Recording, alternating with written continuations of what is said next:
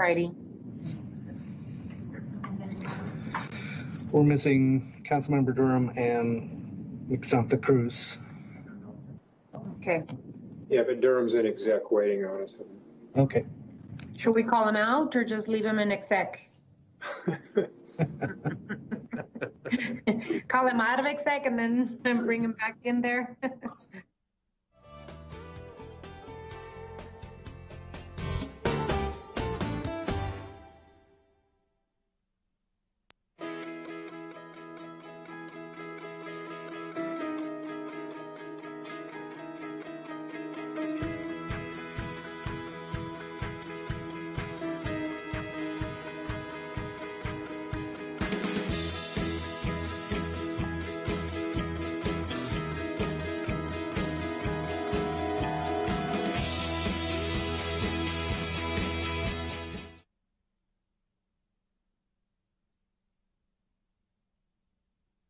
Do is we'll start a study session, then drop out of study session into executive session and take it from there. So Mr. Clerk, council will stand in session. Let me put my camera for those of you that want to see my face. So council will stand in session, items 1 and 2. Item 1 is an executive session, Mr. Clerk. Your Honor, the executive session is noticed as item 1, executive session, potential sale or lease of city property located at the southeast corner of South Granada Avenue and West Calle Carlos Aruza. It is being held pursuant to ARS section 38-431.03, A3, A4, and A7. May I have a motion to go into executive session? So move. Second. There is a motion and a second. All those in favor signify by saying aye. Aye. Okay. Any opposed? Okay, motion passes 7-0 at this time. All individuals not involved in the executive session should exit, or no, we're actually exiting. If you all want to stay here. Any individuals teleconferencing other than council members need to disconnect. But so what we'll do is we will jump out of this study session.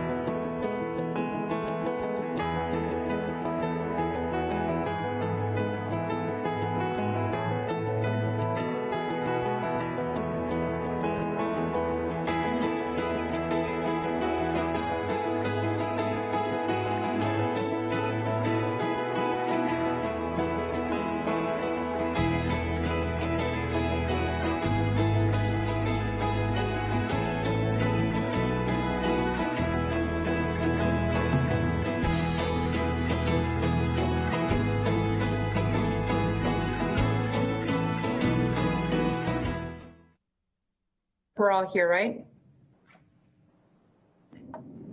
Yes, Your Honor. All righty. We need a motion to return to study session. So move. There is a motion Second. and a second. All those in favor signify by saying aye. Aye. Aye. Any opposed? Motion passes 7-0. What is the council's pleasure for item 2? Mayor, I'd ask that we proceed as discussed in executive session, and if the city attorney needs to read something into the record, go ahead. I just think that it would be helpful also to give direction to the city manager that upon completing negotiations with Rio Nuevo consistent with the terms discussed in executive session, to direct the manager to then come back to the mayor and council for consideration and approval of that agreement. Sounds good. Alrighty, sounds great. So there's a motion, and may I have a second? Second. There's a motion and a second. All those in favor signify by saying aye. Aye. Aye. Any opposed? Motion passes 7-0. Alrighty, we're moving on to item 3. Time has been set aside for an update on COVID-19 emergency. And as we always do, just because this item is pretty thick, I'm just going to explain what we have on the agenda under this particular item. We have an item on city testing. We will be talking also on the possibility of an acute care site. And then we will also be discussing Mayor and Council Care's strategic plan, as well as reopening plans. And then if we have the opportunity to talk about a legislative update, we will do that. So with that, I'm going to open it up and pass the mic over to City Manager Ortega to give us an update on city testing.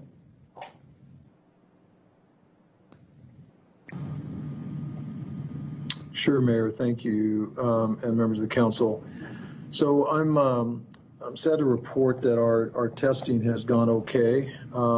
We have not done as well as I'd hoped, particularly from a time standpoint. Initially, we were seeing a fairly quick turnaround. We have not seen that recently. I did speak with Nancy Johnson, the CEO of El Rio. She copied me into an email with Sonora Quest, and apparently this is a statewide issue for test results. The reason that becomes important is we had a couple of employees that went through the process, tested positive, and it was several days, 10 to 14 days before they got their results. So it doesn't do us much good if we're testing and we're not getting those results back. So that caused me concern. I did ask the staff to see what we can do about increasing the opportunities with Evolve or MBI, who are our other two providers, to see hopefully they're not using the same lab. I did see, and I'll share that email with you all a little later, that the Sonora and Quest folks are looking at increasing to about 7,000 tests per day. What I'm not clear on is if that's just in the Tucson area or if in fact that's a statewide number. Obviously, and I was talking to the Vice Mayor earlier, we're in need of several thousand tests per day. The county is somewhere around 1,000. And that needs to increase. Obviously, I think we all know that. So those are some things that we're dealing with now. We are in the middle of our 10-day comment period for our RFP for public testing. We will have 2 companies on board here shortly. Then my expectation is to have a conversation with you as to how those relationships are going to work. Are we going to do our own thing? Are we going to partner with the county? I mean, how's that all going to work? At this point, it's too early to tell you. I'm very concerned, even if people do go through that process, that we can turn testing around, and particularly if we open it up to the public, because we're really bogging down the system just with employees and with families. So a few numbers: voluntary tests for employees are 265. Of those, 102 have been complete. Positive results are 14. Voluntary tests for family members are 124. Voluntary testing for contract employees are 8. And we've only had 1 positive test from a contract employee. I do also have a breakdown by department. I can share that with you after this. I will tell you that just today I did learn that the county's testing was at about 48 hours. It seems like it's lagging behind that. I could not confirm that before the meeting. I expect that as they're increasing the number of tests that they're taking, it's going to bog down as well. It's just kind of the natural thing that you would expect. I do know that Mr. Huckleberry offered to expand it to include city employees and families. My gut is that we have other facilities. Mayor and I were chatting earlier that maybe we use some of the facilities we have around town so that we're providing them with an opportunity to expand that testing beyond the Keno campus. So I'm not sure if they are at capacity. I know that their testing sounds like it's from 11 to 7, and I know, Mayor, that you had invited the health director, and unfortunately she was not able to make it. So we'll just keep working directly with the county to expand their testing efforts and make sure that we're doing everything we can for the employees, et cetera. So, Mayor, that's all I had on the testing. Happy to answer questions on that. I know that Vice Mayor has also been pretty engaged in that as well. So, Mr. City Manager, one thought is I've been really taking a look at how the county is doing their testing. They are currently testing over at the Keno Event Center, and they have started to test. They started the first week with maybe about 500 people a day. They've moved into about 1,000 people a day. They have pretty much all the logistics at Keno figured out, and they are providing free testing to the community. And so one thought is, in this observation phase that we're pretty much looking to see how Pima County is doing their testing, and with knowing that their turnaround for those tests is about 48 hours,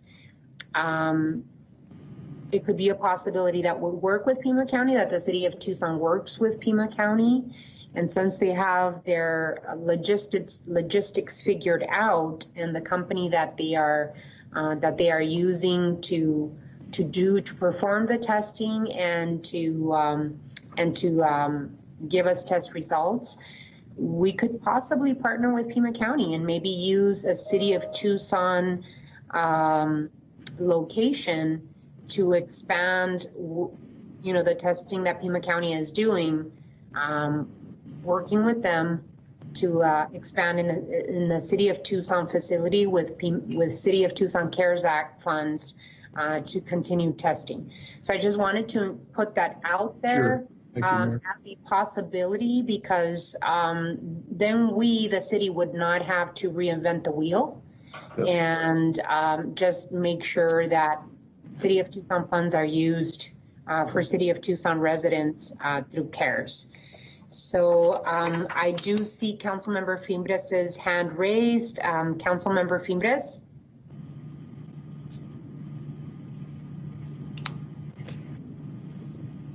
And I think you're on mute, so make sure that you. Did you hear me? There was 4 questions I just gave you, Mike. No, I'm just kidding. Mark, did I hear you correctly? It's a 48-hour turnaround rate that I just heard for testing? Mayor, Councilman Fimbres, that is what was happening at the county. I have not been able to confirm that that's still the case for them. So we'll do that, and obviously we want to partner with them. And Mayor, I'm glad to hear that we're interested in developing that partnership. Okay, can you tell me also what the protocol is when somebody tests and they think that they have symptoms of the COVID-19? Do we isolate them right then?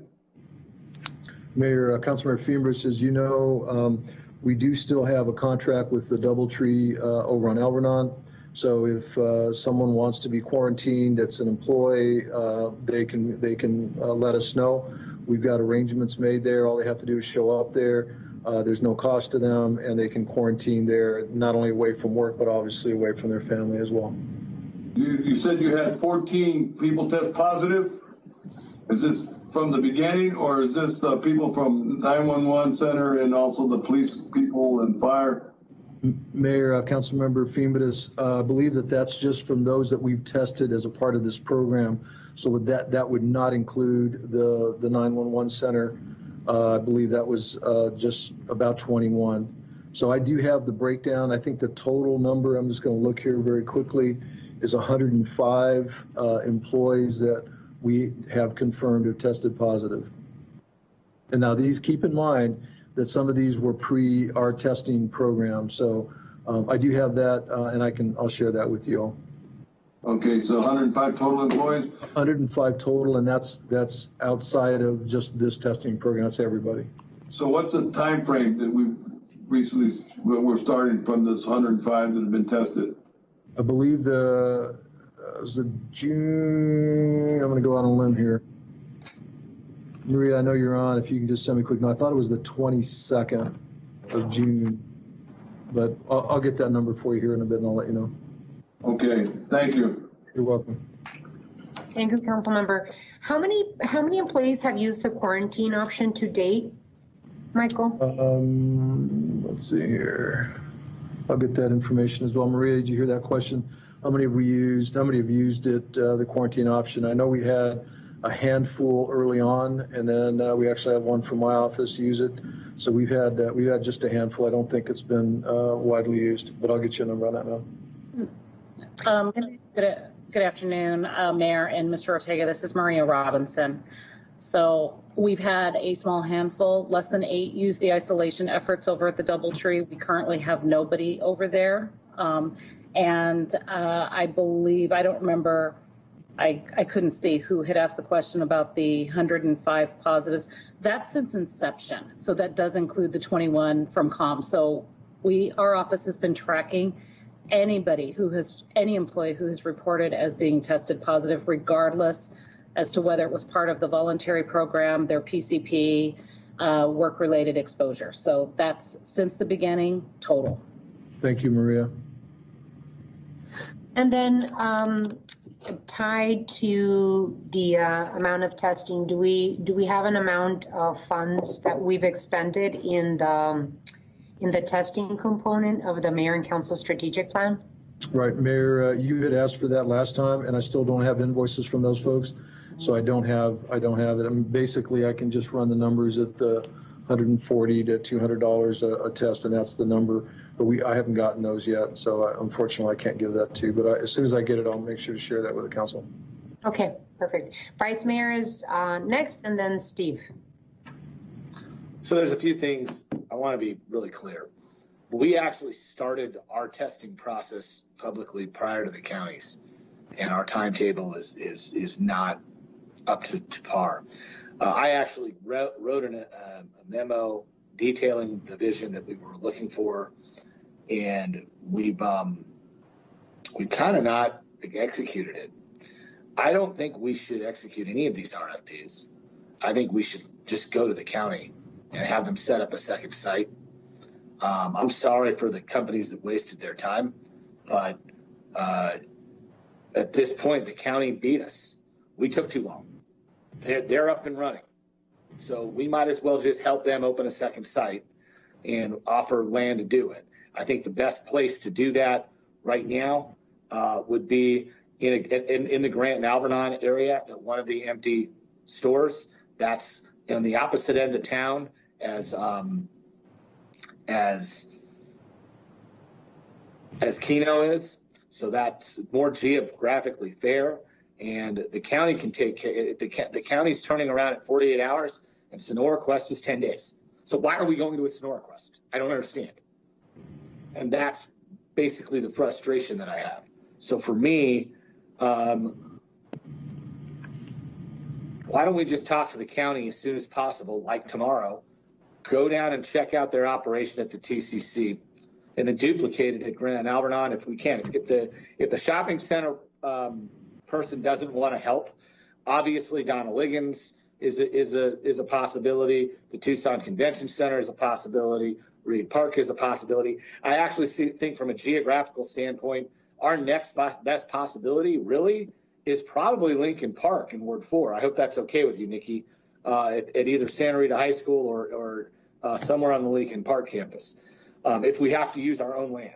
But this was supposed to be a situation where we'd be contact tracing and looking for convalescent plasma by now, and working with the U of A so that anybody who tested positive for antibodies from the U of A would be referred to the Red Cross so they could collect plasma from them.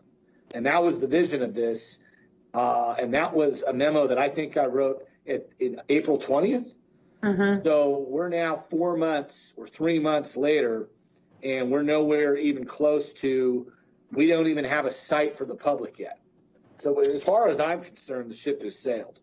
And I think we go to the county and just say, hey, look, thanks for executing the vision that we laid out, and help them do it. The other thing I'd say is we probably need to contact the Red Cross right away and start with the convalescent plasma collection. Their needs are very light. They need less than $100,000. It's like $50,000 to get 2 A-list machines. All we need to do is call up Courtney Sloniker and say, hey, we heard you need A-list machines. Who do we write the check to? And we do it. Those are 2 things that will increase our convalescent plasma load and help solve our coordination for testing program. Mm-hmm. The last part is that, again, we're going to meet with the U of A again. And if the people from the city bureaucracy want to sit in with the call with us so that we can actually make decisions, I'd appreciate that. Mm-hmm. Because basically they've just blown me off. Well, Vice Mayor, I absolutely understand your frustration on this. And in communication with Chairman Valadez over at the county and Chuck Huckleberry, their county administrator, as well as Dr. Cullen, their new public health doctor, she's invited us. She's been very, very open and transparent with the information of how they're running their testing at Keno Event Center. So I did speak to the city manager about the possibility of taking a tour of the Keno Event Center. If you'd like to join us, Council Vice Mayor or any of the council members, to see how they're running their operation, I think it would be appropriate for us to see what they're doing, and then potentially start working with them. I would suggest that that we get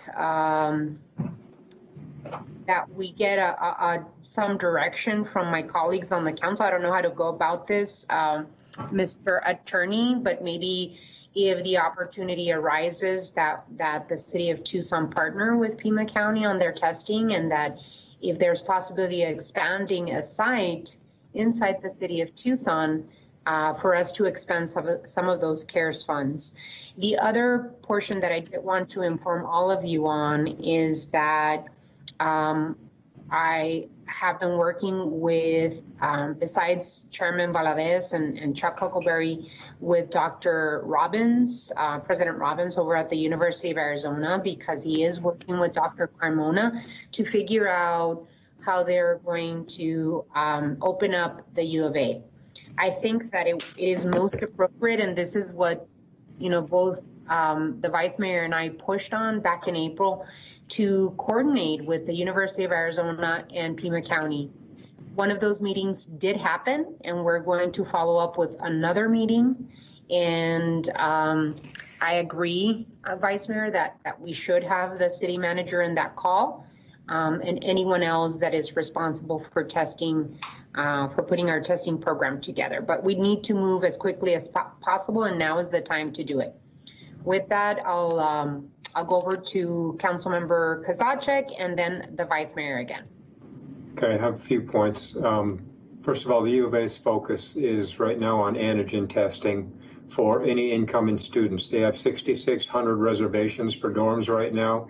Every student is going to take an antigen test before they move into their dorm, and that's their focus right now. I'm also in communication with them as they look at what reopening campus looks like, but they do have those 6,600 reservations already in the queue, and that's something they're going to be focused on. There's the county is running two different lines. One is for asymptomatic and one is for symptomatic, and they're seeing an alarming 10% positivity rate in the asymptomatic group.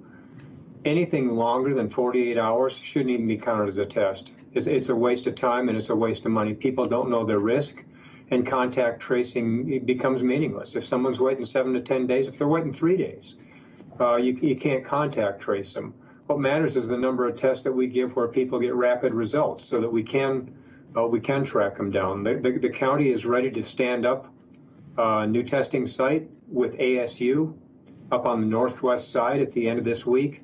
And they have said in about 2 weeks they're ready to do another site. And Paul, they said they're ready to do a Keno site out at the Udall Center.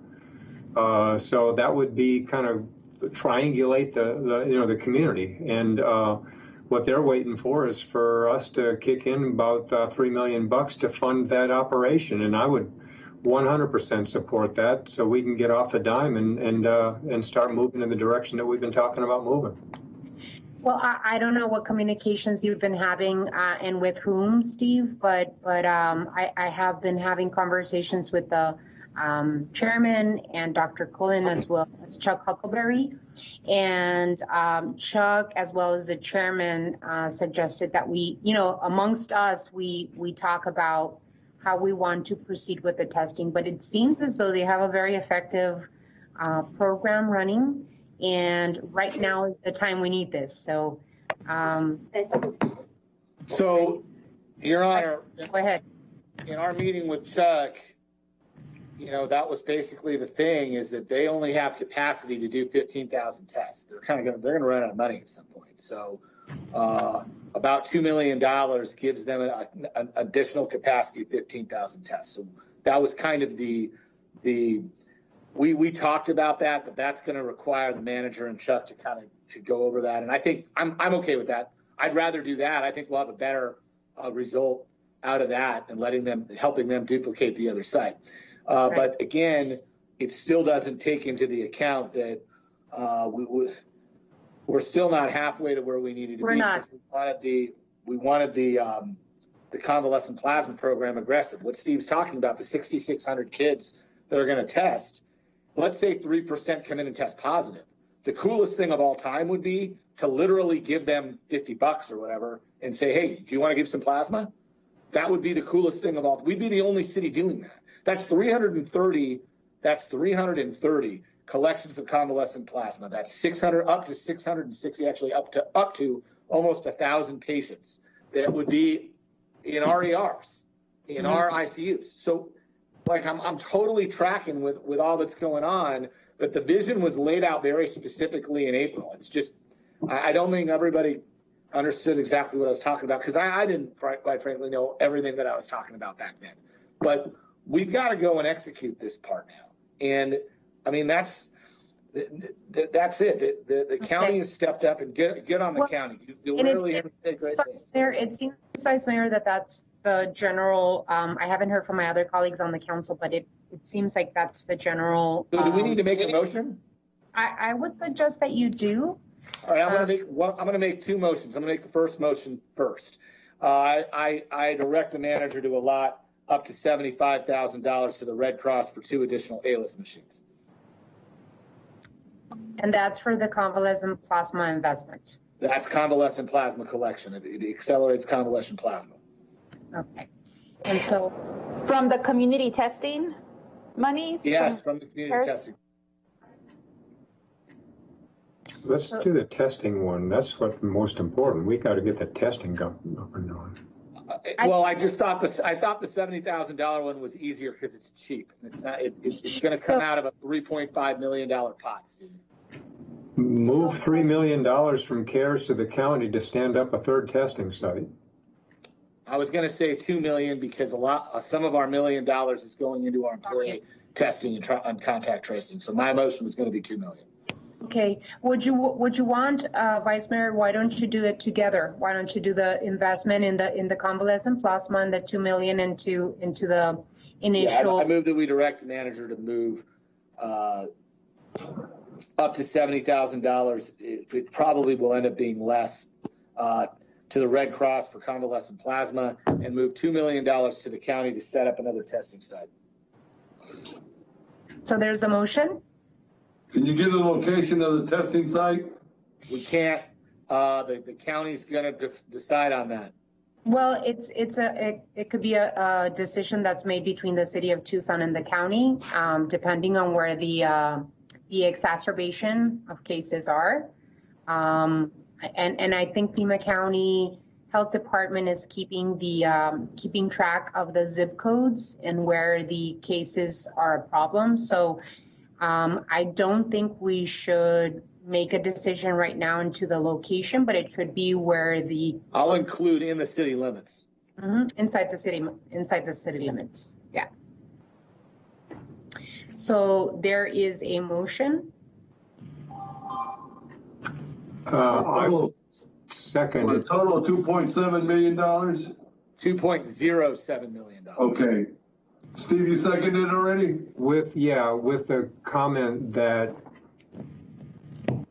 Paul, how about this? How about we do a not to exceed 3? Because Mike Ortega and Huckleberry have got to have a conversation about what financially they're going to need to stand up 15,000 tests. Well, So that number, if we're rigid on that number, they may say, no, we can't do it for that. I'm just trying to build a little flexibility into it. That's all. All right, I want to keep Steve, I just want to keep $1 million in there just in case. So can we do it not to exceed 2.5?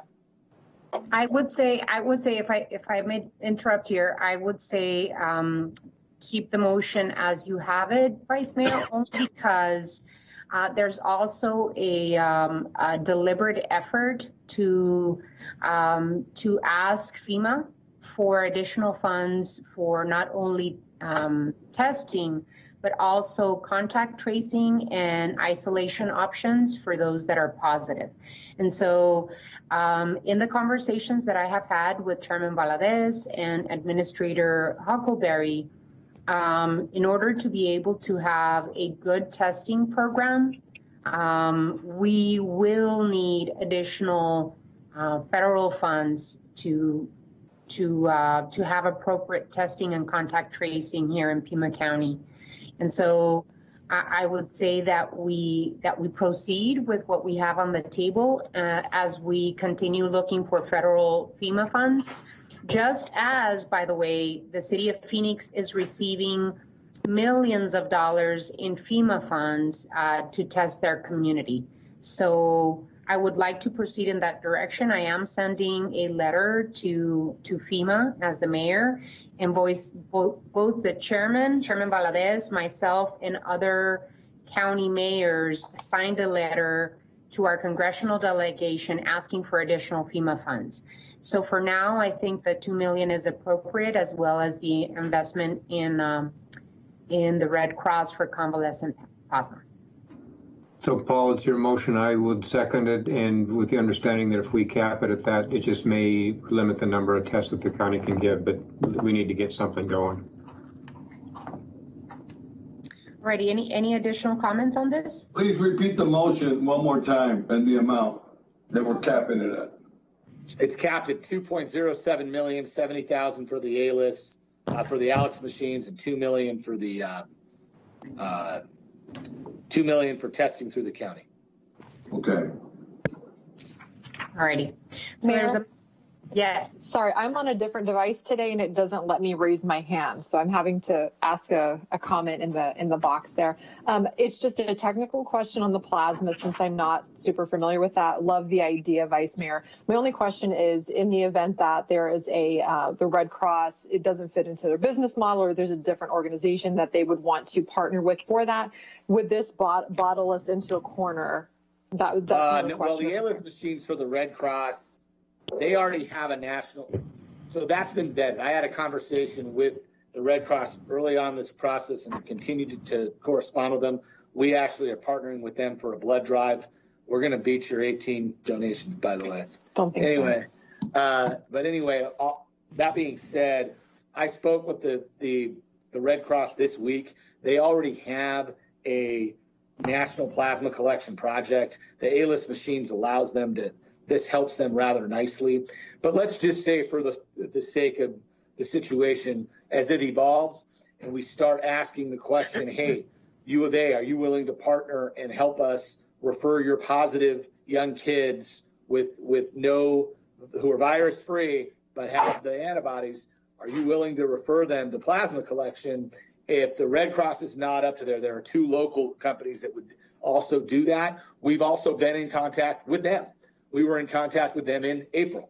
And again, that was the vision. And I think a lot of people that we had working on it were really trying to let the county take the lead, and the county's done that. So we might as well get in step and be on the team and make sure that our program links up with theirs.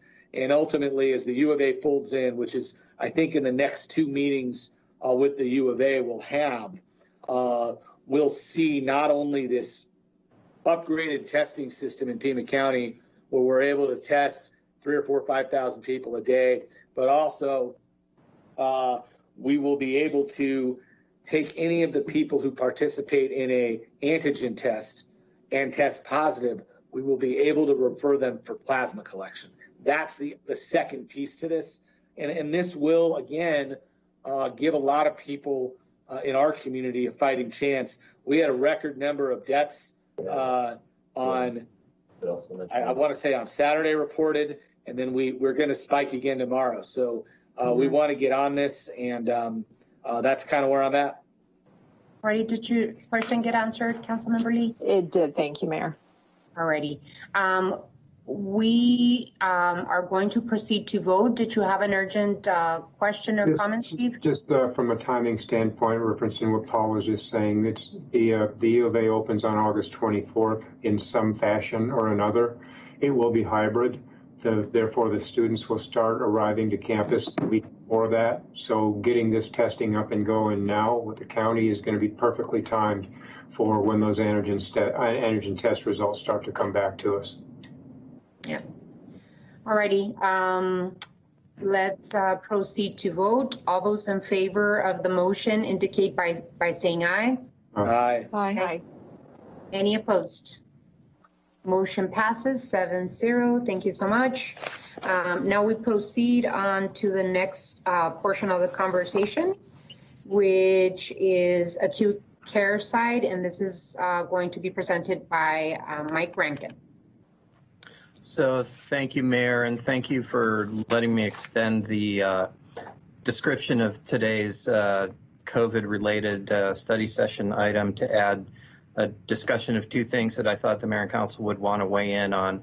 The first is with respect to the potential use of portions of the Tucson Convention Center campus as an alternate care site or essentially as a field hospital. City officials have been in conversations with representatives of the Arizona Department of Administration in connection with the Arizona Department of Health Services and together with the Corps of Engineers who have been tasked with identifying these alternate care sites or field hospitals at different locations in the state of Arizona. The idea being that these would be care sites for low acuity COVID-19 patients. So we're not talking about ICU level or folks on ventilators, et cetera, but it's folks who still need monitoring and care. But the idea is to free up hospital space by moving them to these alternate care facilities if the numbers get to the point where that is a requirement and a need. So the state officials identified a portion of the TCC, specifically really the exhibition halls, as a desirable site for this purpose. And what we're talking about is probably somewhere in the neighborhood of 250 beds is what's being contemplated. We had engaged in discussions with the state folks back in April and provided a draft agreement. We hadn't heard back for some period of time, but now they're expressing interest again, but have indicated to us that They want to reshape the agreement substantially, and which we haven't received back yet. But the way this is likely to work is that if there becomes the need for these alternate care sites, including the use of this portion of the TCC, it's likely to happen very quickly.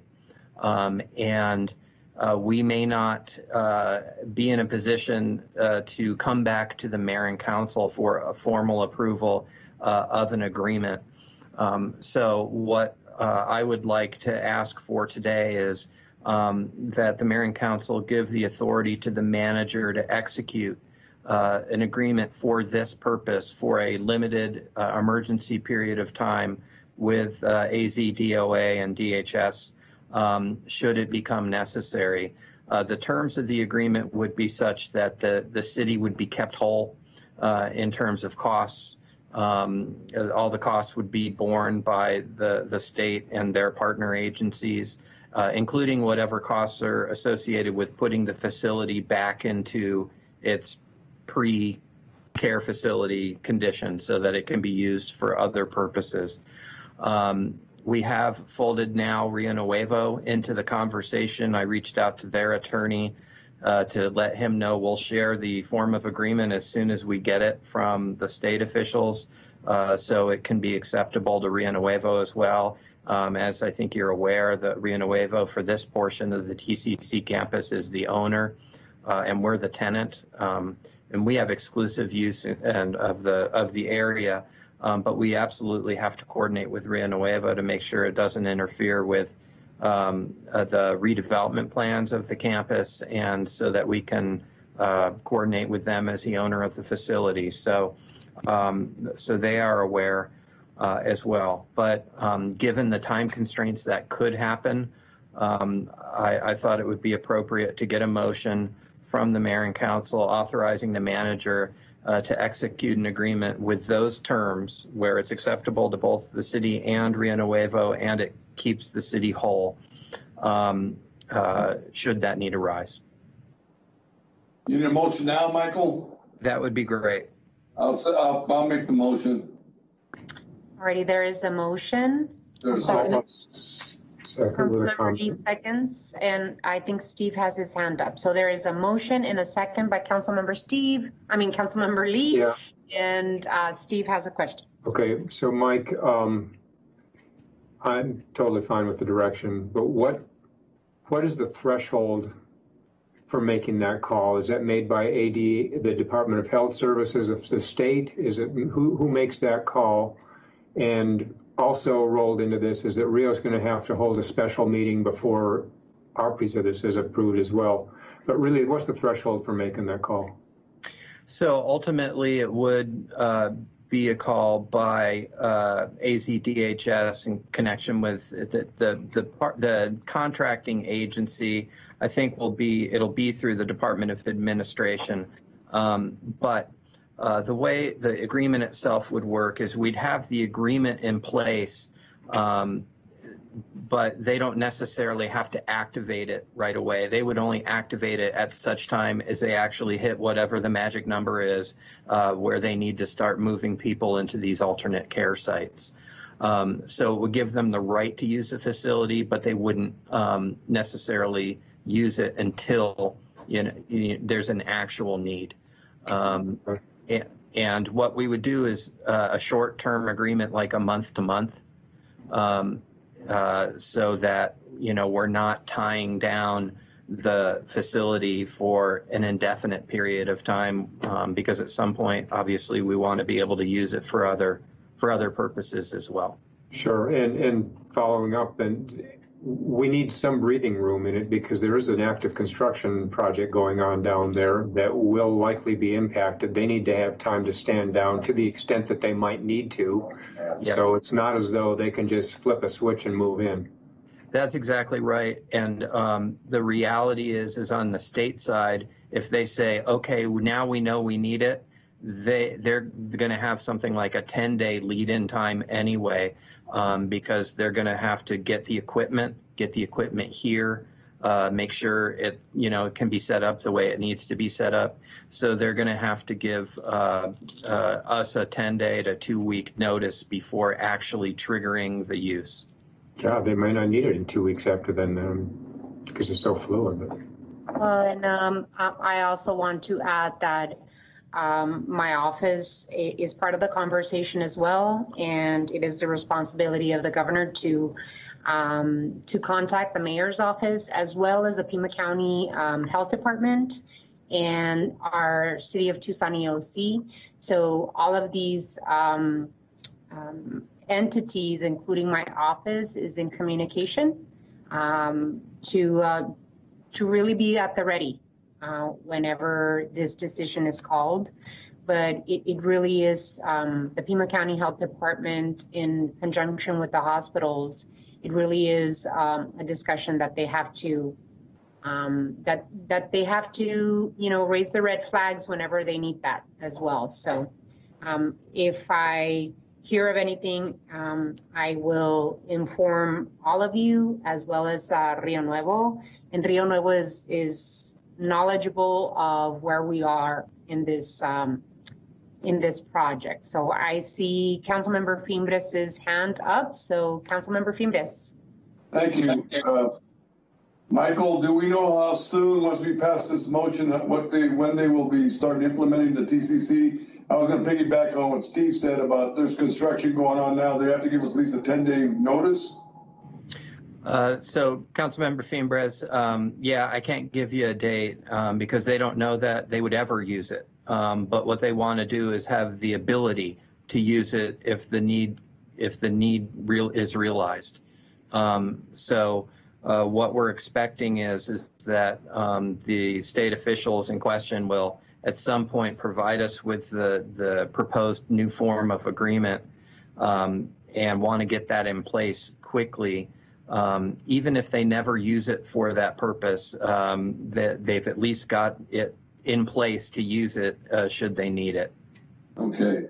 And you're talking about 250 patients would be the max?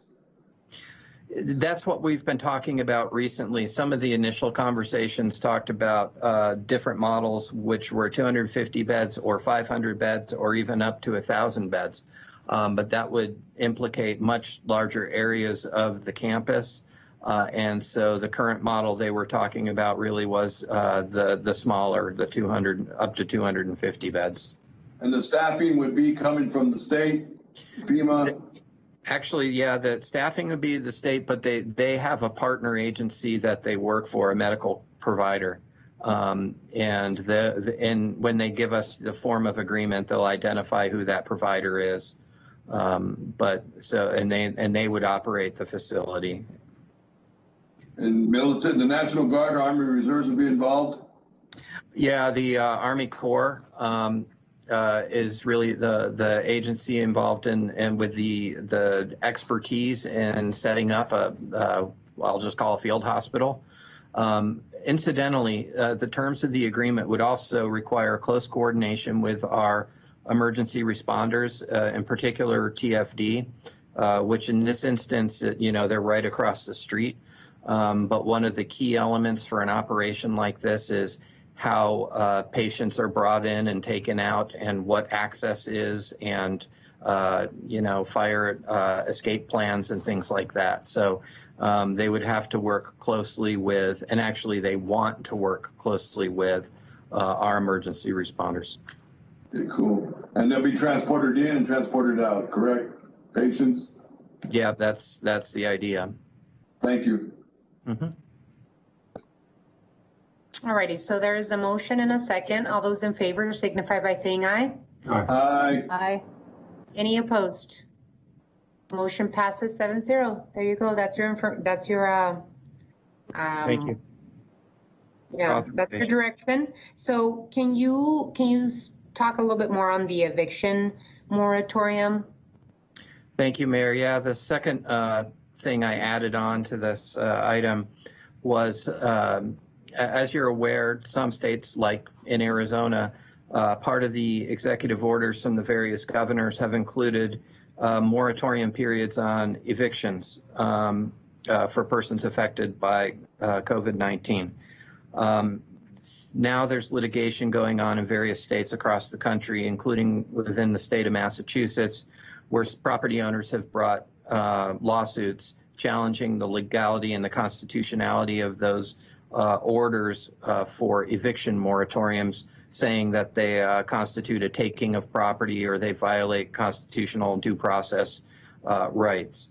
The city of Chicago is preparing an amicus, a friend of the court brief in that case, and in support of the orders and the lawfulness of eviction moratorium orders, and has put out a request to cities and counties across the country to join in as amicus to support the legality of these eviction moratoriums.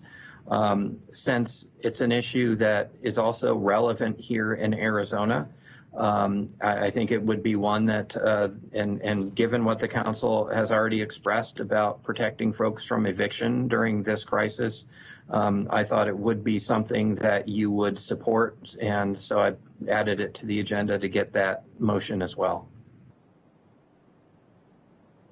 So do you need a motion to for the amicus? I would just like a motion authorizing me on behalf of the city to join in as an amicus in support of the legality of the eviction moratorium orders across the country. So move. Second. So there's a motion and a second. All those in favor signify by saying aye. Aye. Okay. Any opposed?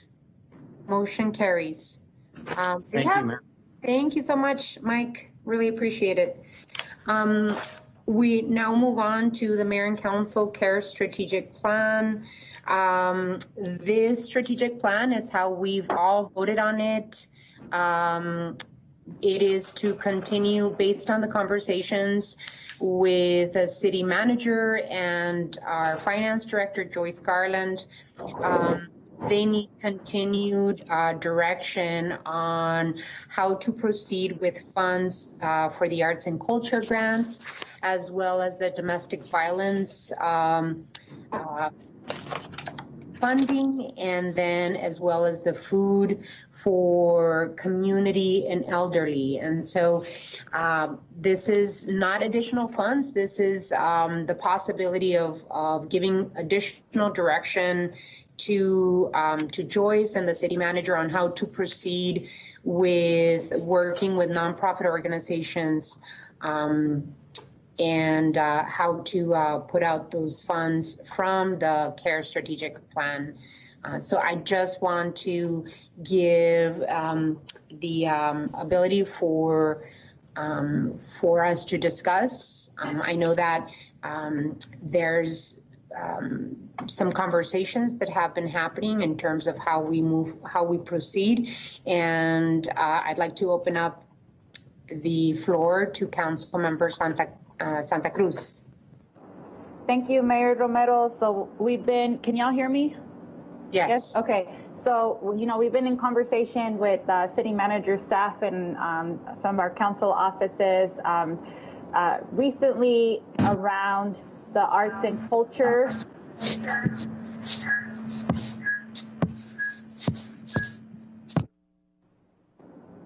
The arts and culture grants, the domestic violence funds, and the food delivery piece of the strategic plan. And so part of our work has been how do we the Arts Foundation of Southern Arizona is the city's the city's mechanism for how we allocate funds to artists. So we wanted to continue that working relationship that we have with them to continue to administer now these CARES Act funds allocated for arts and culture grants. The domestic violence piece, we wanted to provide cash assistance to survivors to be administered by 4 organizations that include the Women's Foundation of Southern Arizona, for folks who aren't connected to a service institution like Emerge, the Southern Arizona AIDS Foundation, or Youth on Their Own. But we wanted to make sure that those organizations were also getting support to be able to assist the clients and the domestic violence survivors that they serve. On the food delivery piece, we've been talking to Pima Council on Aging and some of the gaps in service when it comes to getting foods to our seniors. And there was gaps in hygiene supplies, but also in delivery service and cleaning. So we wanted to make sure to be able to provide where the gaps were in providing support for our seniors. And then $1 million towards our community food bank to administer grants to existing organizations or programs that are providing meal delivery and neighborhood-based food distribution. And then another $500K to the food bank to help with their farmers market nutrition program that matches for seniors and families at farmers markets, making public assistance benefit dollars that can benefit them. Also another $100K to increase local food home delivery for vulnerable communities that they work with or that are homebound or have some kind of physical disability. And then $300K to their Double Up SNAP program that helps families via school partnerships to make these resources available in different geographic areas of the city for families and young children. So these were some of the background work that we've done with these organizations to be able to distribute these funds.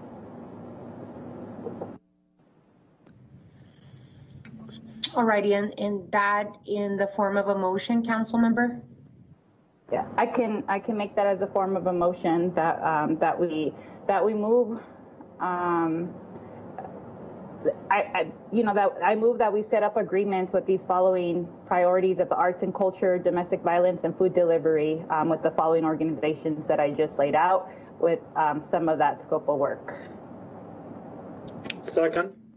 So there's a motion and a second. Any discussion?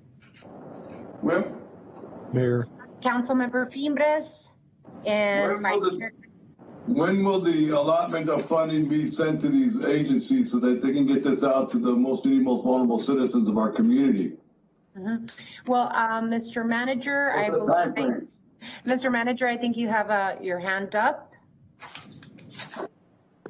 I did, Mayor. Thank you. I don't have that. I was going to make a comment, just a point of clarification.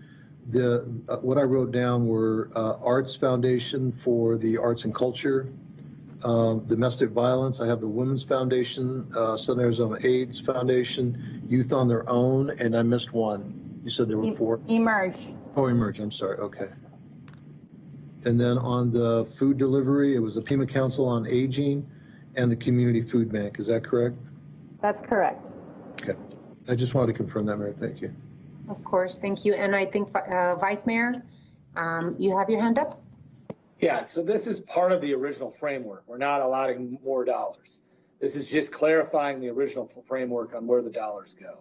And again, this is the similar to the issue we've had with the testing, where I don't know if we're just in unprecedented times, and the faster we move, the better. It really can't wait. I'd rather someone, and Mr. Manager, you can put this to your team. If somebody makes an independent decision because they think they're doing the right thing and they know they can answer for it, even if they got it wrong, we know what we're up against, and we understand that people got to try, and we want to get these things done. And so that's kind of what. When you're in a situation, we're in a pandemic, we're in a quote unquote crisis, we're in a crisis of conscience in the whole world, I think. And when you're in that, decision making has to be nimble, it has to be fast, and execution has to be fast. And so I think that's kind of what we're looking for here. I mean, if we said, hey, let's make sure the community food supply is good, of course it's going to go to the food bank. I know that we have a system of RFPs and stuff, but we should know Tucson well enough to know which are the best agencies suited for this type of thing. And so if there's more specific things you need, I'm fine with that. Just ask us. And we've got We think there's really good, there are all kinds of different nonprofits that have delivered for Tucson on so many levels over the years. Everybody from Easter Seals to Tucson Medical Center to Our Family Services, etc. Everybody, I'm La Frontera, everybody. So we've got some great child and family resources, I think is one we've talked about, and the YMCA. And the YMCA has been a great partner. And these are all groups that we say, hey, you've got carte blanche to go to make this happen. And some of them can do this stuff right away. And as long as we've got someone in place to make sure that they're executing and have some results that they can deliver to us, we're going to be understanding. Yes, there's going to be a couple of, duds, but I get that. We're going as fast as we can. I mean, the CARES Act was a $2.2 billion package that was done in about 13 days. And so there's been some quote unquote unintended consequences at the federal level. So there's going to be that at the local level too, and we understand that. Well, I think that, Vice Mayor, the organizations mentioned by Councilmember Santa Cruz are proven to be effective and already have contracts with the City of Tucson through the Housing Community Development Department. And so they've proven to work, right? They've proven to be able to deliver the services that we want to do. Now, one of the most important things that we have to stress upon is that these contracts and the funds go out as quickly as possible to these organizations so that they can get to families' tables, so they can get to families' pockets, so that they can get to families' mortgages and rent. And so I cannot stress enough how I'm sure all of us want this CARES Act money to move as quickly as possible from the city into the organizations mentioned and start moving the other pieces of funds forward as quickly as possible. Now, I understand as well that there's a lot of logistics involved in contracts and applications and et cetera, et cetera. So I get it. But again, I think we have to make sure that, everyone on the administrative side understand how important it is to move this money out into the community as quickly as possible. With that, I see Steve's hand up, and I believe Councilmember Santa Cruz's hand is up as well. Yeah, so piggybacking on your comments and also on Paul's, for Mike Rankin and Ortega, they're really process questions. We have procurement policies. We have already got financial participation agreements in place. But we also have to make sure that the dollars that are being unused get into somebody's household. So how do we do that within the confines of the process that we have to work through as a public agency? Rahina just mentioned we have contracts in place. Are we simply augmenting those contracts? Because we can't, again, like Paul said, similar to the testing, we've been talking about that since April.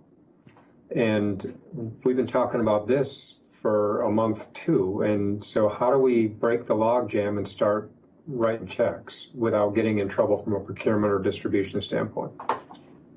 So, Councilmember Kozaczek and members of the council, first of all, direction like what is being proposed now today would help, so that the manager and his staff can focus on conversations with those agencies to put together agreements to carry this out.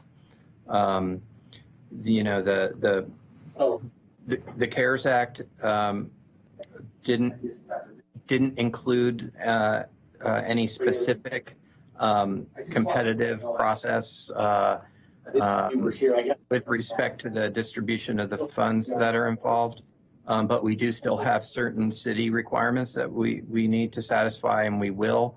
But even our own codes recognize emergency situations, including emergency expenditure of funds and procurement. So we can accomplish it. But we just need to know who to work with.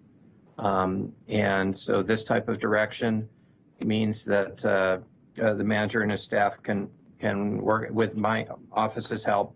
We'll work on those agreements. We will need to bring them back to the mayor and council for approval, just like we did with an earlier round of agreements. But this would help.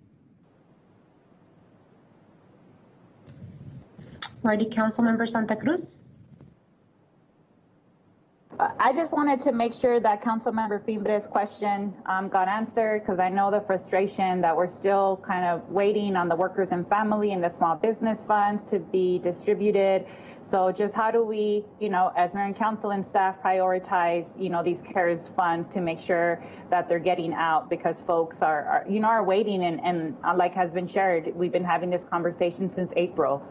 So folks want to see something happening on the ground. And then if I could just add for the very last piece, as staff goes back to, kind of talk this through with and do contracts with these agencies, that if there are any additional changes, that mayor and council will be made aware by city manager and staff. I just wanted to add that to the motion. Alrighty. I think, Steve, you raised your hand again, right? No? Okay. Alrighty. Mayor, Yes. let me address a couple of those items. And first of all, I appreciate the frustration, and the reason I put my hand down was because Mike Rankin really addressed some of those issues.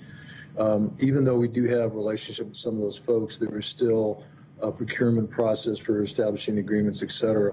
And I can also tell you that this type of direction is very helpful because it gives us the exact folks to go out and work with.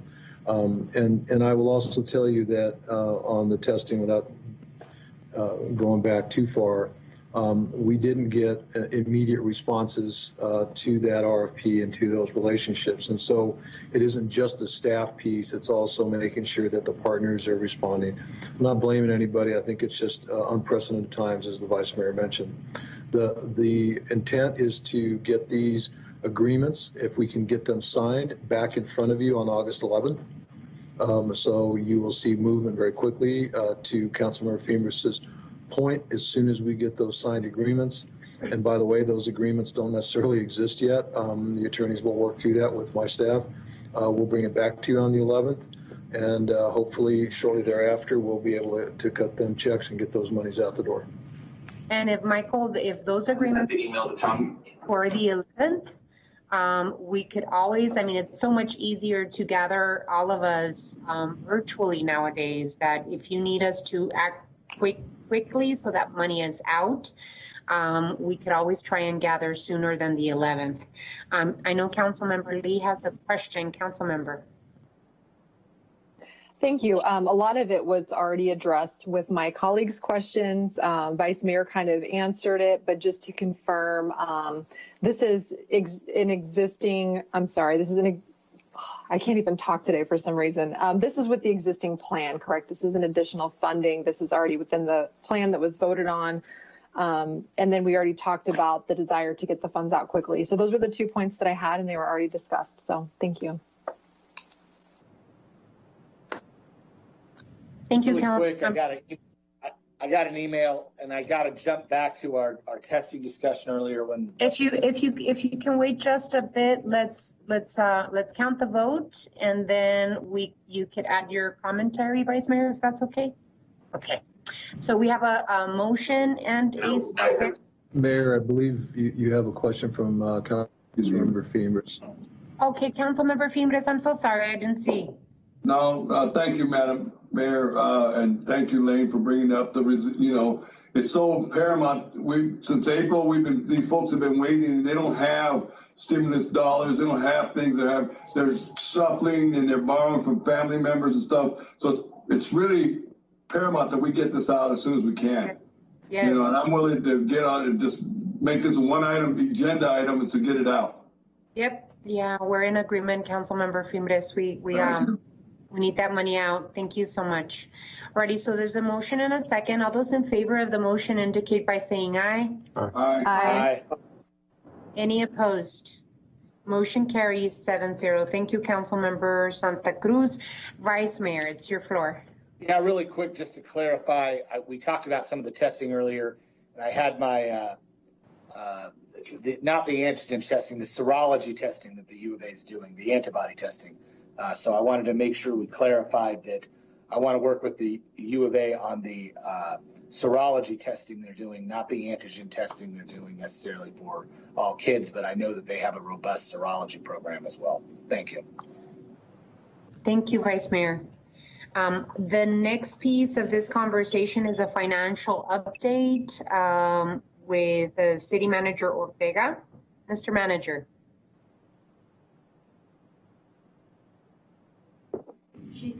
Mayor, members of the council, I had sent you all a note.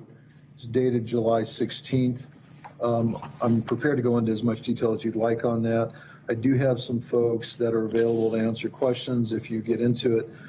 In essence, this is a framework for a conversation that I wanted to have with you just to think through what the upcoming costs might be. So just the format of this is looking at costs that we didn't anticipate or that were not included in the strategic plan. Some we did anticipate, but they were not included initially in the strategic plan. So the whole thought is, as you go through the memo, you can see in the right column the total amount that we are projecting we could expend. Now the key word in that is could, right? And so those are some things that I wanted to talk to you about. I know that I have received some questions from you on the telecommute, the cybersecurity, and the Wi-Fi. We can get into some conversation around that if you'd like. I also wanted to point out on the last page, the pandemic-related leaves, that $5 million, those are reimbursement of leaves that we are expecting between now and the end of the fiscal year. Keep those in mind that those are budgeted costs, and so those would be available down the road. I will have a conversation with you about potentially allocating some of those to offset the cost of our non. So Mayor, I didn't want to spend too much time on it, but I'm happy to answer questions. I do have staff on the line that can answer whatever questions the council might have on the memo. Mr. Manager, I'd like to have Colin Boyce talk about the biggest chunks of funds that you're looking at, right? The $2 million for telecommuting needs, the 2.5 cybersecurity enhancements, which I believe both of those were already part of the Mayor and Council Care strategic plan. So I don't think it's additional money.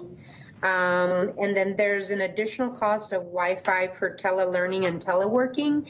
And that in itself, I believe, is more funds at $4.4 million. So I would like to see what exactly you're thinking with these amounts of money. And again, I want to make sure that we're doing the math correctly, because I know that the CARE strategic funds had already included $2 million for telecommuting and $2 million for cybersecurity.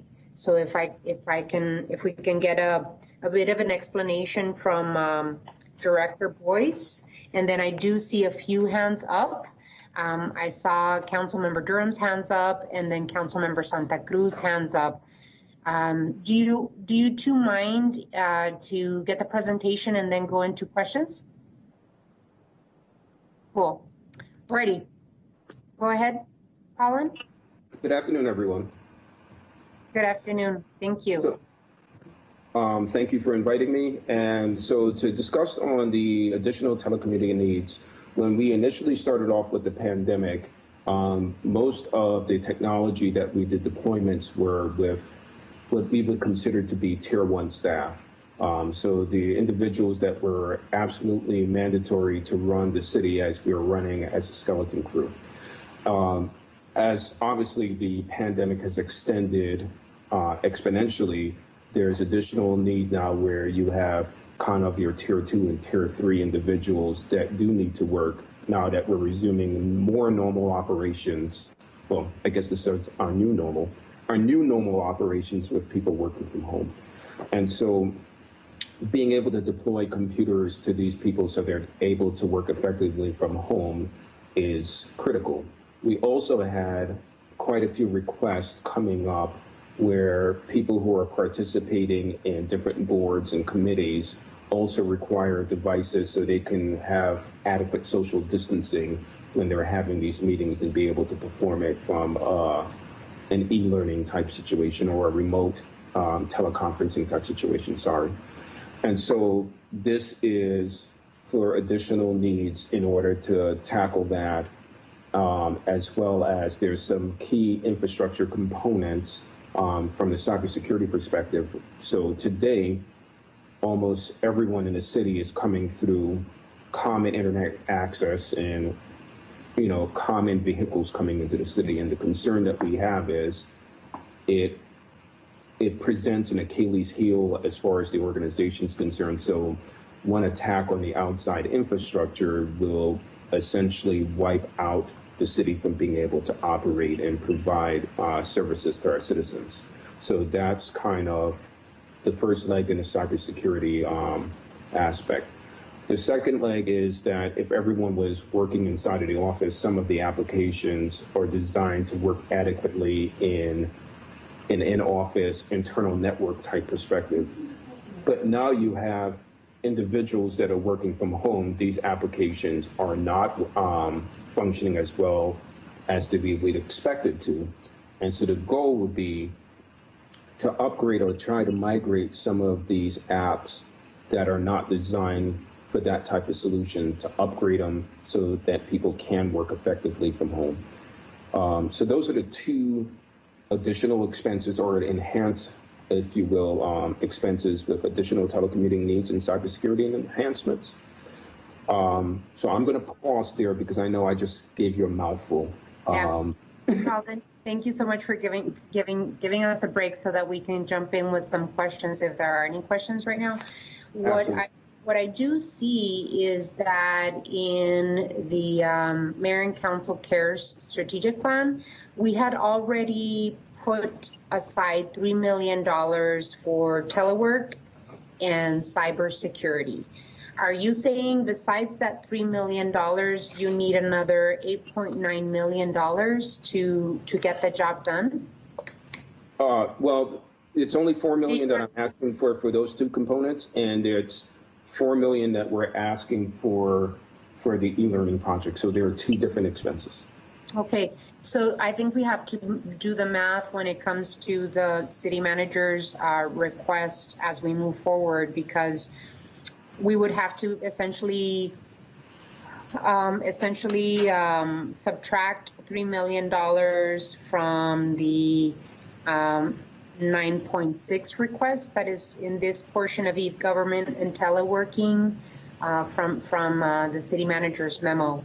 And then can you talk a little bit more about what do you mean by cybersecurity? How are there any programs that we need to purchase? Are there any protections that people that have laptops at home need to, you know, I'm not an expert. I would let the questioning come from Councilmember Lee, but can you explain to us what you mean and what this money will purchase us? Sure. So I want to be very careful with how much I put out and what we're doing from a cybersecurity perspective. But the answer to your question would be C. Yes, all above is true. So it will enhance what we're doing from a security operations center. So for example, with the emergence of COVID, we're seeing more attacks on our external entry point, our firewalls coming in, and this would enhance the people that are monitoring the city's network. So today we don't staff for a 24/7, 365 monitoring footprint. We use an external firm to do it. And I guess the best analogy would be ADT, right? Your alarm system. So we have the system built into the city, and there's someone who's monitoring for us 24/7, 365. This will allow them to take action so that way they don't have to wake up an employee to take action, since the number of attacks has increased exponentially. This will allow us to do, and some of this stuff is pretty obvious, denial of service mitigation. So someone, if they can't hack into the city's network, what they do is they flood it with unnecessary traffic. So we can't destroy the roads, but we jam pack it with cars, if you will. And this will allow us to stop them from doing those type of activities. There's other items that's in it that helps us be more compliant with some of the security compliance measures. So for example, PCI and CGIS does require encryption. And this would allow us to encrypt some of the devices that we purchased in the midst of COVID, as well as some of the legacy devices that are there. You have more mobile devices that are being used inside of the city.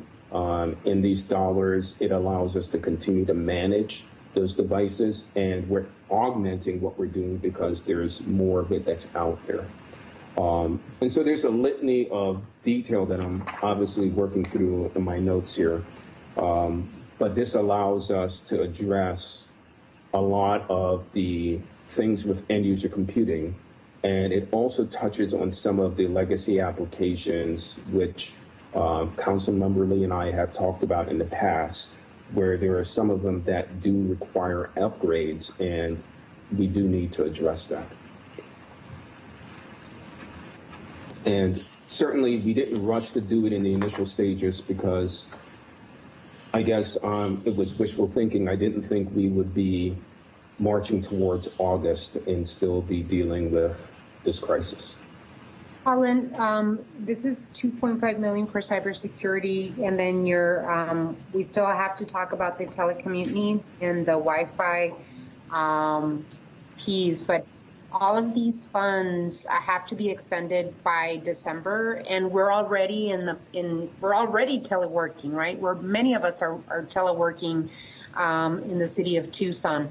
How fast can you deploy these funds? And then I would like to ask the city manager if the $9.6 million total is subtracting the $3 million.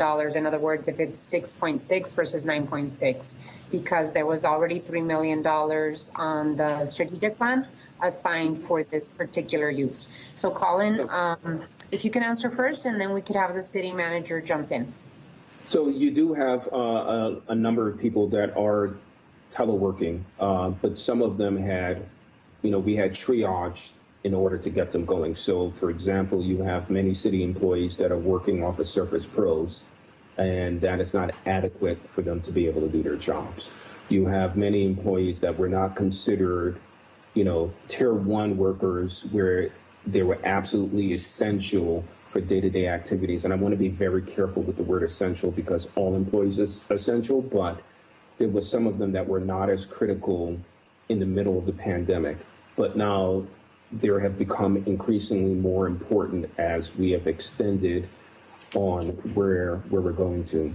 As far as timing is concerned, the timing for the deployments is, with every product that we've purchased also professional services, and that allows us to turn around some of these products in record time, a lot faster than when you would have expected. So for example, we have done a deployment of a workflow process, and we're in the midst of deploying throughout the departments, and it was 2 weeks, and we're probably going to extend to the end of the year, but we're getting quite a bit done because we're enhancing our staff or augmenting our staff with professional services.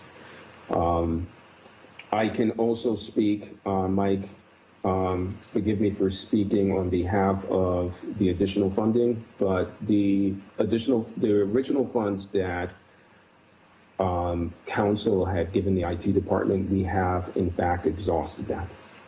So this is new funding, and I can go through we can send a report on the items that we did purchase with those dollars, if it would be beneficial for council to be aware of.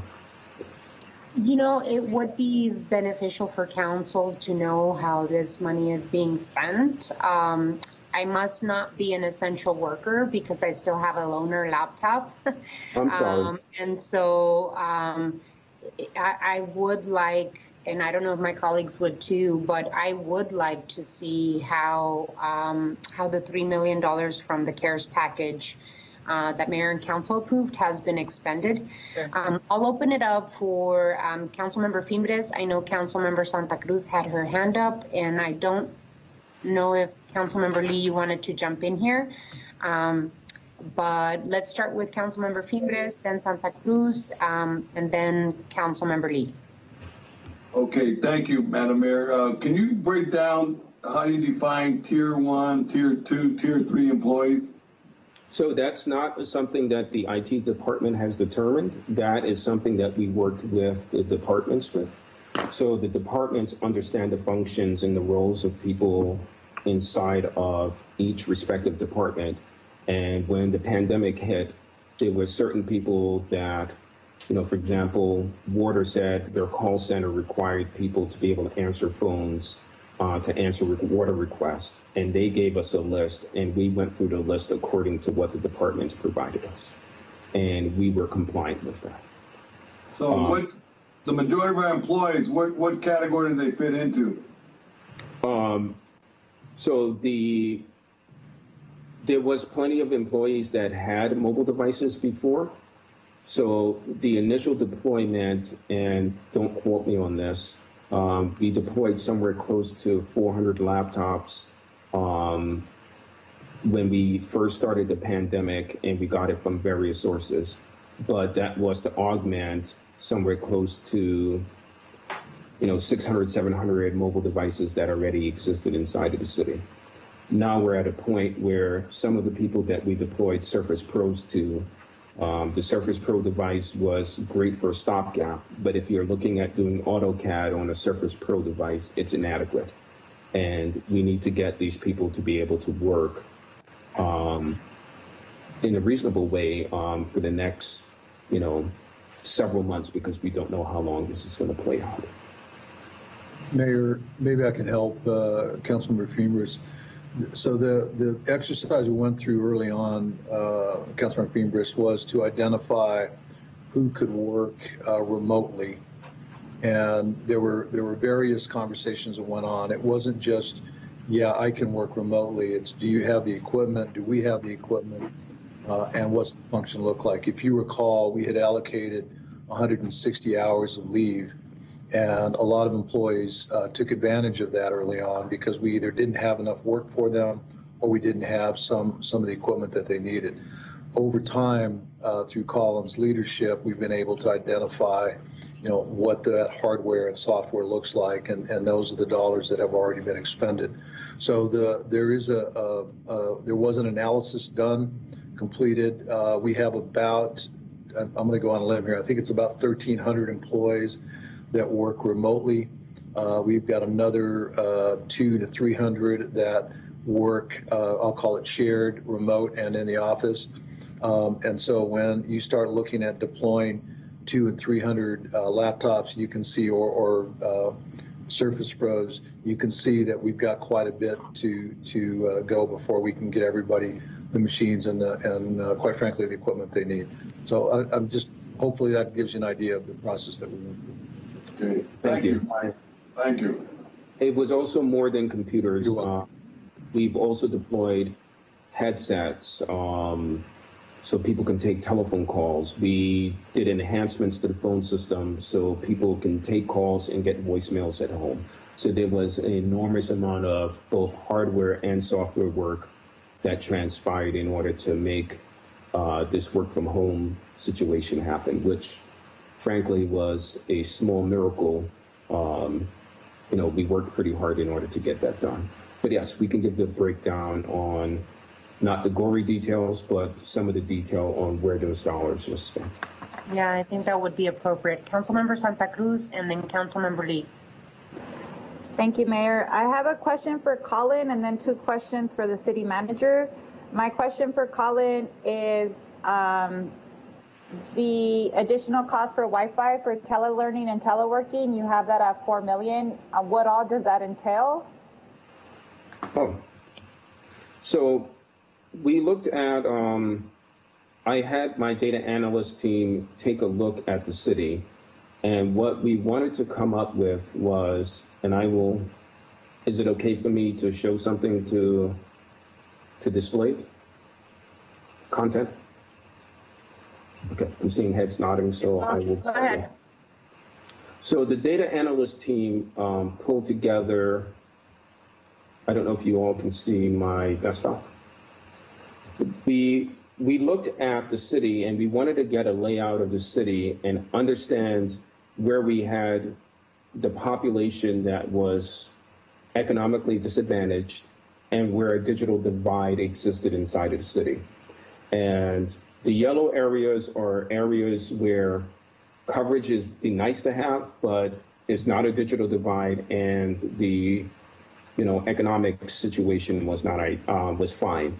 But the red areas throughout the city is where we see the largest gaps that exist. So this footprint that we're looking at is roughly about 20 square miles throughout the city. And what we're looking at doing is providing wireless coverage in the neighborhoods. Now, some of it may have some penetration into the houses, but mileage may differ from place to place because we don't know what the building materials are. We don't know what their subdivisions may look like, but this will get, if you will, Wi-Fi to these red areas close to their doorstep. The advantage of doing this versus partnering with someone like Verizon or any of those other players is that if we do need to keep this going past this year, the cost, the operational cost for the city would not be a very high capital expenditure.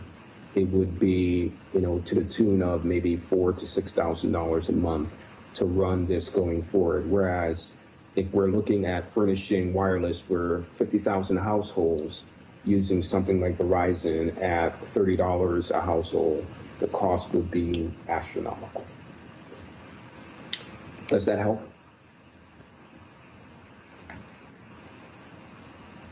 So, Colin, this means that folks would be able to access Wi-Fi from their homes? Yes, we'll get to as close as their homes as we can. But literally, this will be utilizing what we lovingly call street furniture, being light posts and there's poles that are in the street. We can put Wi-Fi pretty much to everyone's doorstep. Okay, so with this original, 4 million investment, 4.4, how long does that take us? Just through December, or does that buy us some more time? So that will give you the infrastructure. Once it's in place, it's a permanent fixture. So if we wanted to keep this going for 6 months, a year, 2 years, we can certainly keep it going, running as long as we need to. And we have full intentions in IT that even if we're not using it for residential internet access in the future, we can leverage this same infrastructure for things like smart city initiatives, for traffic signaling and that type of stuff. So it is a dual purpose network that we can take advantage of long term. So it's just for the infrastructure. After this, we have to pay that bill month to month that you just said, the $4,000 to $6,000 a month? Yeah, that's just, it's the equivalent of what you pay at home for your internet service provider coming to your house. We're paying that bill and not paying for the wiring anymore because we own it. Okay. And then I have questions for the city manager, but I don't know if other folks have questions for Colin about this specific item. I believe Councilmember Lee had raised her hand and has questions, I'm sure, for Colin. I have one also. And then also before you start, Councilmember Lee, I do see the hand of Councilmember Durham and Councilmember Fimbres after Councilmember Durham. So go ahead, Councilmember Lee. Thank you, Mayor. Colin, I don't have a question about the map specifically, just a couple other notes about what we've been talking about. First, I just wanted to give props to the IT department and everybody who has been working so hard, because we're having these meetings virtually. I know the experience that our office has had where we started with voicemails and all the capabilities that IT has added to enable us to be able to work in the environment that we're in right now. And Colin, I know that it was a lot of work to get us from where we started to where we're at right now. So I just wanted to give a shout out to everybody in the IT department for helping to pull together and make that happen. I also wanted to reinforce, just from my own personal background, the importance of the conversation that we're happening right now. With moving to a remote work environment, it's not just the city. We're experiencing an increase in cybersecurity concerns across the board, private sector. I just received a message yesterday about a county in Alabama, and should something happen, it can translate to real dollars that the city has to pay out to mitigate and remedy these issues if we were to have situations come about. So this is a really, really important conversation for us to be able to have. And part of, I think some of the concerns is that we didn't have time to go through and do the analysis that we wanted to do before we had to vote on the strategic plan. So that was some of my hesitation moving forward, as we didn't have this analysis and this information going into that to be able to understand what our true need was. We have that now, so I think now it's good that we're able to have these conversations. So, you know, again, the CARES Act money is supposed to help us with this, right? Help us make it through COVID. And it does sound like we're going to be doing this for quite some time into the future. So I just wanted to throw in my support for making sure that we are doing whatever we can to keep our network secure and enable our workforce to be efficient. So just wanted to throw in that support for this work. Good job, guys. Thank you, Councilmember Lee. It is Councilmember Durham and then Councilmember Fimbres. And then the Vice Mayor. I don't have a question. You're in mute. If you do have a question. If you do, let me know, Councilmember Durham. But should we proceed with Councilmember Fimbres and then Vice Mayor? Yes. Okay. Colin, looking at the map, you see all the needs on the south side and west sides. And I'm wondering if we'll be able to utilize the system also to help the school districts where the kids are staying home and not being able to go to school because of distance learning that they're trying to do right now with this virus. Is that a way, or is that going to hurt us with cybersecurity? So it's a totally different system that we're deploying. And can you help me understand which area in the map you're South Tucson, the whole area down here. So the red and orange? Yes. So that area is the area that we're looking at tackling, is specifically the areas in red, or where we're focusing the all of our attention at. So yes, that was and I wrote an email to the chief of staff and a few other members of council. The reality is, when we looked at the situation, we've been planning this for several months. Obviously, deploying wireless inside of a city is not a trivial task. But, you know, my situation is my kids can stay home and learn, right? And I don't have to make a decision on whether they fall behind academically or do they get sick. And I am passionate about this. So when Joyce and I sat down and we noodled this idea, you know, I come from a single mother home, and I understand how difficult this would be if my mom had to go through this when I was a little guy. So we felt like this would be a good situation for the citizens. And ideally, we would want to cover the entire city, but we understand that dollars are tight, and we feel like this will be a great partnership with Tucson School District and the other schools that are out there to make a meaningful. Sunnyside School District also. Yes. The other question I have is SunTran. We've been at Sunban and Sunlink. It'd be good if it would help with our ridership and it'd get us to stop utilizing more automobiles if we had Wi-Fi on those mass transit systems. That would help them. Instead of having to drive, they could take their time and catch up on all their emails and stuff, and that would help us a lot too with increasing ridership. That's just a thought. So we are also discussing with if there is any dollars that are left, working with HCD and the plausibility of outfitting some of the buildings that they may have to provide wireless in those buildings as well. So really, we feel like this would be an awesome opportunity to help some of our citizens that have a digital divide. Exactly. Our most needy, most vulnerable citizens need to also be in constant communication because they have that apprehension and that fear, and they don't have a lot of resources that other citizens are getting right now. So Right. there's a big need. Thank you. Colin, I want to drill down a little bit in terms of your timeline, because there's already a lot of people that work for the city of Tucson that are teleworking. And I know that some of this intent as assigned by the mayor and council CARES strategic plan was specifically to help, working families as well. And so I'd like to drill down on how you're going to deploy these funds and get it done in time, with enough time for people to start using it immediately. What are you thinking about timelines and schedule?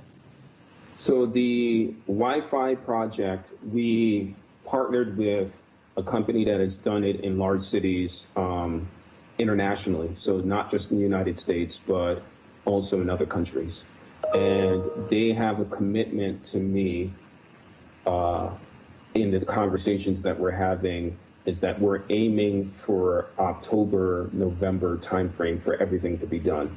So the project is moving in a couple phases. So phase one is a proof of concept area where we're going to deploy in these same areas in a couple parks and bleed into some of the neighborhoods. And it will provide valuable information on what we need to do to tweak the project.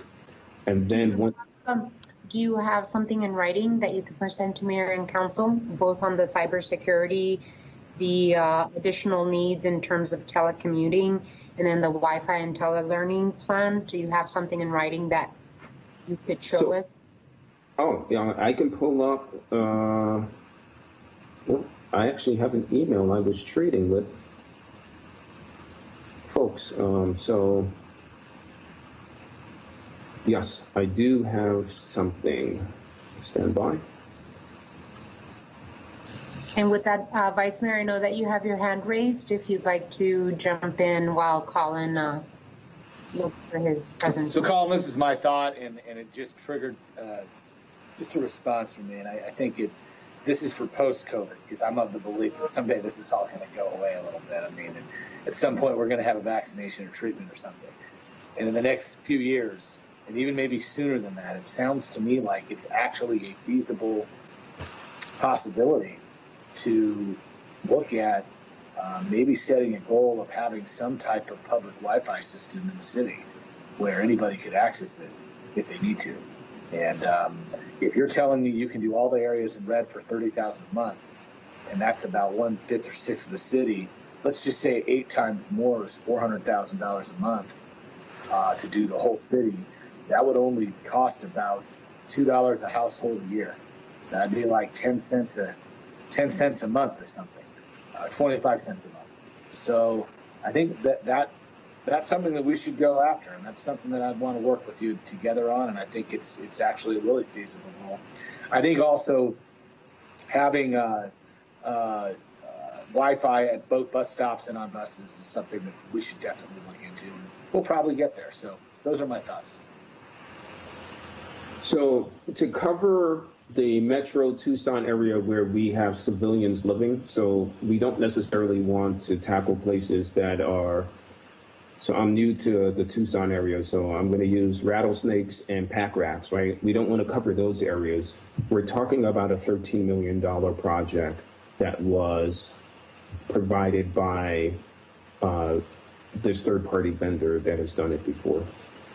And so the proof of concept environment, I'm going to scroll down to the areas that are the most relevant in this. We're looking at the proof of concept, tackling specific parks, Mission Manor Park, Menlo Park, Jesse Owens, Freedom Park. And by tackling those areas, we get really good, valuable information. And once we get that information and we're able to tweak the deployment strategy, it's now a question of the vendor being able to pull permits very quickly, and how many bucket trucks of people can they get in the Tucson area in order to get it done. So we have estimated that if the vendor is able to get each crew deploying 3 access points a day, we will have a completion date that is well ahead of the end of the year. So we are pitching for October, November to be the finish line when we complete the project. I don't know if Vice Mayor Cunningham, you have additional questions. I see your hand up again, but no, I was just I'm sorry, I'll lower that, but yes, like I said, 13 million up front and 300,000 to 400,000 a year for maintenance is a good investment for Tucson. Just saying. All right. So, if I may, Colin, I'm just thinking that I don't know. I have a lot of questions about the timeline and how we get this and deploy this entirely out in time for us to be able to put it to good work, especially, kids are starting school online in August. And so I have a lot of questions about the timeline to get this out. This is a big project, and I totally understand that we need to make sure that we put that cybersecurity enhancements to work. But I would also like to see how you're going to make that happen. What's the timeline for that? And then the timeline for this Wi-Fi. I just wonder if additional information and planning and schedules should be sent to Mayor and Council before we assign completely these funds from the strategic plan. Yes, Mr. Mayor, Manager. maybe I can help. So, and I apologize if my memo wasn't clear. What I was trying to do was give you an outline of some thoughts. We had heard from you as a council and you, Mayor, as well, about a lot of these areas. And so what I've asked the staff to do is put together ideas on how we could accomplish and launch. If you are interested in this particular area, because we burned up a lot of time today doing this, we can come back to you on August 11th with a specific conversation around this. So I'm not necessarily needing you to give me specific direction. The intent was to really present it to you, start thinking about what this could look like. We've made a lot of inroads with the existing dollars that were allocated. Hence we're having these types of meetings now. But this is the next level. This is the next conversation that we can have as a community. And so this is an opportunity. So Mayor, with your permission, we can schedule this for the August 11th meeting, and we'll make this a specific conversation. And then at that point, between now and then, we can provide you more info. And if the council would like to provide us direction, then you can certainly do it then. I would love that. I think that some of us had, including Councilmember Fimbres, had some questions on how we expended the previous $3 million allocated from the CARE strategic plan. I see that Councilmember Santa Cruz has her hand up, and then Council. Yeah. So Colin, again, thank you so much, and City Manager, for trying to think, outside the box on this. I think we're all pretty committed in wanting to have, broadband throughout the city that's accessible to folks, that's free to, free to the public. So thank you so much for that. I think part of our concern with the school year starting is that we know that there are still families that what's the point of having Wi-Fi if you still don't have the tool, you know, to be able to do school online? So if there was a way to that we have maybe some of the tablets or the laptops that have a hotspot for the next 2 years, you know, to kind of help folks in that immediate need for the school year. So if like that $750K that we had allocated from the beginning maybe be used for like the immediate need as we're thinking of setting up the infrastructure for the next, you know, the next 12 months and on. I think that might be helpful for some of us.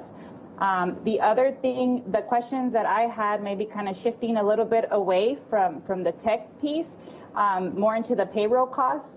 I wanted to know if there's any way for you to share, City Manager, a breakdown of how each department is receiving the payroll related costs through our CARES funds.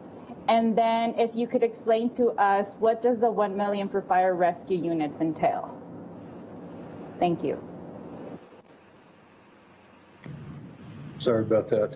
So absolutely, Councilmember Santa Cruz, just so that you know, on the payroll reimbursement, we aren't, I mean, we've tracked it obviously because we're wanting to make sure that we comply with the guidance, but those departments don't get that money. That's not an allocation that goes to them. It's basically dollars that reimburse the general fund for that expense. Okay, so I just want to make sure, but we'll get you the breakdown of how we actually have that. And by the way, we have breakdown for all of this, so we'll get all that to you. And I know, let me see, I know that Chief Ryan is on the call as well. And you're referring to the fire department additional rescue units? Yeah, the $1 million. So these are, and Chuck, I know you're on, you can add to this.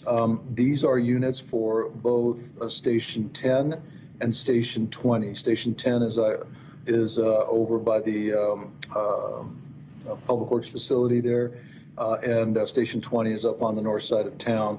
And these are specific to COVID-related areas or units that, or I'm sorry, stations that we've seen a high incidence of COVID calls. And so we have suggested that we put in a rescue unit in each of those. We initially, I don't mind telling you, had thought we could get reimbursed from FEMA for that. And when we explored that and actually pushed the envelope on it, FEMA pushed back and said that because it is not exclusively COVID related, they aren't going to play with us.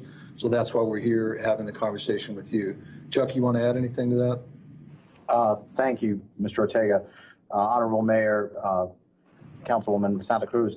So these two units, the rescue trucks as we call them, are pickup style vehicles. They're staffed by a firefighter and a paramedic, and they would be serving, as Mr. Ortega referenced, primarily the south and west sides out of Station 10, and then the Grant and Oracle corridor out of Station 5. Those are two hotspots, if you will, for us with respect to our COVID-related responses. And so these units being in service will take some burden off of the other units that are already running somewhere upwards of 15 to 18 calls in a 24-hour period already. I apologize. I said 20. Thanks, Chuck. It's Station 5. I apologize. No. The unit would be housed. I'm sorry, I misspoke. The unit would be housed at Station 20, but would service the areas primarily in that Grant and Oracle Quarter, Station 5 and Station 8. Mr. Manager, this particular piece of the conversation is informational, right? It's for discussion for Mayor and Council. You were not expecting a direction? Sure, appreciate feedback. If this is, I don't necessarily need absolute direction. I will tell you on that particular item, if there is interest on the part of the council, we'd sure like to put those in service soon. But the rest of the conversation really is feedback from you, just doing exactly what we're doing, which is talking through what our thoughts are, what our ideas are, and doing it as a team. But any direction you want to provide us, we're ready to receive, Mayor. Mayor, I have a comment and my raise hand button doesn't work. Oh, I'm so sorry. Go ahead, Councilmember Lee. I'm going to fix it after we get on. It's funny, the tech person's tech doesn't work, but that's how it always is. Just a quick note to Councilmember Santa Cruz's comment about the devices. Hopefully, there'll be funding available through the school district and through the state to make sure that the students are enabled. But I completely understand what she's talking about there. We can have all the Wi-Fi in the world, but if there's nothing to utilize with that, but hopefully, I've heard that there are some Chromebooks that might be coming out, so that would be great. And I just wanted to ensure that with what we've talked about today, that and coming back on the 11th, there's no delays that are going to impact IT in terms of moving forward with their project. Is that correct, Mr. Ortega, with what you've heard? Because I know that they're moving well with the Wi-Fi. Mayor, Councilmember Lee, that's a good point. Obviously, coming back, it will, quote, delay kickstarting this. But I know that Colin has really worked closely with our vendor, short of spending money. Colin, are we able to continue working down the path, but not painting the council in a corner for the August 11th conversation? What does it do, I guess, is the question. What does it do to the scheduling? So today we have the vendor line up. We have a statement of work where they're going to do an assessment. And then they're aiming to start at the beginning of August.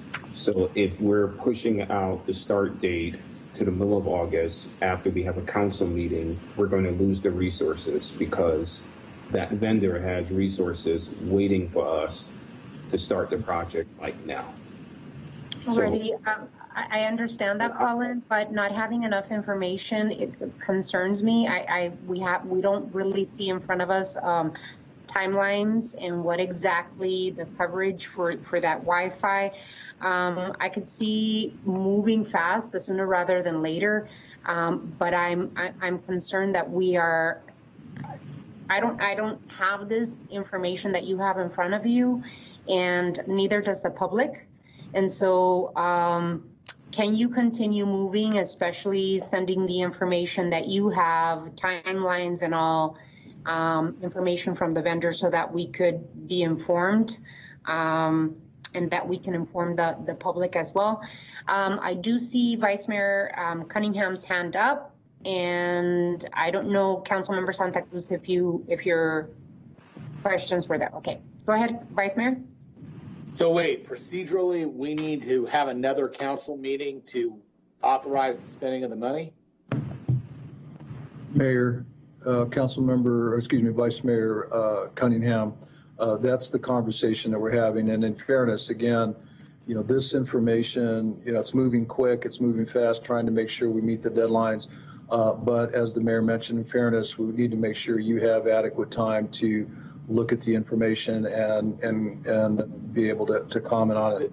What I will do working with Colin is see what we can do to keep the project alive so that we aren't paying. Again, I don't want to put you in a position where you don't have a choice. I mean, I want to make sure that you have an opportunity to continue down. That's all. Look, we're supposed to open the schools on August 10th. We have, this is again, we're right back into what we started the whole meeting about. We're right back into getting bogged down into procedure stuff when we have to be moving fast. So I don't know if I'm actually not comfortable delaying. I'm actually more comfortable saying, look, just get it done. The only thing I need to know is this, Colin, if we start this process now, does this put us a step close? We can use the infrastructure we build in this project to eventually do citywide Wi-Fi, correct? That is correct. So this is a sound investment no matter what.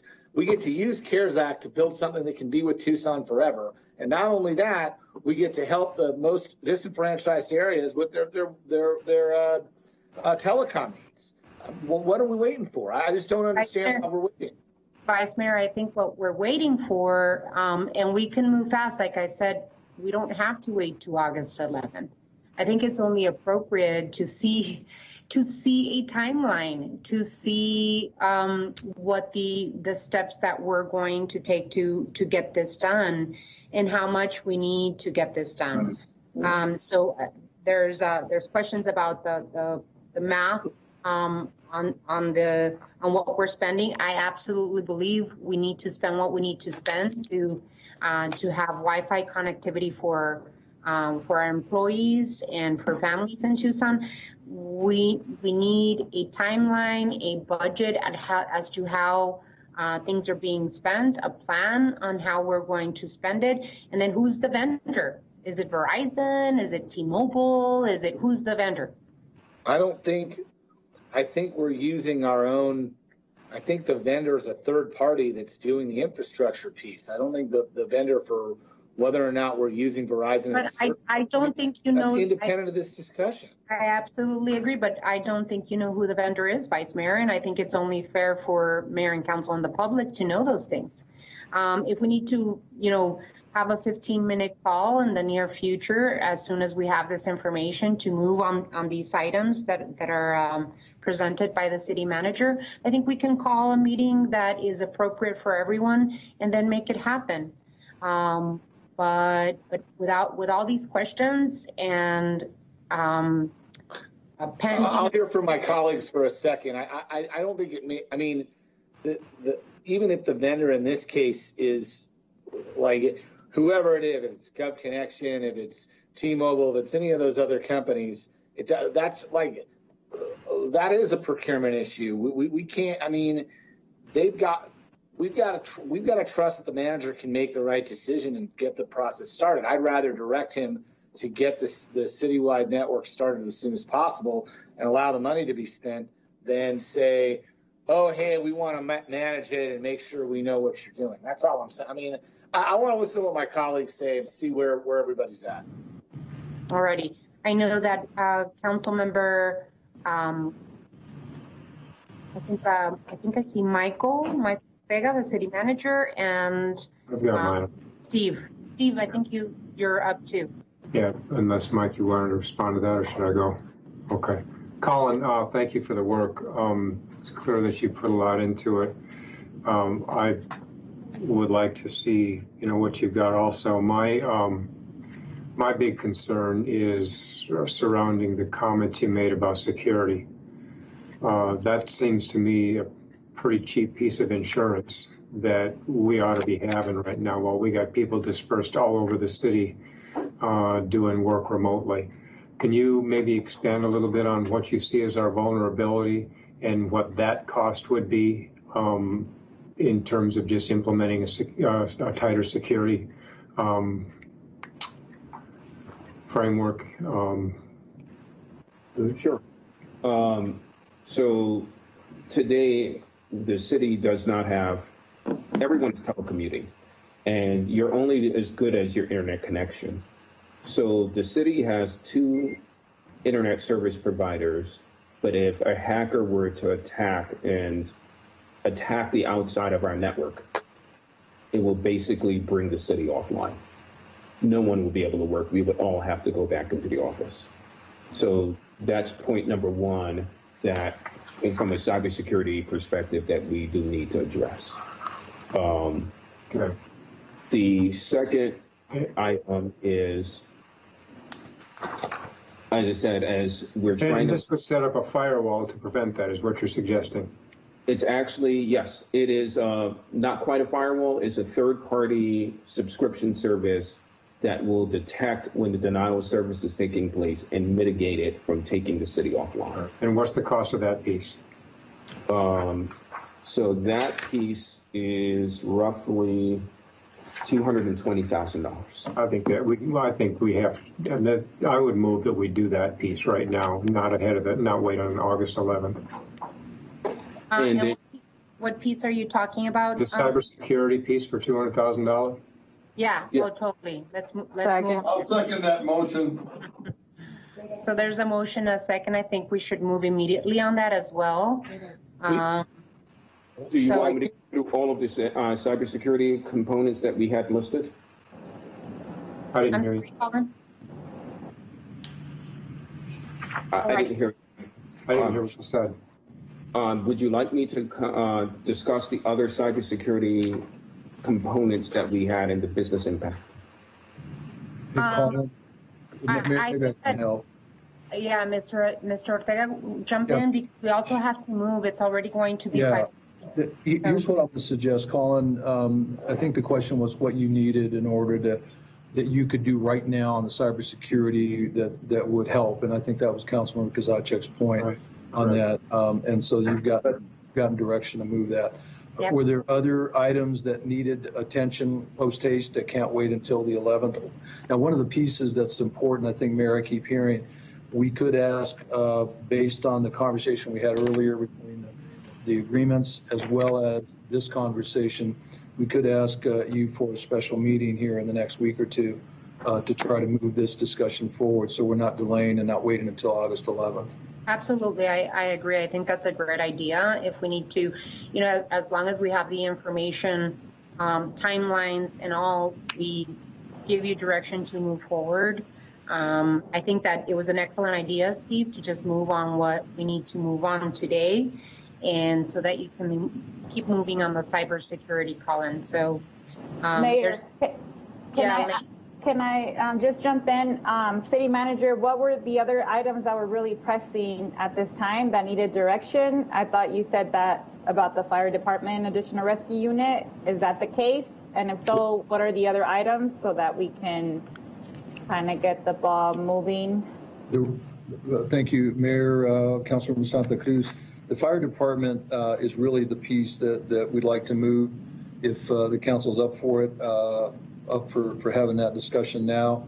The others, and Joyce, I know you're on, you can jump in, but I think the others can wait until we have more discussion. That was the one that we were hoping to get some discussion on, or at least some direction on what your thoughts were. I'll move the fire item. Okay. And I'll second that motion also. We got to vote on one at a time, I think. I think so. We got two motions. We have a live motion on the floor. So the motion to move on Steve's recommendation, cybersecurity, there's a motion and a second. All those in favor signify by saying aye. Aye. Aye. Any opposed? Motion carries. And then there's a motion for the EMS public safety response portion. There is a motion by the Vice Mayor. Was there a second? Did I hear a second? Yes, I seconded, Madam Mayor. That was Councilmember Fimbres. All those in favor signify by saying aye. Aye. Aye. Any opposed? Motion carries. All righty. Let's make sure that we continue the conversation. Again, like I said, we could always have a 15-minute call once we have the information on everything else, so that we can keep on moving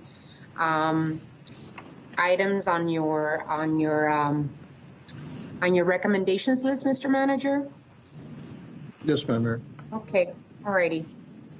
Did you want to touch base anything else on this item? I think we need to move towards item 4. I'm not comfortable. I'm not comfortable. I don't want to have another meeting. This is a no-brainer. I don't understand what we're waiting for. I'd like to. Do we have to? Can we authorize the manager to execute this, and then we'll review it on the 11th, and we can take it back? I mean, don't we have built-in requirements on our contracts anyway? I just don't understand why we wouldn't start this process at least. Because here's what I'm really worried about. I think, Mr. Vice Mayor, if we wait too long, we'll lose our CARES money. No, I think, Mr. Vice Mayor, I think it's only appropriate, and I think the city manager has said that he's fine with what we've done so far. It's only appropriate to have adequate information as we move forward as mayor and council. It's the only thing responsible that we can do. And as long as city manager Ortega feels comfortable, we can always come back, have a 15, 20 minute, 30 minute agenda, and give them additional direction for this and other pieces of the Strategic CARES Act funds. So, it's appropriate, and the city manager has previously said and just stated that it was okay to proceed. So, Mr. Manager, I'm going to make the motion. I want to make the motion that we authorize this. I'm making the motion. I'm not going to. I don't care if I don't get a second. I don't care. I'm making the motion. Authorize what? I want to authorize the manager to oversee the start of citywide Wi-Fi now. Colin raised his hand. Can I offer a suggestion which will meet us somewhere in the middle? Because my concern is if we're waiting to have another meeting, more or less this project is dead. I have an assessment that I have to have lined up, which is going to take me 2 weeks. There's the proof of concept environment that's going to take them literally 4 weeks in order to get done. And then the rest of this is supposed to finish in November.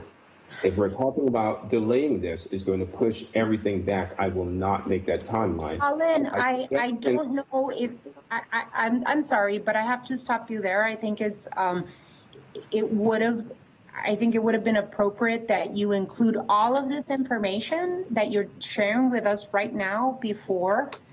And this is just information that is appropriate for the community and mayor and council to have beforehand. We want to move on this. We want to move on this quickly. And city manager has mentioned that he can keep you moving on this project. And I just think it's appropriate, Colin. It's right now we're just hearing about these things from you. It's appropriate for you to have submitted all of this information for mayor and council and the public to have had in front of us to make a informed decision for us to move forward. I was not told by the city manager or anyone else that you had these type of short timelines to move forward with this. I was not. And so I think it's unfair for us to be told this right now from you and not have complete information that will help us make an informed decision to move forward. So, Mr. Manager? Mayor, members of the council, as I mentioned, That's our next department. this is part of the conversation, and this is what I think we've evolved to, is having these discussions, trying to solve some of these issues as they come up. And I will tell you that I have directed the staff to move hard. So I'm the one that owns that. It's not Colin's fault, it's mine. When we're trying to get these things done, we have short timelines, et cetera. I will work, let me figure out a way to keep the project moving as best we can. I will ask you then, Mayor, to call a special meeting in the near term and figure out a way that we can provide you the information you need. We do have a lot of information. Some of it's been provided. It sounds like the timelines is one that is not, and we'll certainly make sure that that is included so that you're clear on where we're headed and what we're and you know how to get to that place. I think we all want the same thing, and I know and I appreciate the sensitivity of the additional dollars because you know we do have other needs. And I know that the council has struggled with that, and I appreciate that and try to be sensitive to that. So again, just trying to push this forward, and if we stub our toe, I'll own that. We'll continue to move down the path, and we'll get you all back together, and we can have more discussion. Thank you, Mr. Manager. Do we have opportunity to speak, to move on to item 4? And then we have a couple more items. So we have item 4, which is staff has an update on the 911 Communication Center retrofit project. Mr. City Manager. Yes, Mayor, members of the council, we'll make this very, very quick. You had asked for an update on the project, which is the 911 retrofit expansion. Quick background on that for you. We had talked about. We have a motion waiting for a second right now. Oh, excuse me.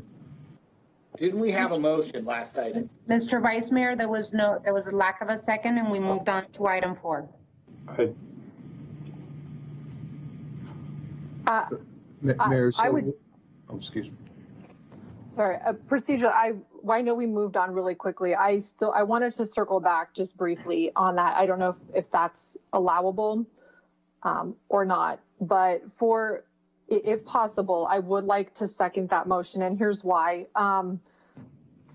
The timeline, we voted on a lot of things as mayor and council that have been frameworks and ideas and things that haven't had timelines. And I think that this is something that we all agree needs to be done and that our city needs. So I would like to second it. I would like to make sure that there are no risks to the project, because I do feel like there are some risks that we might not completely understand right now if we don't empower people to go ahead and move forward. So I personally would love to see the plans, but I don't want us seeing the plans in another meeting to be an impediment or a risk to us being able to execute this project. So for that reason, I would like to second the vice mayor's motion and be able to consider that. Okay, I know that Mike Rankin has his hand up. Mike, did you want to say something? So Mayor, I had raised my hand a little while back to say we need to get moving on this and moving on the agenda here and either take action on this issue or not. So the motion was made. It wasn't called for dying for lack of second. So I think, there can be a second to the motion, but we need to move on and take action or not one way or another on this item.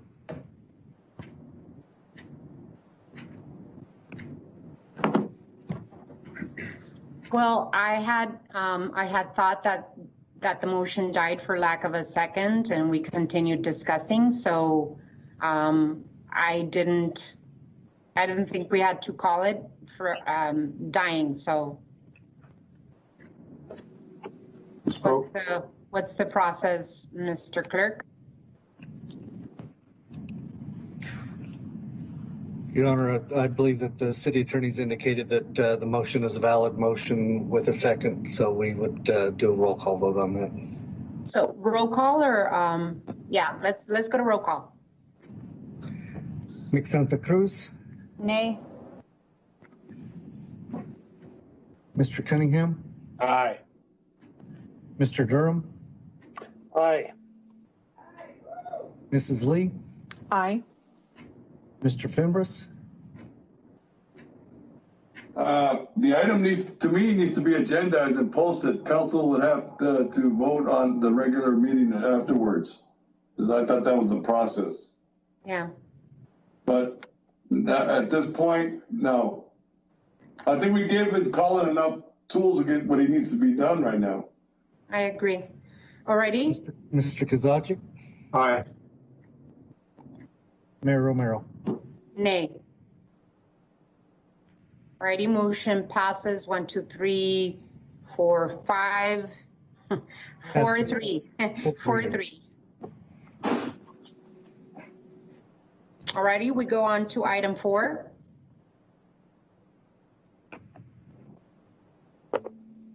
Okay, Mayor, we'll make this quick. This is the update on the 911. I've got Carlos on track here to make a very brief update. The question that you had was, number one, status, and number two, how do we fast forward this and move this and get this project done? So, Carlos, I'll turn it over to you.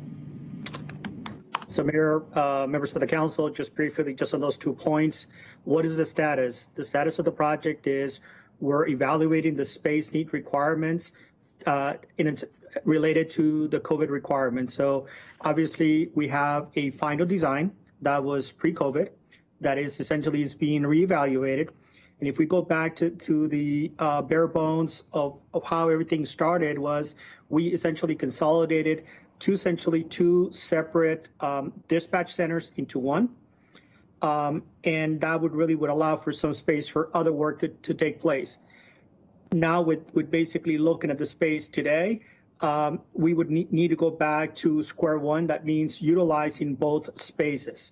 Okay, so what we're looking at that is based on the new space requirements. At first was let's concentrate everything on one side or the east side of essentially of the building.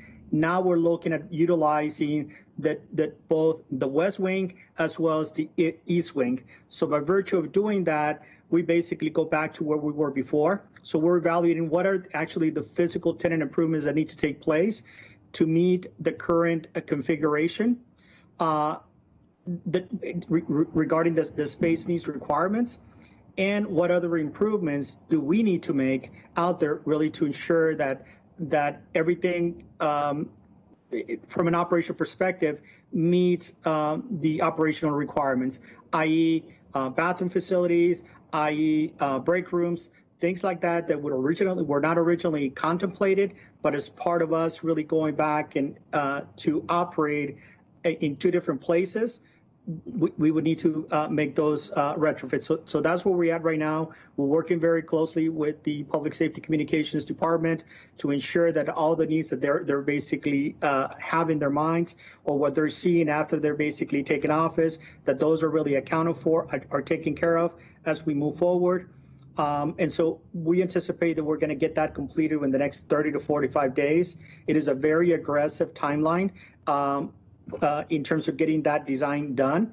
And so afterwards, then we would go back, readjust our budgets, readjust where we're at, and then seek another basically hard bid.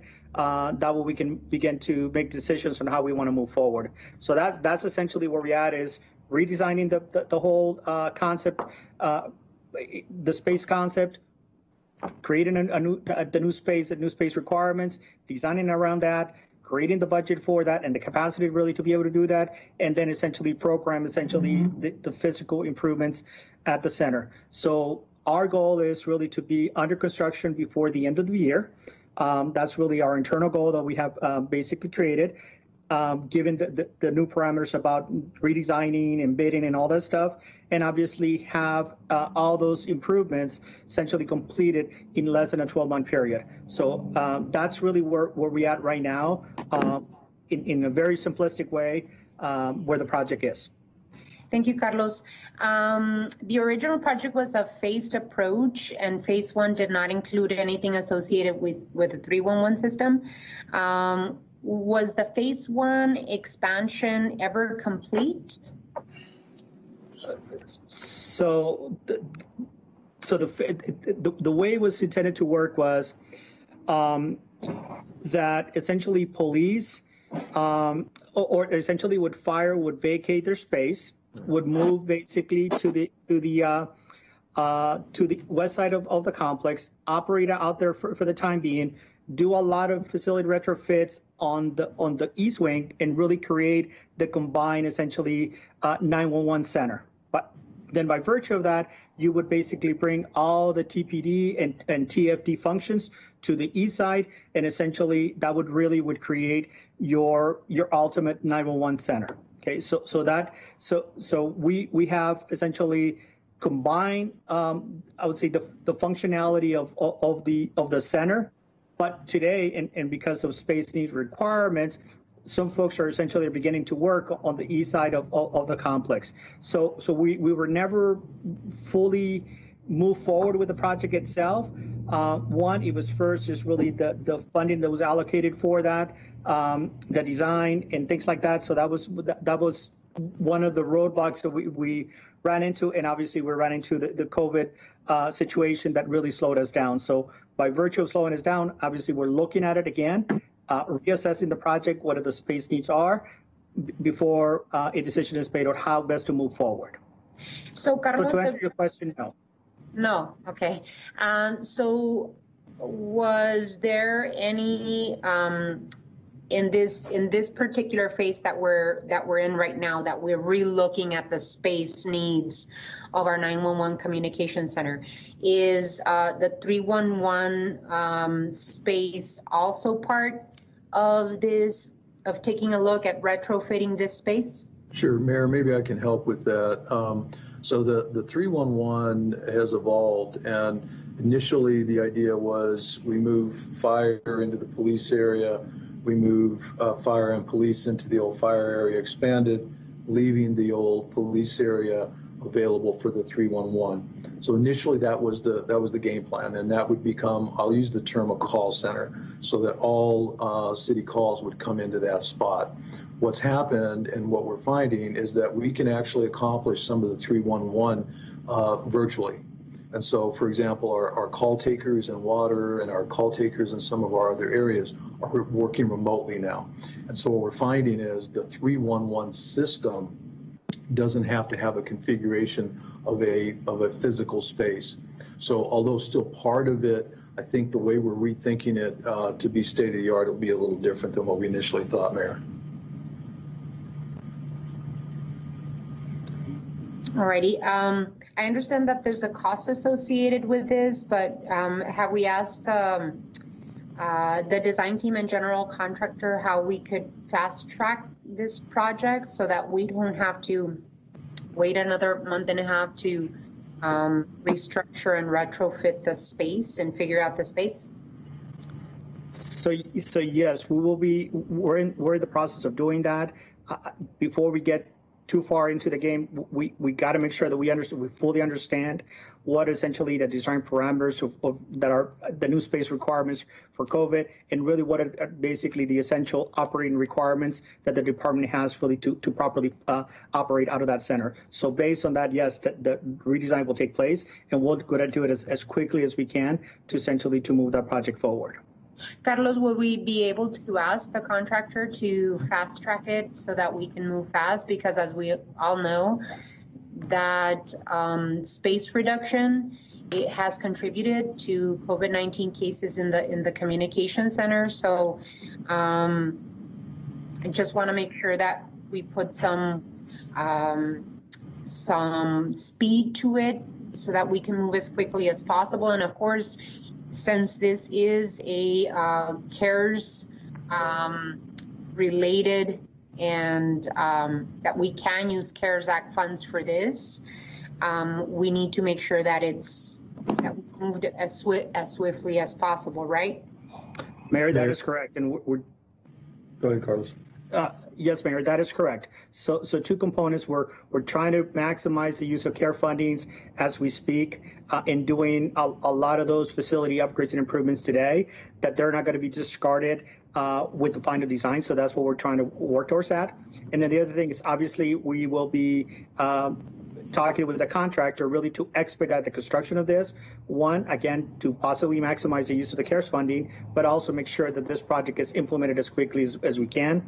And those are some of the things that we continue to evaluate is really, do we need to make some improvements that may not be necessary, knowing that we're going to go back to and operate out of two spaces. So maybe the scope is reduced a little bit, and that way it expedites the construction of the project as well. So there's several factors in there, obviously expediting essentially the work for the contractor, but also possibly reducing the scope of the project, knowing that we're basically going to be operating very similar in nature to what we were before a couple of years ago.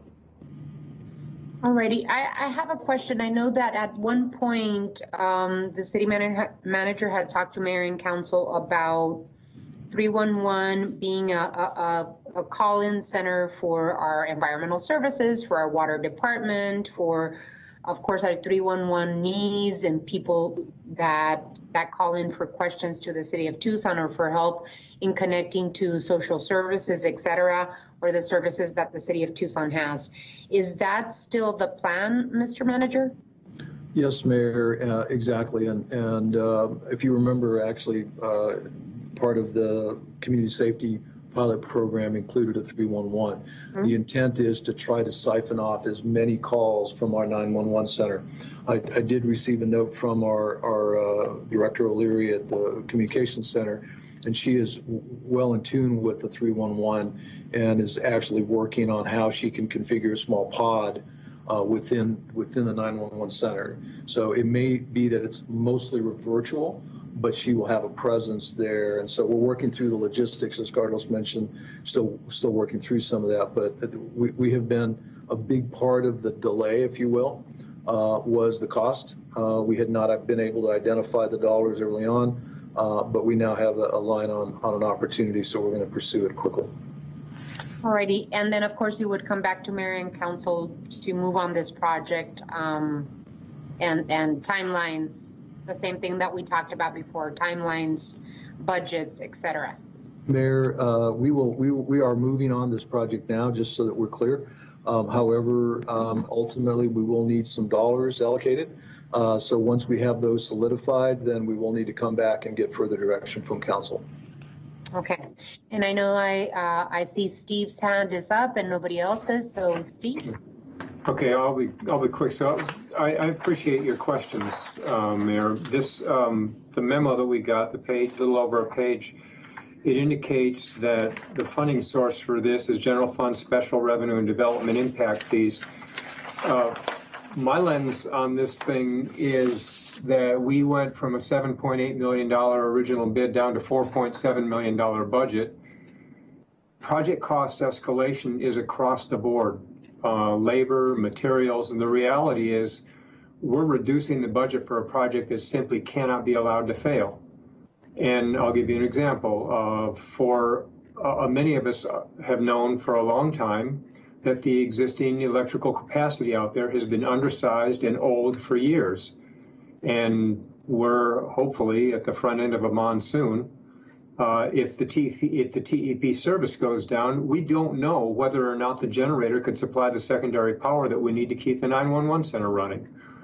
The new design has reduced the seating capacity in the center. I appreciate that a portion of that is for the social distancing needs.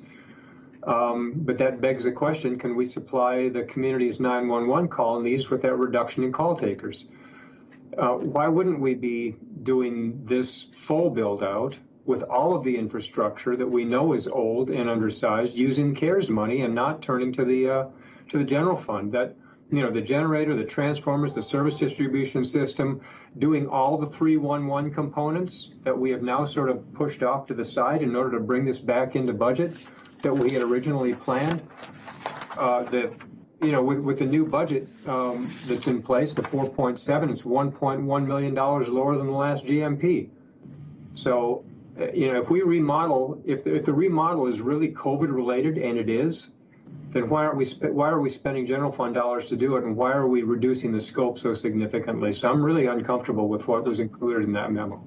Okay, Mayor, let me take a stab at answering some of that. So if you remember, when we first started this discussion, I told you that the 911 center itself is not an eligible expense under the CARES. Okay, so the 911, the only pieces of it that are the expansion, so social distancing, and the redesign cost. Okay, so we still have a gap there in terms of funding. I'll go back and I'll work with the staff and look at those items that Councilman Kosacik just mentioned. Keep in mind that the idea was to utilize that pandemic line item, the reimbursement. If you remember on the financial plan, $5 million that was allocated for pandemic leave. The idea is to reimburse the general fund dollars that I would have otherwise spent on that pandemic leave, using it for one center. That was kind of the plan, so that we would have dollars for this. But what I will do, Mayor and Councilman Kosacik, let me do this with the staff. Disagree with you. I think that there's a variety of issues there. The generator one, and we can look at it and come back to you at the recommendation. I can almost 90%. That's what I'll trust. I think there's a need for that. So if you all can put yourself on mute, and that will help with the feedback. Okay. Thank you. Anyway, I'll just summarizing I don't know what you just said, Mike, but it sounded good twice in the same sentence.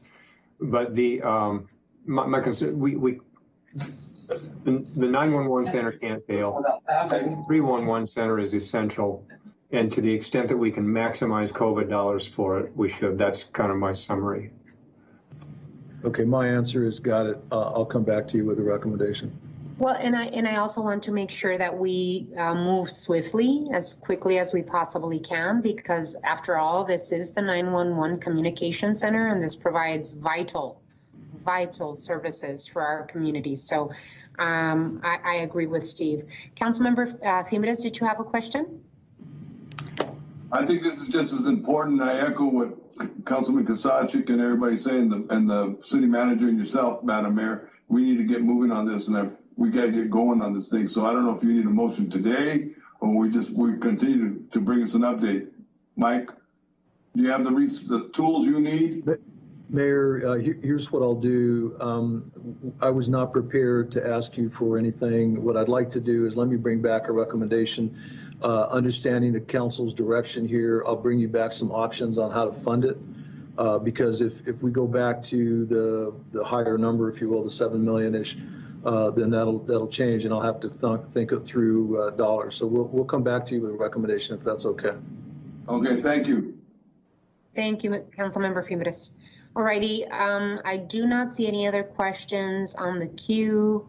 I think we're ready to go to item 5. Item 5, I have requested this item for continued discussion of the framework for community safety pilot program. And I just wanted to open it up with, again, informing the community as to why we moved, Mayor and Council unanimously moved that we move a new framework on community safety, and this is for the community safety pilot program. We moved on immediate changes, and then of course in creating a new community safety pilot program that had a framework that would bring together the following functions, where we had an interdepartmental collaborative for these new community safety pilot program, that this program would be under the auspices and supervision of the city manager, and that we would bring together the administrators or managers of the TC3 program, which is coming out of Tucson Fire, the mental health support team from TPD, that we have the Housing Community Department Director, Liz Morales, and their with the work that they do with homelessness issues. That would include the Housing First Director, and then that it would also include 8 new social workers. Again, like Steve said, right now, the 311 system, which could have the possibility of taking non-emergency calls from the 911 system into the 311 system. And then of course, other components of this framework. And so I wanted to give an opportunity for the city manager to present to us what we have in this program so far, because we have holistically been working on a community safety and wellness within our department. So I wanted to give the opportunity to Joyce and the city manager to talk about this, what we have budgeted so far in this program, and then where we need to go in the future. So with that, Mr. City Manager. Thank you, Mayor. I'll turn it over to Joyce, and the task in front of Joyce really was to identify the dollars that we put forth now on these programs. These, as Mayor, as you outlined, most of these programs already exist, and so we wanted to make sure that the council really has an understanding of the investment that we're already making on these fronts. So Joyce, with that, I'll turn it over to you. Thank you, Mr. Manager and Madam Mayor. I did put together a few slides, but I know that we're running very late, so I can talk really quickly through this. But so that Mayor and Council are aware in the community, we actually in the tentative budget have over $4.6 million as part of this type of program. We have our TC3, or the Tucson Collaborative Community Care, that's $461,000, and there are 4 FTEs. We have the new social workers, which is $691,000, 8 FTEs. The Housing First Coordinator at $102,000, and that's 1 FTE. Housing and Community Development actually has an outreach program at $267,000, 2 FTEs, and 2 contracted workers. And then, of course, we have our Parks Community Safety Program at $769,000, which is 11 FTEs. For just those department programs, that's a total of $2,300,000. 26 full-time equivalents and 2 contracted workers. Now, that's just the city departments. Those are programs within the departments, but we also pay outside agencies for services, community services, mental health. Hey, Joyce. Yes. I'm sorry to interrupt you. Would you mind showing the slides? I think that at least that one slide that has I know that Roger, I think, had them on cue. I think it'd be helpful if you could do that. I think so. Thank you so much for jumping in. Do you Just have that one slide, I think, would be of value there.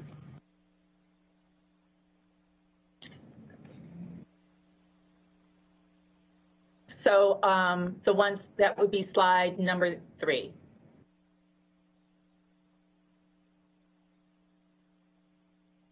One more.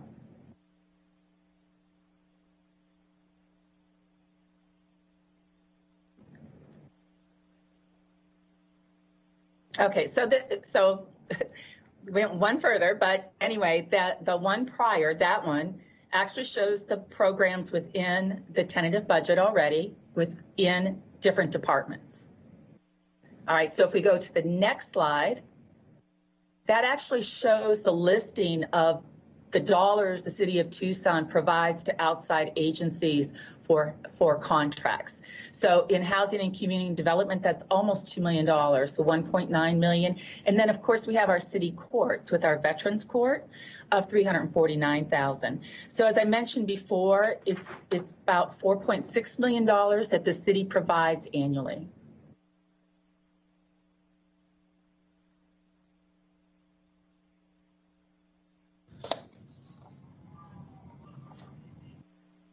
Thank you, Joyce. Did you have additional information to share? No, that's all, Madam Mayor. All right. Thank you so much, Joyce. Thank you so much for putting that slide together. I think with the community safety pilot program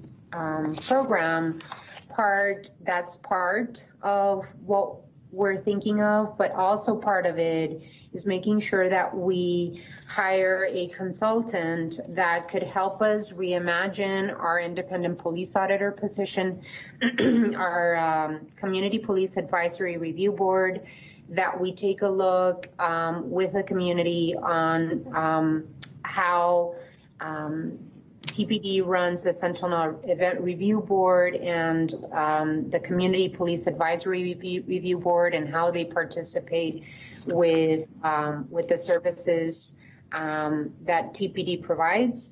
Also, that as part of hiring consultants to help us with those reviews, that we also expand the opportunity for community engagement, because as we said earlier, this is a framework and we want and need additional community input. We've received a lot through the budgeting process this year, and I think that it would serve us well to continue inviting the community in as we continue talking about this project. So with that, I'll open it up to my colleagues on the council. I know that Councilmember Santa Cruz had some input and commentary and questions, and then we'll take it from there. City Manager and Joyce, thank you, Mayor. If y'all could, how have y'all been conceptualizing like the public engagement piece of all of this as we're looking into like what is missing or what is still needed? What are the gaps in this pilot program? Sure. Thank you, Mayor, Councilman Santa Cruz. So as the mayor mentioned, part of the direction in that memorandum that was voted on by the council, that direction was to hire someone, and it was actually listed as Liana Perez, who was our former IPA, our independent police auditor. So I have reached out to her. I do have a draft scope of work. One of the pieces that I've asked her to consider helping us with is that public engagement. She not only has a lot of experience here in Tucson, but now, as you know, she's part of the National Association of Civilian Oversight of Law Enforcement. So she brings that. She's also partnering with a gentleman, and I'll be able to share a little more on that as soon as I'm able to solidify the relationship there. But I'm very pleased because it will give us that credibility but the logistics of how we get out and have those conversations. Okay. Thank you, City Manager. So with that, with the background that the mayor just kind of included, I would like to move that we continue to discuss this community safety pilot program on August 11th at the study session. That at that meeting, we formally discuss the approaches of how we plan to roll out the ongoing public engagement campaign with the community. And that the discussion include, but not limited to, how do we have a phased-in approach to implement this community safety pilot program? the function and consideration for updating the Community Police Advisory Review Board, the function and considerations for updating the Independent Police Auditor, the overview of the Sentinel Review Board, update on the consultant, which you just mentioned, to assist with leading and managing an inclusive community engagement, and then just the organizational structure within the city of what this new community safety program could look like. Second. Also, okay, most in a second. Mayor, Councilman Santa Cruz, if you don't mind sending me your notes on that, I'd sure appreciate it. Thank you. I will. I think you're muted, Mayor. Thank you. Thank you so much. I really appreciate the input. Any additional questions? I don't see any other hands up. So let's move forward with all those in favor of the motion signify by saying aye. Aye. Aye. Any opposed? Motion carries 7-0. We move on to item 6. Mr. City Manager. Because you were muted. Mayor, No, I sorry. didn't. I can't unmute. It happens only for a second. Councilmember Durham, we could hear you just fine now. Yeah, we could hear you, Councilmember Durham. Alrighty, keep going, Mr. Ortega. Mayor, this is the financial update. And what we would suggest is that it's late. This was just an overview of where and how we expect to report to you to keep you in real time. Happy to go over that if the council wants to hear it. Otherwise, we can skip it and do it again on the 11th. Again, it's really more about keeping you in real time on the information, but happy to have that discussion now if you'd like. Send us an email. I think that it would be perfectly okay if we have this finance update on the 11th, Mr. Manager. Okay. Mayor, I'd be happy to do that. In the meantime, we'll send you some information to keep, again, I'm trying to keep you in real time on this so that you're able to react to whatever we're seeing in terms of revenues as well as some of the other issues. Thank you, Mayor. Absolutely. Thank you, Mr. Manager. Item 7 is state and national legislation for regional committees for discussion. And I see Andrew Greenhill. Andrew? Thank you, Honorable Mayor, members of the council. Also, in the interest of time, I'll point out that I responded to a number of questions from Councilmember Fimbres and including one from Councilmember Santa Cruz's office. Those were sent to the mayor and council by email yesterday. Just for the latest today, I just want to make sure mayor and council know that negotiations in Washington related to the next stimulus package began today. Right now, the discussion is among Republicans in the Senate and the administration.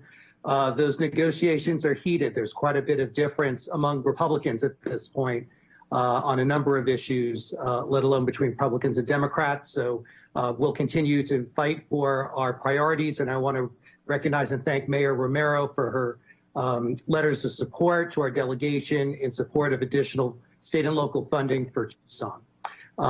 In addition, I also want to note that just some news today from the state capitol.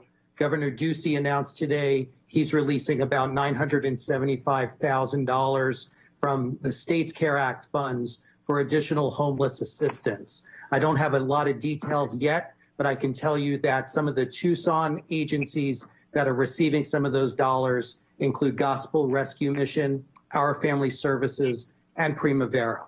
When I get more information, I will send that by email to your offices. With that, I'm happy to answer questions. Thank you, Andrew. I really appreciate the discussion and appreciate your help with the federal communications with our congressional offices. So with that, just in the interest of time, we will move on to the next item. Thank you, Andrew. Does anyone have items to be removed from consent agenda? Hearing none, we move on to item 9. Does anyone have items for future agendas? And I will call this study session adjourned. I will give you a 10-minute break to run to the restroom, do what you need to do, and we will see each other here in 10 minutes. Thank you all so much.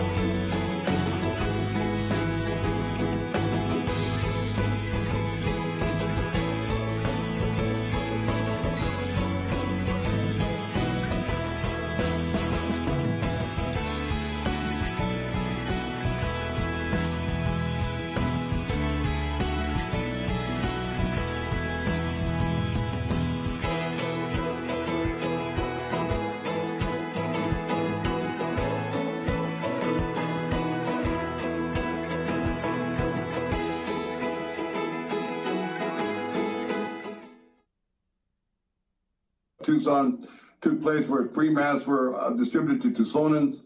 Ward 5 site was the parking lot at the El Pueblo Senior Center, and we distributed over 8,000 masks, all those that were allotted. Thanks to the work of the city staff, my office, and volunteers, Masked Up Tucson was a success. First, I would like to thank the city staff who were involved in the setup, coordination, and mass distribution at the Ward 5 site. Manager's office was Andy Squire, Lane Mandel, Martha Lockhart. Parks was Tim Tamur, Terry Noritsky, Lupita Johnson, Ray Parkman, Miguel Sandoval, Julicio Galindo. Tucson Fire was Mike Garcia, and the police chief, Fire Chief Chuck Ryan. EGSD was Rene Romero, David Vivaldi. PIO team was Letty Barsuto, Michael Coliani. Move Tucson was Mallory Ray Parker. I also want to thank the city manager, Mike Ortega, for getting us masks for distribution to the good citizens of Tucson. This will help save lives. I want to thank staff members from the Southern Arizona office of the 2020 U.S. Census for their help with the Ward 5 Mask Up event. Maria Vianney Valdez Cardenas, Juliana Zamaro, Naya Win, Najin, William Ward, and Bill Finch. I also want to thank my Ward 5 staff, Mark Kerr, Lupita Robles, Mark Kerr. They prayed again. Mary Kuchar for their work of the event with community outreach and helping to staff the event and distributed the 8,000 masks. Today, we've distributed over 10,000 masks from the previous allotment that we had. We've been giving out to a lot of the faith-based churches. I also want to thank the Ward 5 event and all those that got help and the colleagues on the council who also did the events. Be heard and be counted, and you fill out your 2020 U.S. Census questionnaire. This helps our community to receive our fair share of federal funds, as well as to help to make decisions on roads, schools, hospitals, and public programs. Responses are confidential, and they are received by you and other homes across Tucson. Is compiled to produce statistics for Tucson. The city of Tucson response rate is filling out. The 2020 census still has room for improvement. Be heard and be counted. If you have filled out your U.S. Census, go find 10 friends and family members and get them to fill out their census forms. For more information, you go online to 2020census.gov. Thank you, Madam Mayor.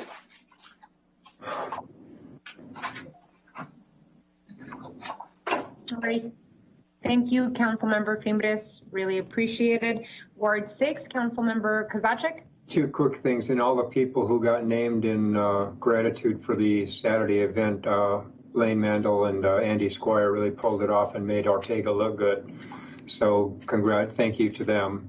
And also piggybacking on what Richard just said about the census, today the Trump administration issued an executive order that makes it, that says if you're here undocumented, you can't fill out the census. That will be thrown out as unconstitutional, but the fact that it's going to have such a chilling effect means that we have really got to put out a full court press on getting people to send the census in. It's just, as everyone knows, is critical for the tens of millions of dollars that are going to be allocated or not to our jurisdiction over the next decade. So unfortunately, the guy's trying to run the clock out and scare people from filing, and it really kind of shifts the burden to us to really up our game. Mm-hmm.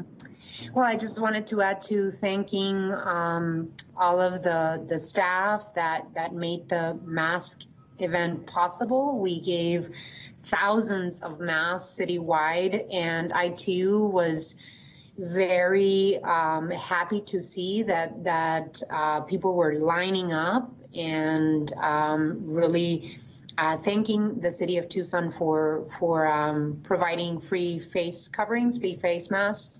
And so I want to thank the city manager and his team, Lane Mandel, and others that help with the logistics. I also want to thank Councilmember Durham for hosting my team at Donna Liggins Center, and really to his staff as well for putting such a great event together as well. We did give out census information to each and every person that picked up a mask on Saturday. And again, I want to add my voice to encouraging Tucsonans to quickly get online to census.gov and fill out their census. It takes 10 to 15 minutes. and the information is absolutely confidential and not shared with any other federal agencies. So I agree, we need to do everything we possibly can to push on Tucsonans answering the census, because we're lagging behind other cities and the county as well. So that is not good for anywhere from political representation to funds sent to our city that pay for road improvements and transit, as well as housing and homelessness, and lots of very important issues. So I encourage every Tucsonan to fill out the census. With that, item 4. City Manager's Report, Summary of Current Events. City Manager's communication number 221, dated July 21st, is received into and made part of the record. This time has been scheduled to allow the City Manager to report on current events. Mr. Manager. Thank you, Mayor, for the opportunity. I do have a few things actually to report. First, I wanted to let you know that last week, Jeff Yates, our Finance Director, and Joyce Garland, our CFO, and Tim Tomier, who's doing double duty, and I presented to the rating agencies. And the reason this is a big deal is because you remember you authorized us to sell about $114 million in bonds, and that rating agency presentation is a key part of that. I want to just tell you that the story Tucson, Arizona has resonates with the agencies. As you know, we've seen an uptick in our rating over the last several years. They like the fact that the council thinks sustainably and long term. So we went over our 5-year projection with them, and they were pleased. Also wanted to reiterate, I won't go into all the names, but certainly Lane Mandel and Andy Squire knocked out of the park, and Councilman Kozachik's right. They make us look good, make me look good. But thank you all. I think that the demand exceeded our expectations, quite frankly. I know that Councilmember Santa Cruz mentioned that they were lining up at 6:30 in the morning ready to receive their mass, so that's a great thing. Just very quickly, through the leadership of Councilmembers Durham, Lee, and Kozachik, we had a PDS, or Plan of Development Services, stakeholder meeting on Friday.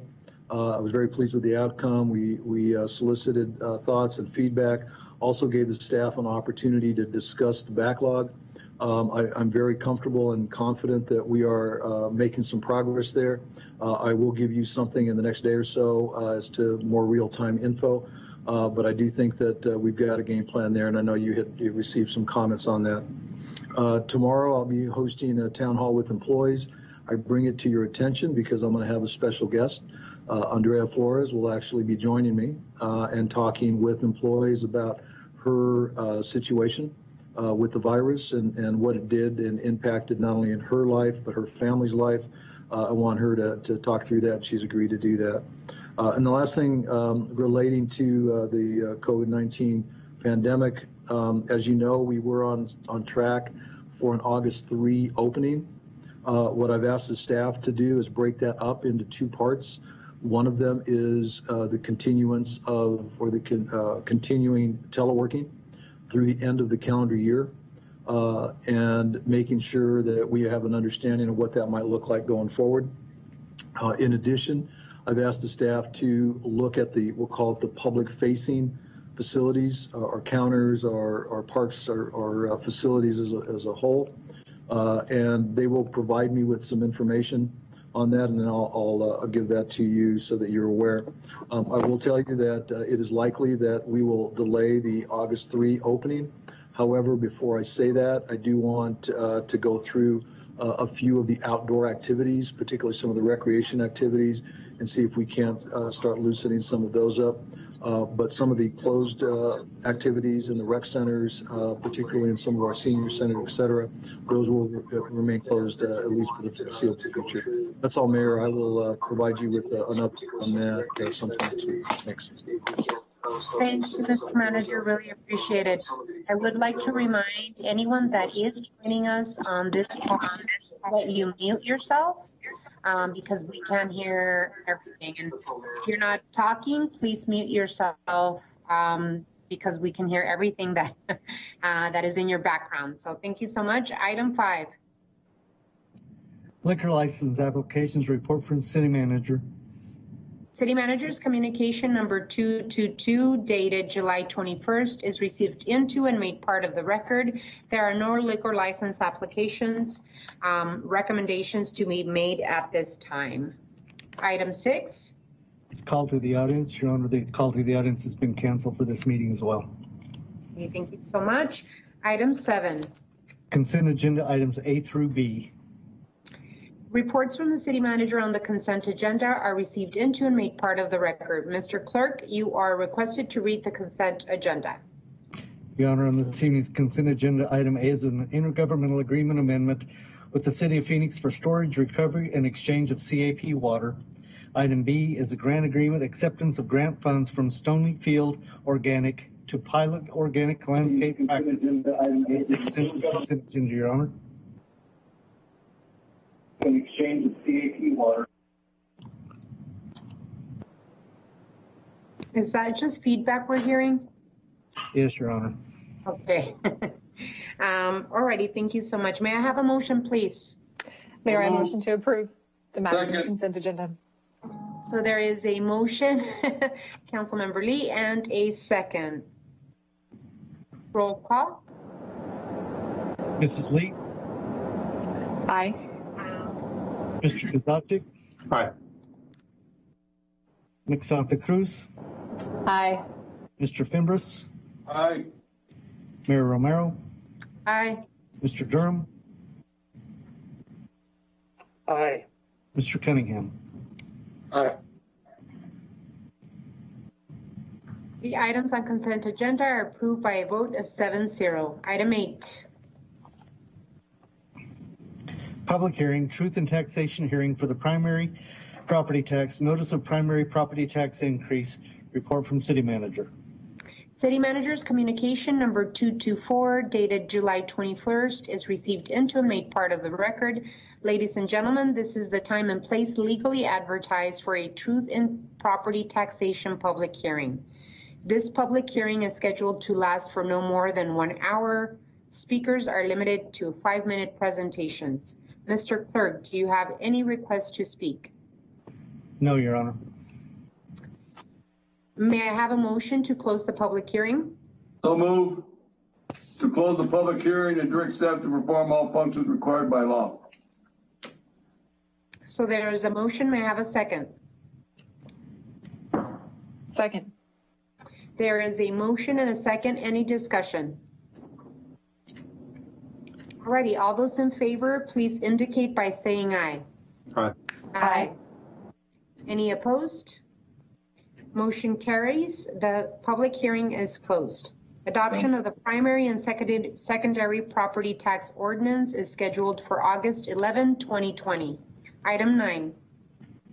Public hearing, 2021 budget is tentatively adopted on June 30th, 2020. Hearing. City Manager's communication 225 dated July 21st is received into and made part of the record. Ladies and gentlemen, this is the time and place legally advertised for a public hearing on the budget as tentatively adopted on June 30th, 2020.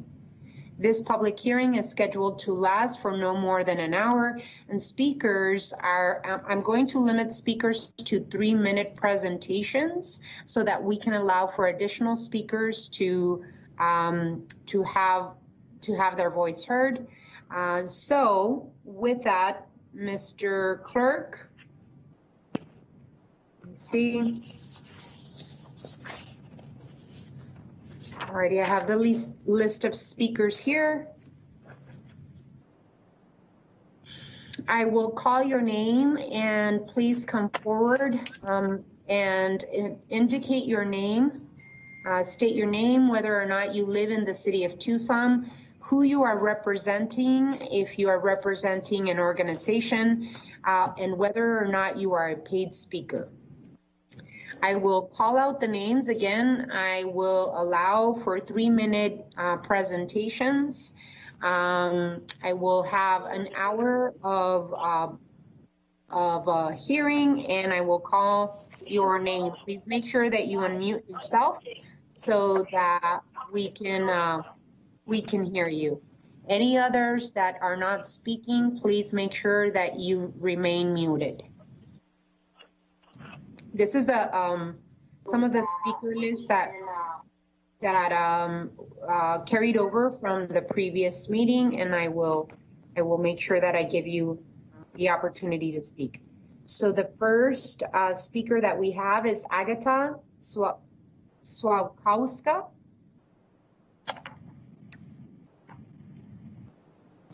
She's on, Your Honor. Agata Swałkowska. If you can unmute yourself, you have 3 minutes. Hello. Hi there. Hi. Sorry, I was trying to unmute myself unsuccessfully. Thank you so much for giving the public a chance to weigh in on the budget, which, as has been noted many times, I agree with the mayor, is a moral document. So, Honorable Mayor and esteemed council members, my name is Agata Swałkowska. I'm an unpaid speaker and resident of Ward 3, unaffiliated. I'm calling today to ask a question about the process of changing the proposed city budget. It seems like it's too late, but is it possible for a council member to explain to us in layman's terms the procedure, timeline, and accountability involved? I'm sorry, we cannot respond to your request, but you can, it's a public hearing, so you're not allowed to respond. I understand.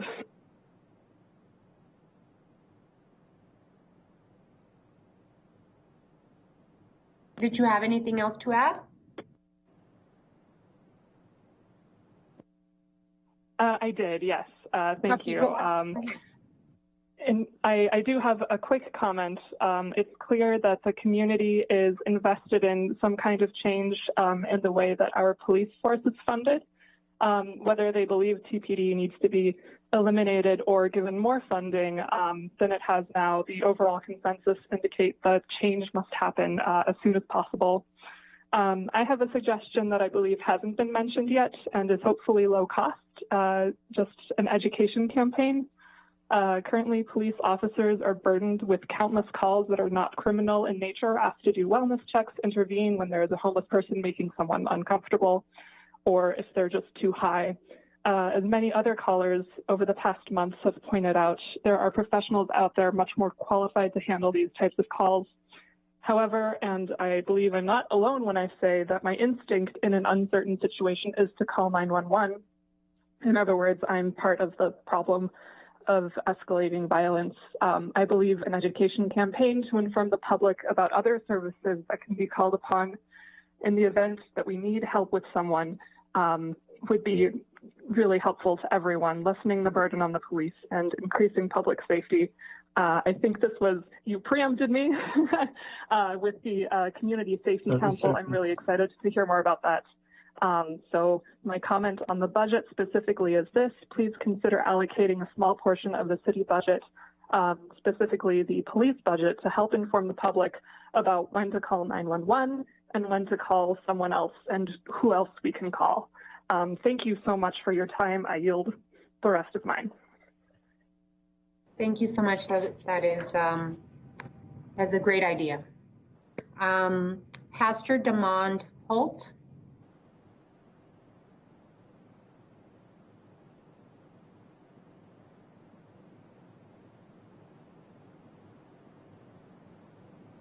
Mr. Clerk, do we have a Demond Holt? Does not appear to be on, Your Honor. Okay.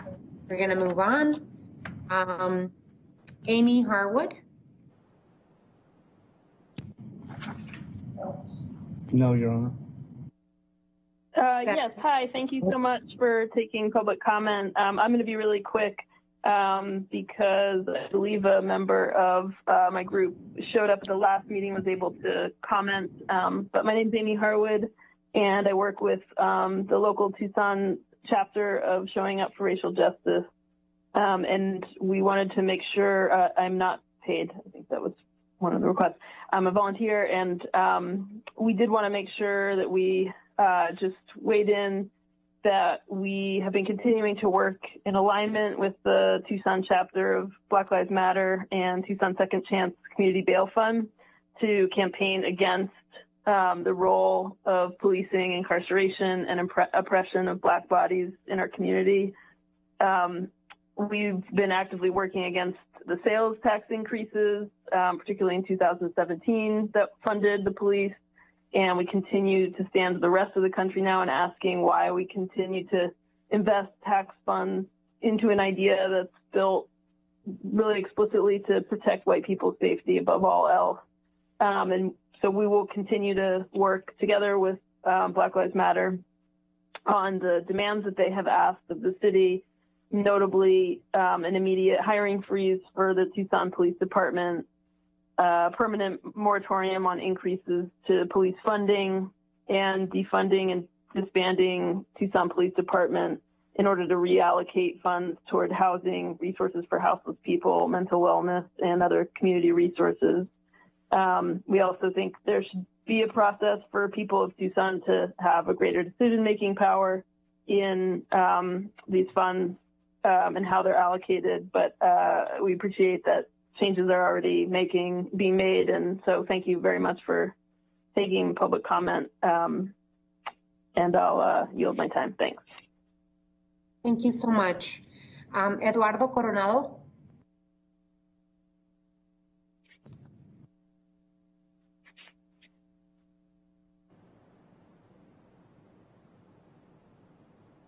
Eduardo Coronado.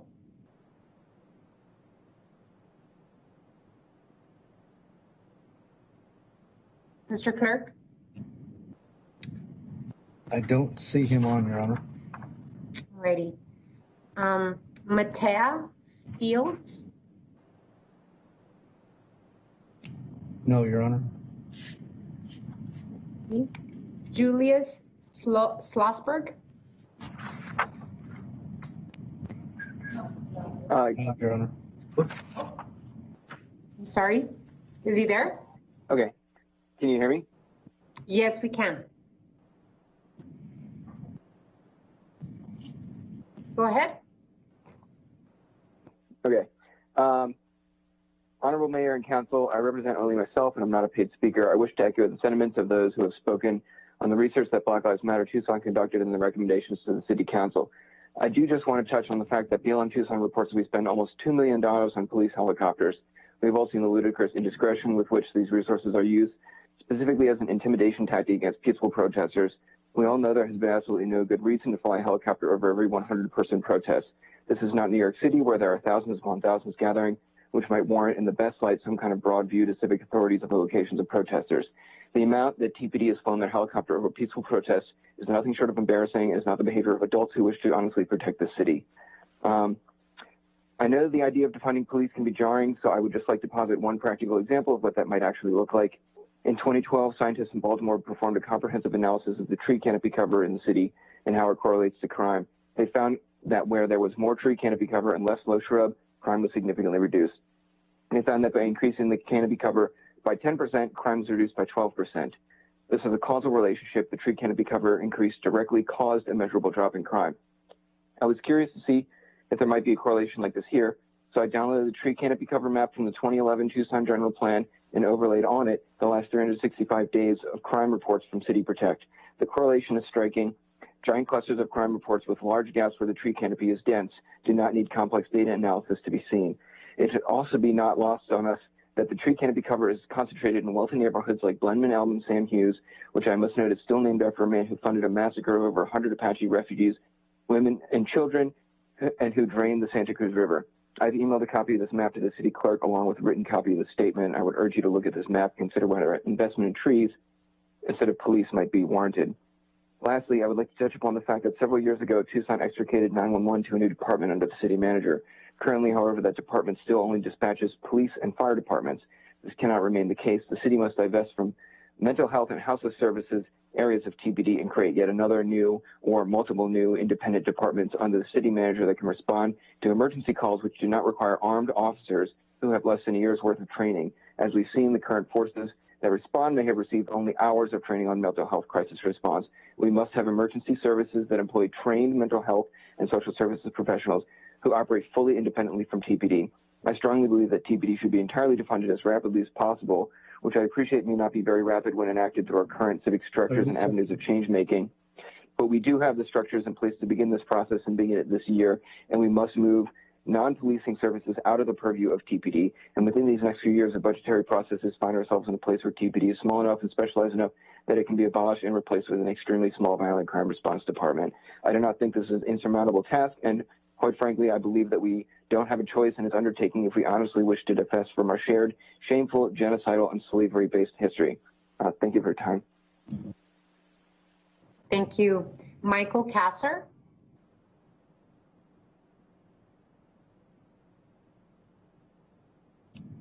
No, Your Honor. Lorenzo Simmons? No, Your Honor. Orion Whitlatch? Yes.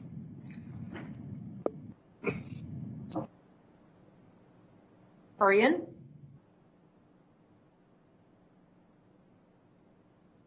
If you're on the phone, I think you have to press *6 to unmute yourself.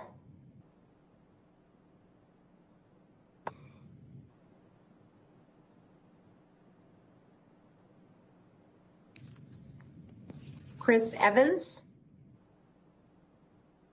No, Your Honor. Jacob Barr? No, Your Honor. Mary Evangeliste? No, Your Honor. Nicole Miller? No, Your Honor. Aaron Kama? Yes, Your Honor. Aaron, if you're on the phone, you have to press *6 to unmute yourself. Aaron? Hello? Okay, we can hear. You can hear me? Yes. Hello? Yes, we can hear you. You have 3 minutes. Okay, thank you. My name is Aaron Kamek, Tucson, Arizona resident. I live in Ward 6. I'm representing myself. I'm an unpaid speaker. I live in a Section 8 housing project.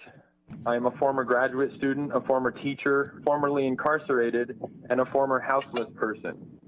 I am also a drug addict in recovery with today 1 year, 2 months, and 13 days clean and sober. My goal is to share from the perspective of people who are part of our communities but rarely heard in forums such as these. But first, a few facts. As of July 18th this year, 46% of the entire country's prison population is made up of inmates convicted of drug-related offenses. That is to say, almost half of our prison population is comprised of something that ought to be treated as a health issue. On the other hand, if we were to combine homicide, burglary, larceny, kidnapping, aggravated assault, robbery, sex offenses, counterfeit, embezzlement, extortion, fraud, and bribery, we find only 28.5% of the prison populations. We continue to funnel money into a punitive system which is particularly oppressive to Black people, people of color, and other stigmatized communities. I could speak at length about my personal experiences with law enforcement while living in Tucson, but I've got 3 minutes, so a couple quick examples. I've watched the police, in responding to the death of a good friend of mine to a drug overdose, leave after hearing she was houseless and an addict. I've watched correctional officers laugh at a young inmate having a grand mal seizure after begging for his medication and receiving no aid. I've watched corrections officers encourage inmates to beat each other up. I've watched them actively participate in jail politics. I've watched a corrections officer murder an elderly Black man by throwing him on his back while 8 corrections officers watched. Then I watched the jail report the story to the media as an unruly inmate meeting his deserved but unfortunate end. I've had an officer train his gun on me while I was unarmed, on my knees with my hands on my head, obviously starving, fatigued, and in need of medical attention. In a system which permits these things, how can we expect recovery, healing, lower recidivism rates? I know that it was not until I was out of the penal system that I could begin my recovery, and it's a miracle I found any support at all in the wildly underfunded community solutions that are available. I implore you all, don't join the legion of complacent policymakers who support terrible inequities and disproportionate abuse. Don't be another self-interested politician whose only gestures are of the performative variety and not at all substantial. Don't operate out of fear. Some people have their peace. Some people are protected and served by the institutions which exist, but because not all people have that peace and protection, because not all lives are treated as though they matter, you must do what is in your power to abolish these long-standing systemic webs of oppression and authoritarianism. My thoughts and best wishes are with you as you deliberate. I yield the rest of my time. Thank you so much. Lauren Gray McCullough. No, Your Honor. Leaf Novak. No, Your Honor. Hello, can you hear me now? Oh, is this Lauren? Yes, this is Lauren McCullough. Lauren, we can hear you. You have 3 minutes. Great, thank you. Yes, I am unpaid. I am representing myself. I am just calling in. You know, I didn't prepare anything, and I'm very impressed with the calls that I've heard previously, quoting statistics, citing historic inequities and current problems with our funding. And I'm not going to take up much of your time. I'm just going to echo those concerns. The biggest one being for me, you know, the helicopters, honestly, they're just, I've asked this question of mayor and council before. What is the return on investment for the helicopters?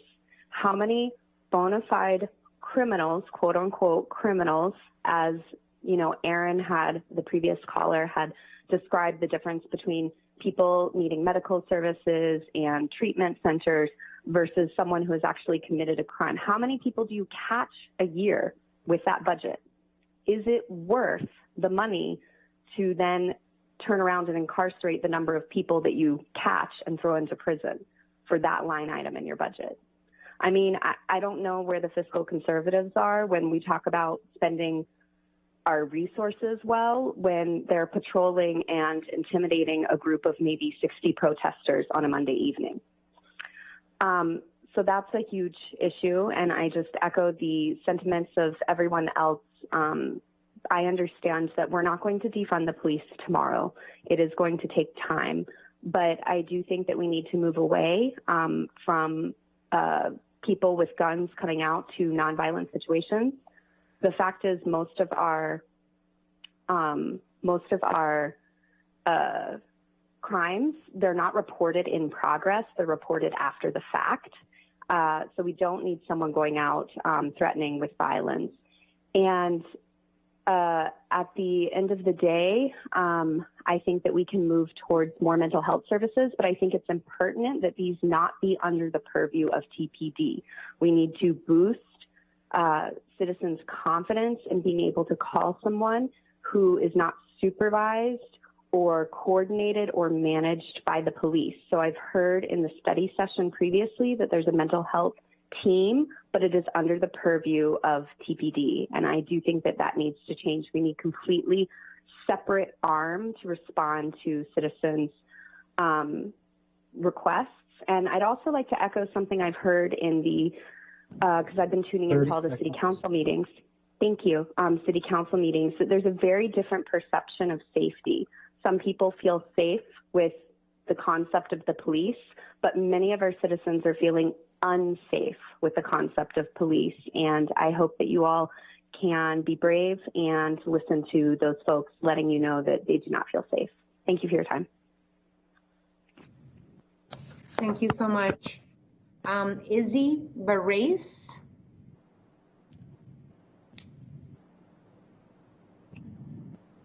No, Your Honor. Lee Urias. No, Your Honor. No. Lee? Can you hear me? Yeah, can you hear me? Yes, we can. Okay. Hi, my name is Lee. I'm calling from South Tucson.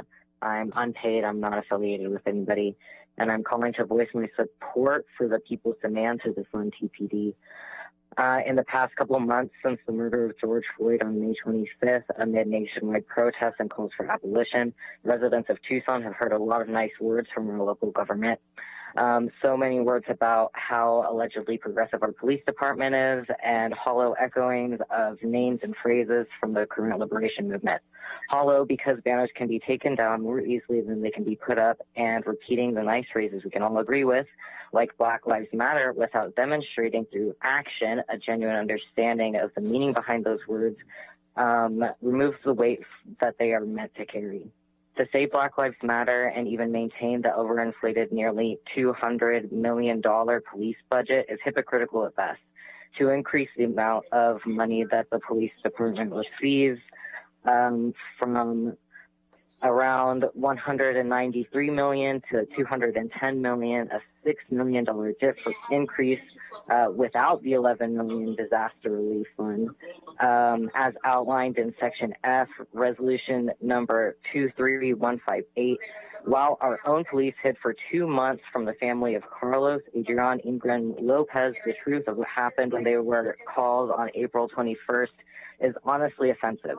To phrase calls for police abolition as defunding public safety purposely obfuscates the issues we who are calling for it are trying to address, so let me be clear. The so-called public safety department is discriminatory when determining who is included in the public whose safety it is their duty to protect. We want for even those who are often dehumanized to be considered a member of the public whose safety is worth protecting, and we want to protect it by redirecting funds towards the goal of nourishing the public and meeting their needs, rather than sending in a team to punish them for the result of needs going unmet. We have tried reform, and people are still dying while people who claim to be protecting them continue to stand around and ignore their desperate cries. It's honestly past time to either try something new or admit that certain lives that which will continue to be lost, be it at the hands or by the negligence of police, don't actually matter to you. If you want to claim progressivism, take responsibility for the role Tucson has played in the violent law enforcement culture in this country. I'm looking straight at Vortec here. Thank you. And step up with concrete action to change that. To a degree which reflects the severity of the issue that is systemic devaluing of marginalized lives, which far too often leads to death. Carlos, Adrian, Ingram Lopez, Presente, I yield my time. Thank you. Thank you. Pamela Woods?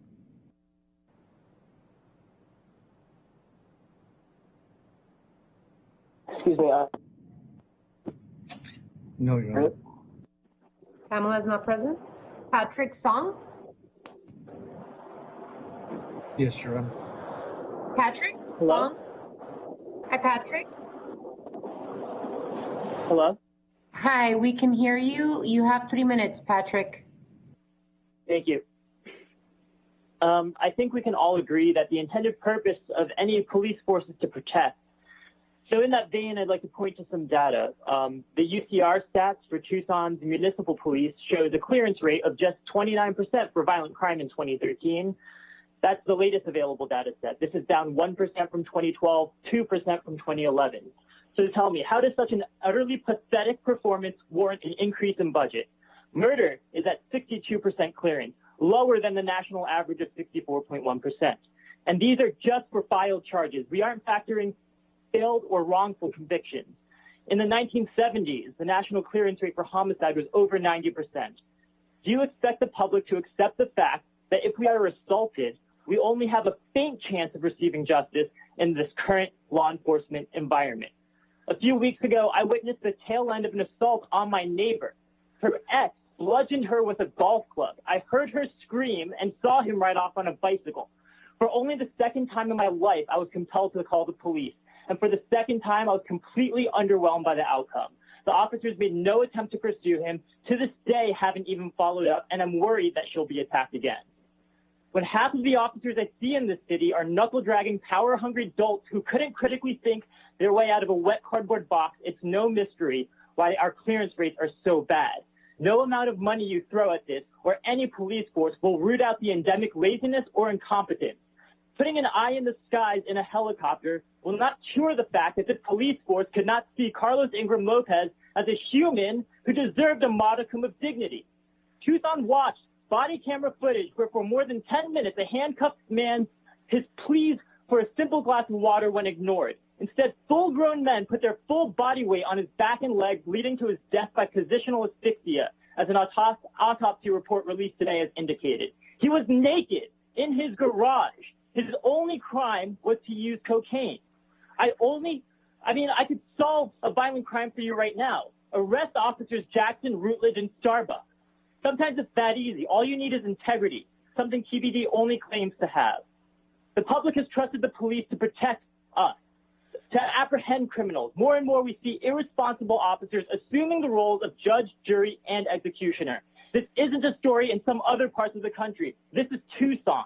Law enforcement praise themselves as heroes, but if their wish is to be lauded by the public as such, they're deluded. We don't recognize the authority of those who have no regard for human life. Their public image is the portrait of an indignant cowardice, of thugs with no interest in upholding the virtues of justice or true peace. The statistics I mentioned earlier only underscore this. That Kevin Kubitsky is credibly accused of serially raping his own daughter for years and may be promoted to county sheriff is emblematic of how wayward law enforcement has strayed from any semblance of performing with decency, let alone valor. Kat Shoiguha, I think it is. I'm sorry if I completely ruined your name, Kat.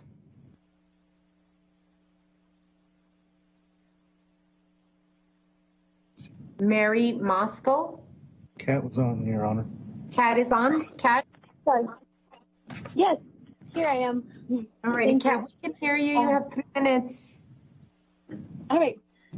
Good evening. I am an unpaid, unaffiliated speaker. My name is Kat Freelove, and my legal name is Katie Choyawa. I'm a resident of the city of Tucson and a graduate of the Oro Valley Teen Police Academy. Let us be reminded that these are the traditional lands of the Thana-O'odham and Paskayaki peoples, who are the rightful peoples of these lands. I, a descendant of biracial settlers, served the public for years, teaching all ages of children in several public schools.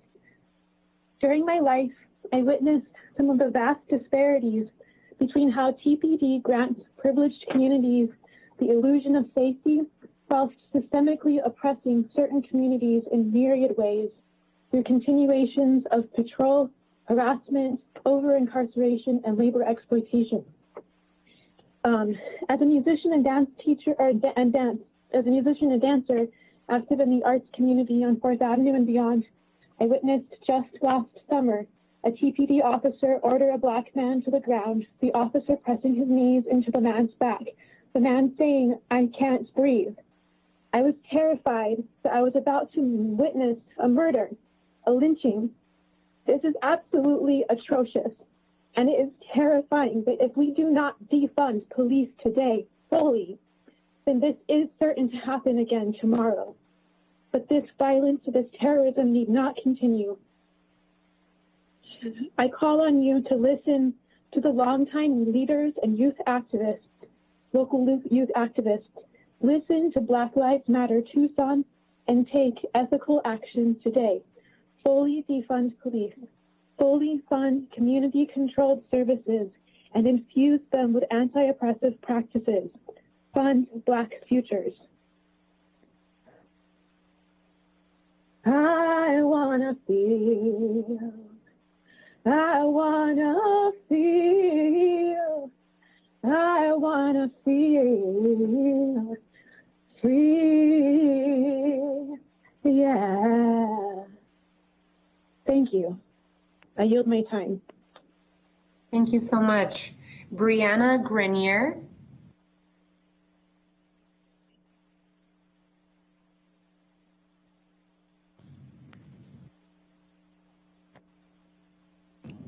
She's not, Your Honor.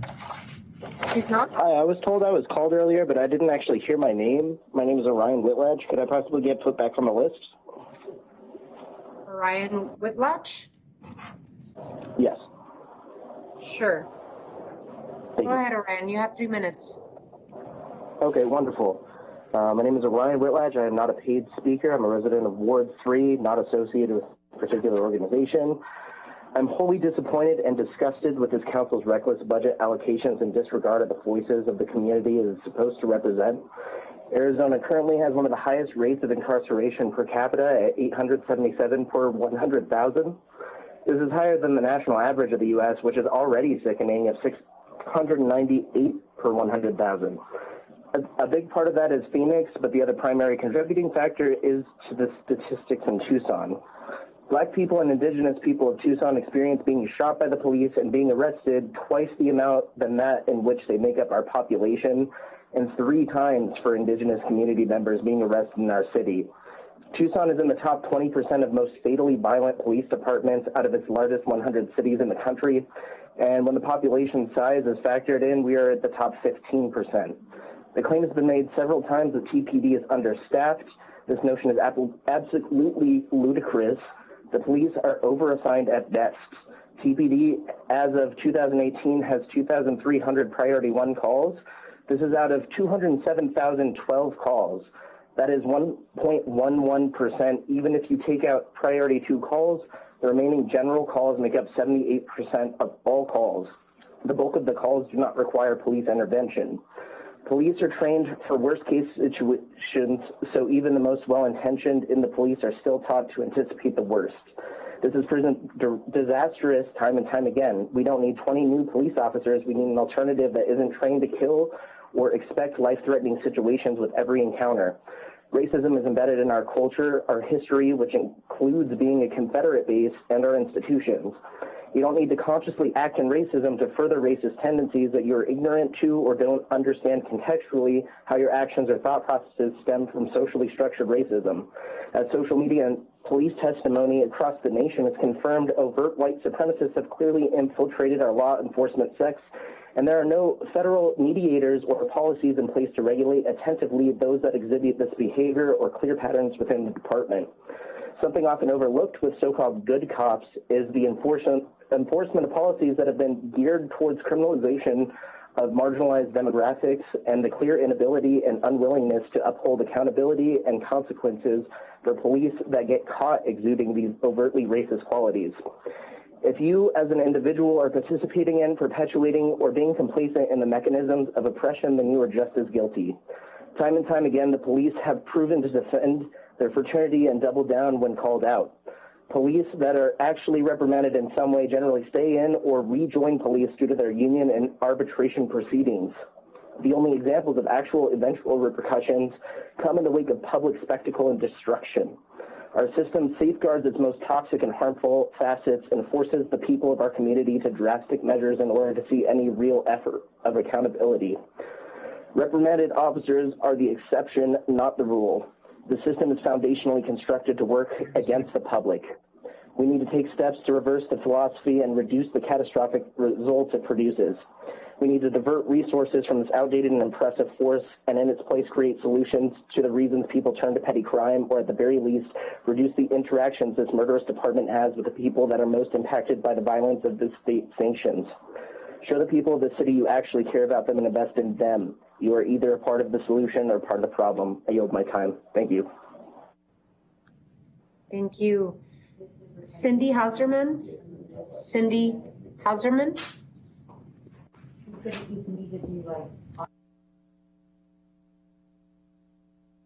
Don't see her, you're on.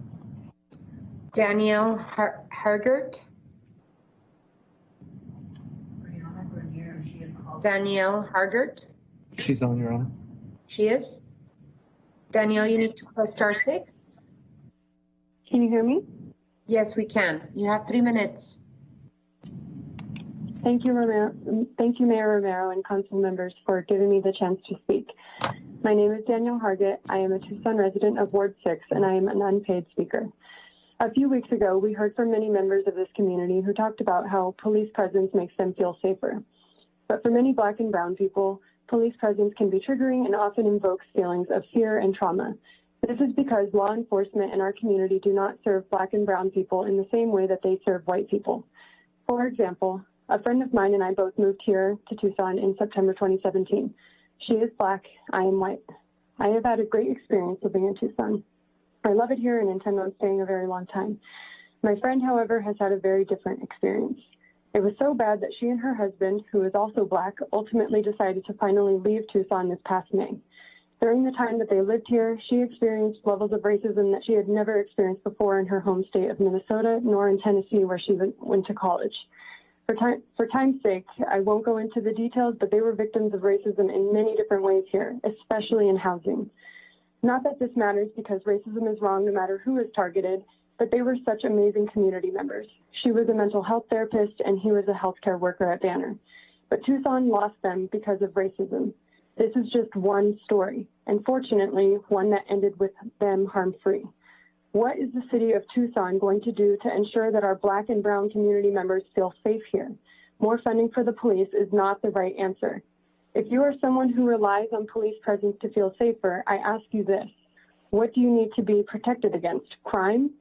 A 2017 study from researchers at Louisiana State University and the University of Michigan actually finds that less proactive policing results in less crime.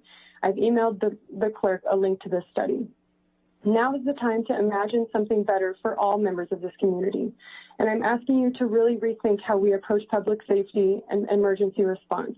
Policing does not stop crime. Law enforcement is designed to catch criminals, quote unquote, criminals after crimes have been committed. It's time to move towards a preventative approach to community issues. Ensuring our community's needs are met will prevent problems related to crime and homelessness, among other issues. I'm calling on you, Mayor Romero, and council members to take a step in the right direction by reallocating funds from TPD's proposed budget to the investment in affordable housing, culturally competent mental health care, employment, and other social services in ways that directly target the problems of public safety. Thank you. I hope that you listen to and really consider the lived experiences of Tucson's Black and brown community members when finalizing decisions related to the city's budget. Thank you for your time. Thank you so much. Mary Moskal? Mary Moskal?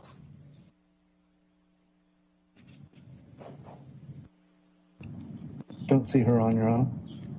Jessica? Hello, my name is Lorenzo. Jessica Rodriguez? Hello, this is Mary Moskal. Oh, hi, Mary. I'm so sorry we didn't hear you. Isn't this a wonderful experience? Trying to communicate over the phone. I want to thank you, the mayor, and the council members there for taking the time out to listen to us speak to you about our concerns within our given communities. I am my own self-speaker. I am not speaking for anyone else. I also want to point out that I can see that the board values order and positive control, assured control over and out of others. In other words, you appreciate order and control as shown by this call that I am making. In our communities, we also seek to have order and control. Now, I've heard a lot of statements about, statistics about this and that, and all of them have been negative. It's rather interesting when you remove the statistics and look at the actual actions that are happening throughout the United States, given the different cities that you see it happening in. The decrease in police does not decrease crime, it increases crime. And that's why we need police in our given communities. We need men and women that are trained and competent, that will treat and value each and every one of us, no matter what our skin color is. We're not less or more because we happen to be black, white, brown, red, or yellow. So I would just appreciate that you would seriously consider, by looking outside the Tucson community and looking at other cities that are being literally torn apart because there's no police to control them. And these organizations such as Antifa and the organization of Black Lives Matter are not interested in the care and the nurture of the blacks. If you look and hear the information in relationship to those blacks that speak out, they say that there is nothing good about BLM. It has nothing to do with caring for the black community. And that's most important. I value it and consider it most important. So I would really ask you to seriously look beyond Tucson, look at the defunding that's happening and the refusal of mayors and governors and allowing the destruction and destroying of communities, businesses that no longer exist because of the destruction that's done. It is through order and the caring within that order that brings about a positive and cohesive group of people within a given community.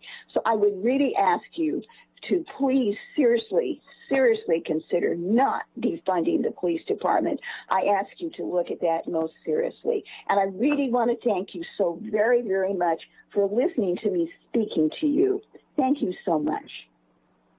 Thank you, Mary. Jessica Rodriguez.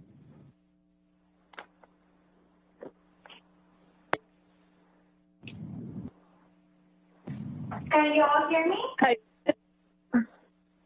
My name is Brianna and I got skipped. I'm sorry, can you hold please? The next speaker is Jessica Rodriguez. But Orion took my place when I was supposed to be speaking, so that's not quite fair to me either. We're going to move on to Jessica Rodriguez. So do I not have a chance to speak then? Is that what you're telling me, Mayor Romero? I don't know who you are. This is Brianna Grenier. The young man who he interrupted right when I was called. Ooh. Alrighty, we're going to go to Jessica Rodriguez and then you. I did call you some time ago and you were not on the line. Okay, thank you. I will wait.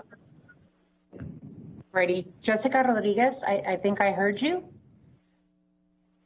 Okay. Buenas tardes, member of the council and mayor. My name is Jessica Rodriguez. Jessica, can you get closer to your speaker because we can hear you, but it's very echoey and far away. Can you hear me better now? That's much better. Thank you. Okay. Buenas tardes, members of the council and mayor. My name is Jessica Rodriguez. I'm here to speak on the city budget for the next fiscal year. It's time to fund our communities moving forward. The city council should be funding and investing for more housing assistance, mental health care, public transportation, and keeping utilities at affordable and low cost or not cost at all for Tucson residents, to just mention a few. The actions by officers of the TPD have led to the death of now public of two of our community members, Carlos Adrian Ingram Lopez and Damian Alvarado. If Tucson funded mental health units instead of police, Carlos Adrian and Damian will be here with us today without doubt. An independent and outside autopsy was performed on Carlos Adrian that differs from the report and cause of death report released by Tucson Police Department. This is concerning, knowing that it's not the only death under shift magnitude in CPD or in Richmond, California. If we want to find and give justice for Carlos Adrian, this council needs to vote no on the current budget that increases the funds of the Tucson Police Department. As a city and as a community, we should follow the platform put forward by Black Lives Matter Tucson, which looks out for all the communities that have been disfranchised, targeted, criminalized, and at times killed under these oppressive systems. Thank you for listening to me, and I yield my time to the next speaker. Thank you, Jessica. We can go back to Brianna Grenier. Thank you so much. I appreciate it. And that was also no diss on Orion. I think he had a really good, or they had a lot of good things to say. Good evening, Mayor and council members. My name is Brianna. I live in Ward 3. I'm an unpaid speaker. As a member of the Tucson community, I wish to speak on the matter of the city budget and how it pertains to the funding of TPD. The issue of police brutality hit close to home for me last November when a member of my family, who has a history of mental illness that is well documented with TPD, had his hip broken by a Tucson police officer. He was 66 years old, enduring a manic episode, and wasn't posing a threat to the officer when the officer utilized excessive force by slamming him to the ground, thus breaking his hip. Once on the ground, the officer continued acting inhumanely by digging his knees into the body of the 66-year-old man, and surgery was needed to right the broken hip. And yet, this outcome is considered fortunate because, at least, his life wasn't taken away. But how fortunate is it that he now deals with increased financial burdens as well as the physical pain that has since ensued? For every death at the hands of police, there are countless incidents that, while not fatal, induce immense physical, emotional, and financial traumas because of the actions of police. The 2018 Title 9 article titled "Tucson Police Becomes National Leader in Mental Health Crisis Training" stated that officers receive training in being able to identify and handle mental health situations. The Tucson Police Mental Health Team's website says they believe in a, quote, philosophical shift in the law enforcement response to behavioral health and substance use disorder incidents, end quote. Such trainings or philosophies touted by TPD and the mental health support team were not present when a 66-year-old man had his hips broken in November. Such was not the case for Carlos Adrian Igram Lopez. Such has not been the case in numerous instances of police brutality and violence, no matter how small the infraction was, whether or not a human being was experiencing a mental or substance use crisis. One speaker during a previous meeting said they didn't know a single person who was afraid of police. How lucky they all are to have such privilege. Tucson Police Department's budget must be greatly reduced and those monies reallocated to address the root causes of crime and violence, to address poverty, houselessness, and food scarcity, to fund behavioral health and better education, to actually take care of the Black, Latinx, and Indigenous communities that need help the most. On July 6th, The Atlantic published an article by Derica Purnell titled, How I Became a Police Abolitionist. In it, Purnell states, quote, police manage inequality by keeping the dispossessed from the owners, the Black from the white, the homeless from the housed, the beggars from the employed. Reforms make police polite managers of inequality. Abolition makes police and inequality obsolete. Enough is enough. Reforms are not enough. Police do not deter or prevent crime, and this institution needs to be defunded and abolished. Listen to the voices of the people who are hurting. Thank you. Thank you. Charo Gonzalez.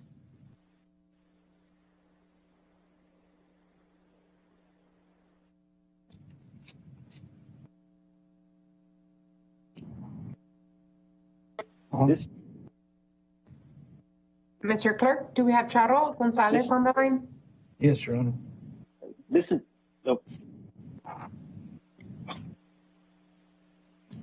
Mr. Gonzalez?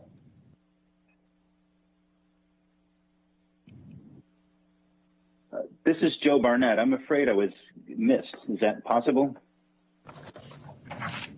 I don't have you on the list, but You don't have me in the list at all? I was emailed and I was there last 2 weeks ago. He's on oh, the list. this is the last week. This is the last week's list. I haven't called on you. I do have you on my list, but we have another speaker right now. So if you can hold, please. Charo Gonzalez, Mr. Gonzalez. Alrighty. Not on, Your Honor. Alrighty, Jess Celine.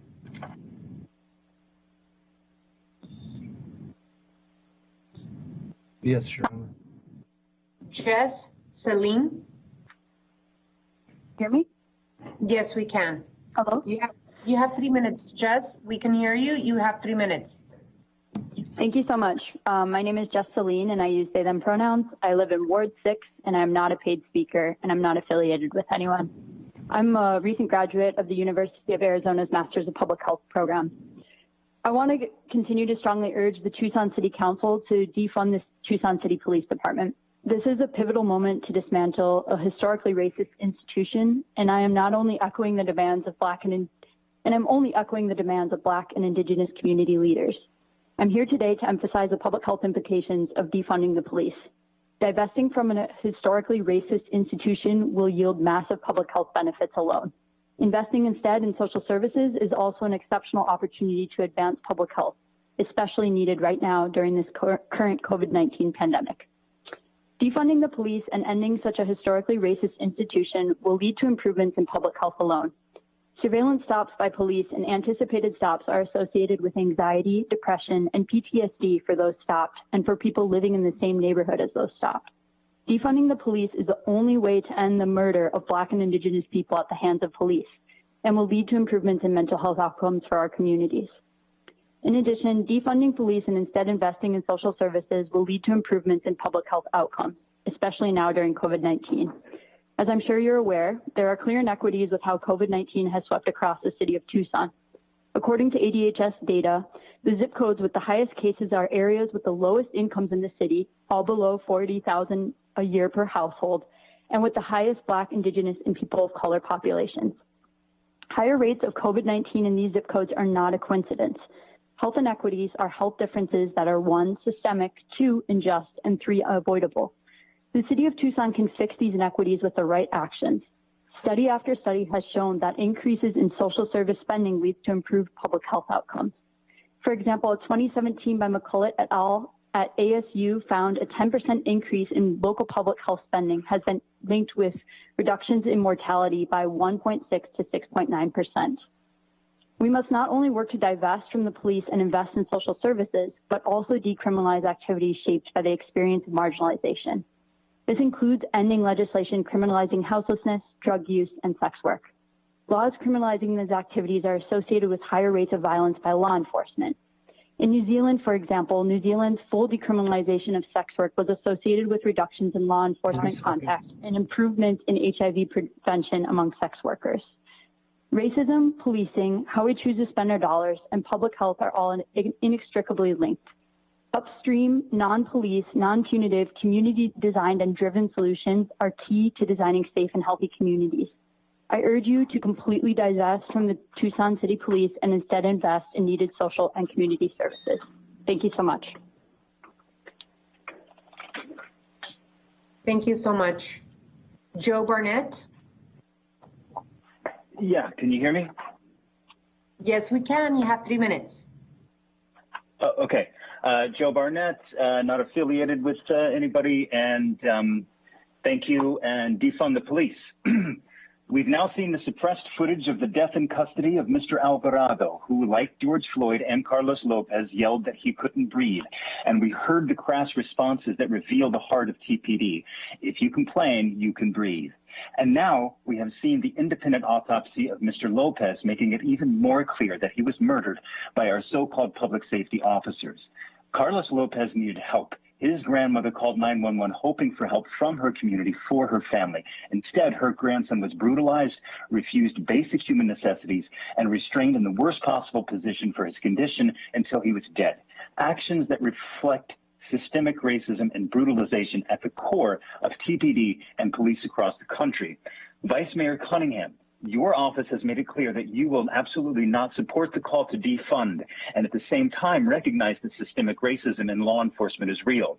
Your words are clearly performative. Your office states that our community will need to, quote, work together and have hard conversations. Vice Mayor, we have been doing just that right here on our streets. Where have you been? We see you, and we will be calling you out as we continue to chant and pound on the streets.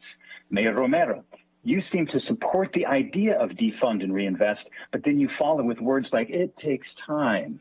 With these words, you seem to support an incrementalist approach that always leads us right back to the status quo. You say that you hope that those of us calling for police defunding in these public hearings are, quote, willing to roll up our sleeves and actually make effective change happen. Come see as we march on our streets and you will know our willpower. Most of us calling for defunding hope for a massive divestment of police funding. But sure, let's go a little slower if that's what it takes for progress. Axe the K-9 unit. Attack dogs are unethical for the animals and for those they attack. The drug sniffers give false positives over 65% of the time. Yet a signal from these animals is considered probable cause for a warrantless search. This branch of the police's animal abuse is dehumanizing to our citizens, an excuse to violate the rights of our citizens. It's easy. Vote against this budget, take the K-9 money, a small fraction of the proposed police budget, and reinvest it in the lives of Black, Latinx, Indigenous, and poverty-stricken communities that the K-9 units target most aggressively. Housing, transportation, and ultimately new departments of non-lethal specialists who 911 operators can contact when the call does not require tools of violence. Defund the police, and we will see you on the streets. Thank you. Thank you. Mo Sheldon? Mo Sheldon. Can you hear me? Yes, we can. My name is Mo Sheldon. I am a Ward 5 resident, unaffiliated, unpaid speaker. Thank you for allowing me to speak tonight. As a 40-year-plus Tucson resident, it is a sad day when the general public has to call in to their elected leadership and point out the obvious. The Tucson Police Department has been poorly treated by the mayor and council for years, that they are currently staffed by less officers than 20 years ago, the largest reason for high wait times currently. While the city grew, the department dwindling in size, the city was still protected by these officers, and they were rewarded how? With the following: fantastic leadership, furloughs, decreased benefits, increased costs for insurance, consistent cuts to staff, and a complete failure to fully fund their retirement system. In the most audacious move, you then try to sell to the citizens of Tucson that the retirement system is somehow the fault of the officers and not your choice to kick a $1 billion can down the road. The current narrative of reform is the easy answer. True leadership requires looking past the rhetoric and towards the facts. Every one of you knows that police officers want nothing but the best for their community. Not one of them is in this for the pay, especially here in Tucson, where officers are paid less than an average salary compared to the 111 neighboring departments. They are here. They continue to stay here despite the lack of support they've gotten from leadership over the years, especially recently. Why? Because they are honorable men and women whom, despite your lack of support, would defend each of you with their lives. Remember that the next time you think of releasing a less than factual statement to fit your narrative. Police officers like you, like all of us, are human. They are imperfect. So are you. So is every profession on the planet. I don't hear cries to defund doctors for misdiagnosis after a patient dies, or fire department defunding when they're forced to pay millions in lawsuits, or school district defunding when teachers are caught molesting students. Simply put, humans are imperfect. Even with the best of intentions, mistakes occur. To judge the entire profession on a statistically minimal number of mistakes is embarrassing. Shame on you for calling yourselves leaders if you don't have the courage to have honest conversations instead of adding to the rhetoric. It's easy to scream violence and shame. It requires courage to acknowledge mistakes and be willing to work past them.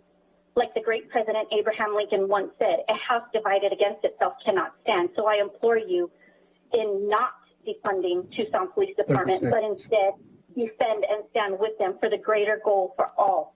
Like the Tucson slogan says, one city, one team. Like you say, Mayor Romero, somos uno que no. The Tucson Police Department has made it clear they are willing to work with anyone wanting to work with them, including those calling for defunding. The question is, are you? Thank you for your time. Thank you. Alegria Gray. Alegria Gray.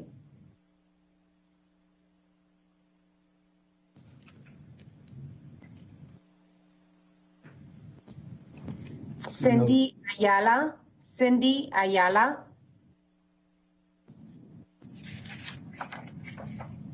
Cindy Ayala. Brady. You don't have her on the line? Don't see her, Your Honor.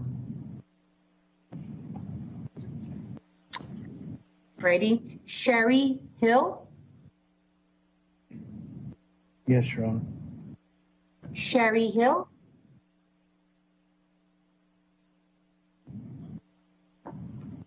If you're on the line, you have to press *6 to unmute yourself.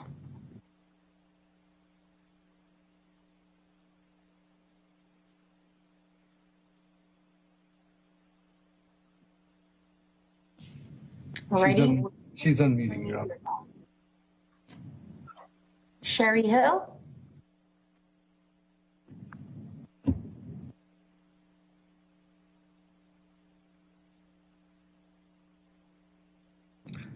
She remuted, Your Honor. Alrighty. Annabelle Guptill. Annabelle Guptill. Hello. Hello, who is this? Hello. Hi, who is this?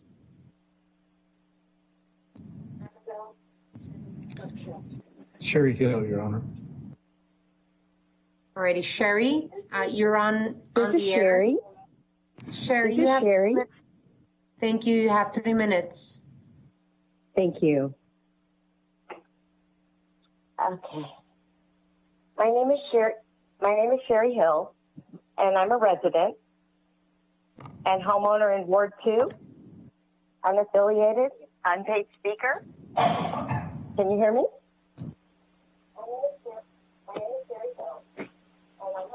Yes, we can, but we do hear feedback. Just in case you have a computer or anything else, make sure that you turn it off. I want to see reallocation of funding and reorganization of personnel within the Tucson Police Department with the specific intention of reducing police interaction in response to nonviolent crime. I do not want to abolish the police. I also don't want my tax dollars used to reward brutality, corruption, and murder. I want police to keep the peace. I don't want Dylan Roofs running around any more than anyone else. Police have been saddled for decades with what they describe as babysitting, social work, drug counseling. They have. It's time to lighten the load. There are success stories across the country of departments in Camden, Oakland, Detroit that have reallocated funding for dozens of police actions with the community that absolutely do not require armed police response with the community and which have resulted in the deaths of people innocent of any crime. Tucson already has in place some of the required infrastructure, such as traffic cameras and a 911 system that can be restructured so people can still call 911 regardless as to what the problem is, to be redirected to the appropriate response team. Armed police officers should not be pulling drivers over for routine traffic enforcement, such as expired registration, which cost the life of Johnny Williams in San Francisco, broken taillights, which cost the life of Sandra Bland in Texas, a roadside car breakdown, which ended the life of Maurice Gordon in New Jersey this past May, a cracked windshield, which led to the death of 20-year-old James Mincy in Los Angeles in '82. All of these young people were innocent when they got in their cars. Now they're dead. As far as white-collar crime, Eric Garner was selling loose cigarettes. George Floyd's arrest began with the assumption he had a counterfeit $20 bill from his job as a bouncer. Homeless and mentally ill citizens needing assistance have died unnecessarily.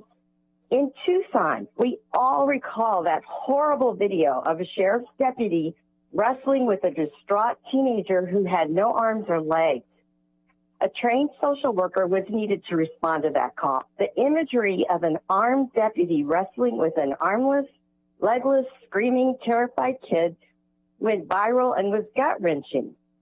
On drug overdoses, today we learned from a second autopsy that the manner in which TPD officers held a young man who was reported by his grandmother as behaving erratically and under the influence of a substance and who was suffering drug intoxication likely led to the death of Carlos Adrian Igran Lopez. 30 seconds. I so much wish the police hadn't been involved, and my guess is that his family, his grieving Nana, TPD, Mayor Romero, and the city feel that way too.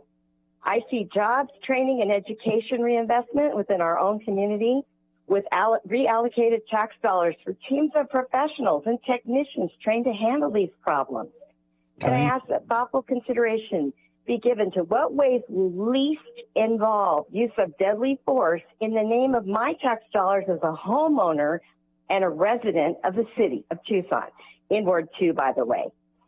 Finally, I would like to see Tucson and Pima County require police officers to carry liability insurance to protect taxpayers from paying for corrupt behavior, reduce pension funds commensurate with illegal interactions to encourage thoughtful, meaningful training and actions, and establish a database registry similar to the Rose Registry of Pennsylvania, announced today, that will track police officer complaints and terminations for misconduct, connect with other public databases to share information, and ban from TPD employment of new or transfer police officers with any history of misconduct. Thank you, all of you, for this opportunity to speak to the Tucson Mayor and Council. Thank you, ma'am. David Eppiheimer? David Eppiheimer?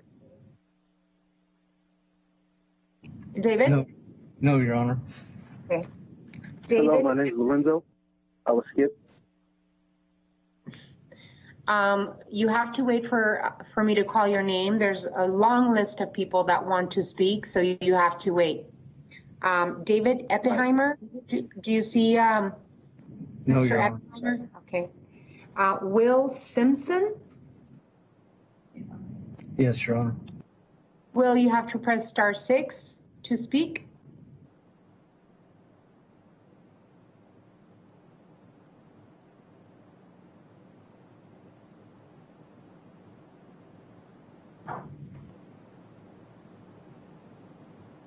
Will Simpson?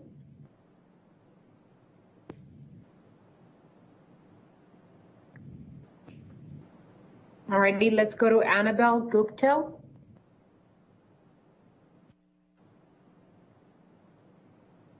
Annabelle Guptill? Hello? This is Will Simpson. I'm so sorry. You've got 3 minutes. Okay, thank you. Mayor Romero and members of the council.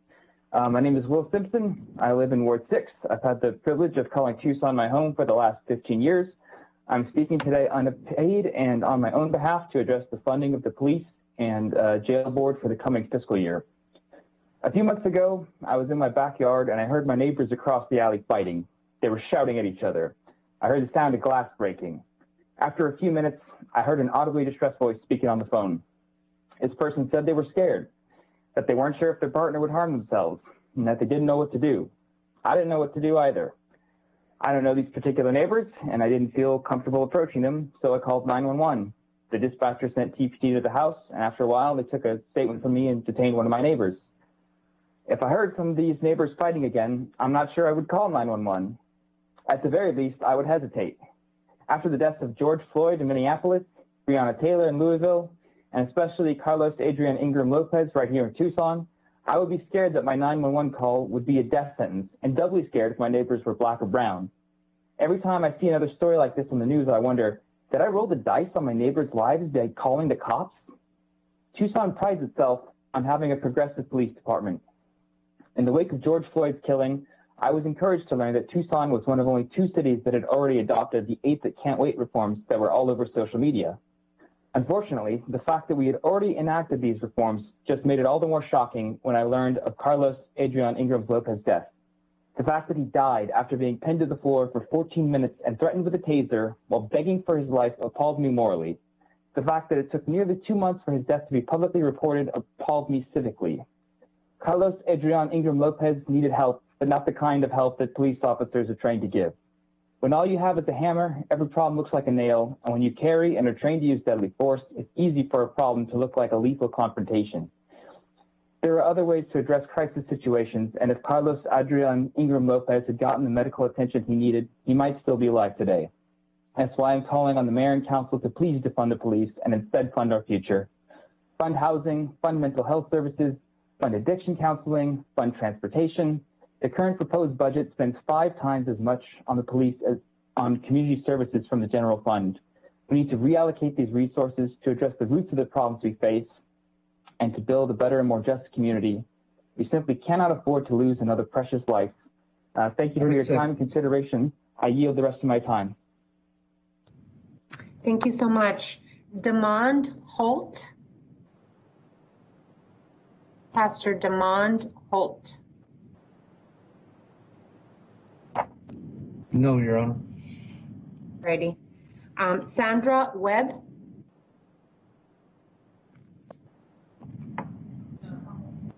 Yes, Your Honor.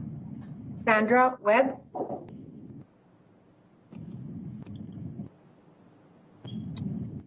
Yes.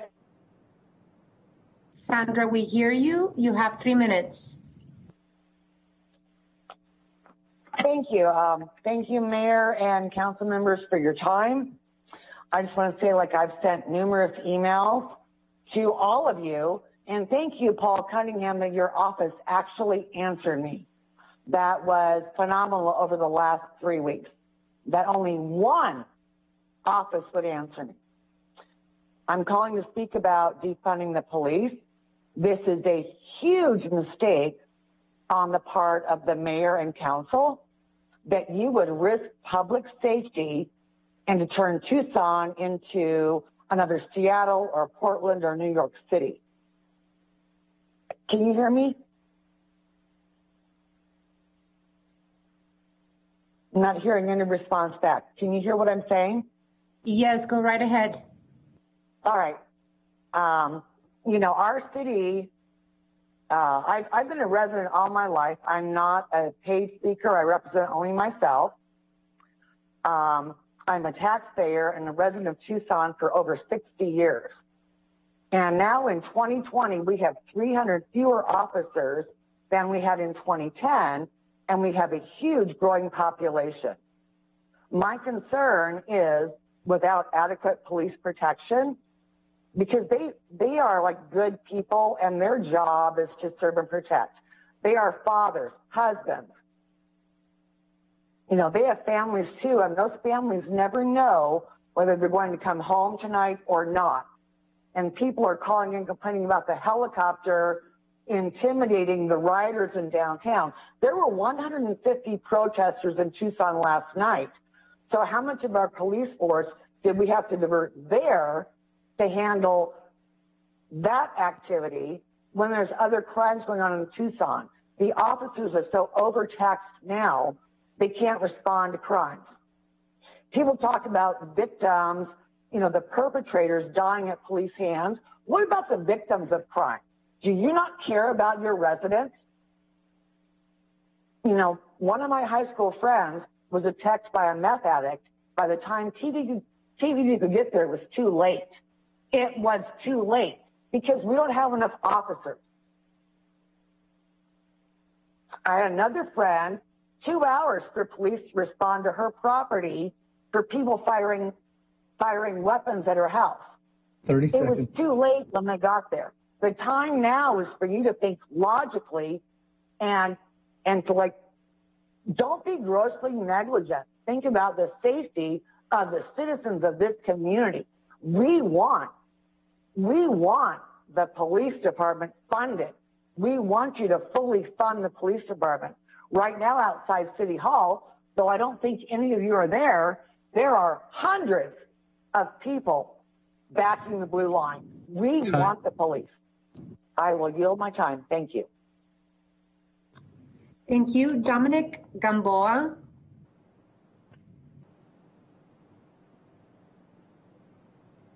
Do we have Dominic on the line, Mr. Clerk? I don't see him, Your Honor. Alrighty, Don Bruhard.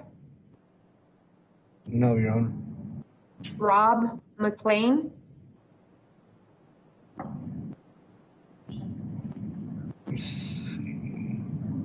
Yes, Your Honor. Rob McLean. Hi, this is Rob. Go ahead, Rob, you have 3 minutes. Hi, Mayor and Council. Thanks for taking comments. I'm a resident of Ward 5, and I'm affiliated with Tucson Surge, showing up for racial justice. But you heard our statement earlier, and so now I'm speaking for myself. You've already heard many good ideas and lucid statements, all of which most of which I've agreed with. Here are some questions for you. They say we need police to preserve public safety, like the previous caller. What is public safety exactly? Is it over-policing black and brown neighborhoods? Is it protecting white middle-class property at the expense of those who fuel the massive systems of state-sponsored violence that is the jail and prison system? Is it incarcerating black and brown people disproportionately for their demographic representation?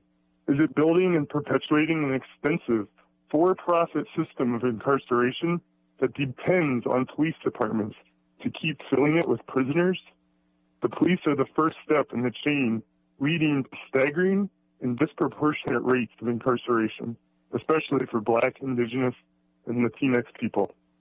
As another speaker said, death is the most visible result of police violence, but people are also subjected to sanitized and accepted brutality routinely in the name of so-called public safety. Are we, as citizens of a city, willing to accept that kind of action in our name? These are old problems. I'm almost 40 years old, and from the earliest time I can remember, I've been hearing about acts of police brutality. We've had decades of opportunity to reform, decades of people offering solutions and supposed reform. Abolition is not a new idea either. Black leaders and thinkers have worked for decades to offer alternatives to policing. You only need to listen to their voices and to the voices that are still calling today for abolition presently. I urge you to listen to leaders from Black Lives Matter Tucson and the Second Chance Community Bail Fund, to name just a few of the leaders in Tucson calling for real, meaningful change, not reform.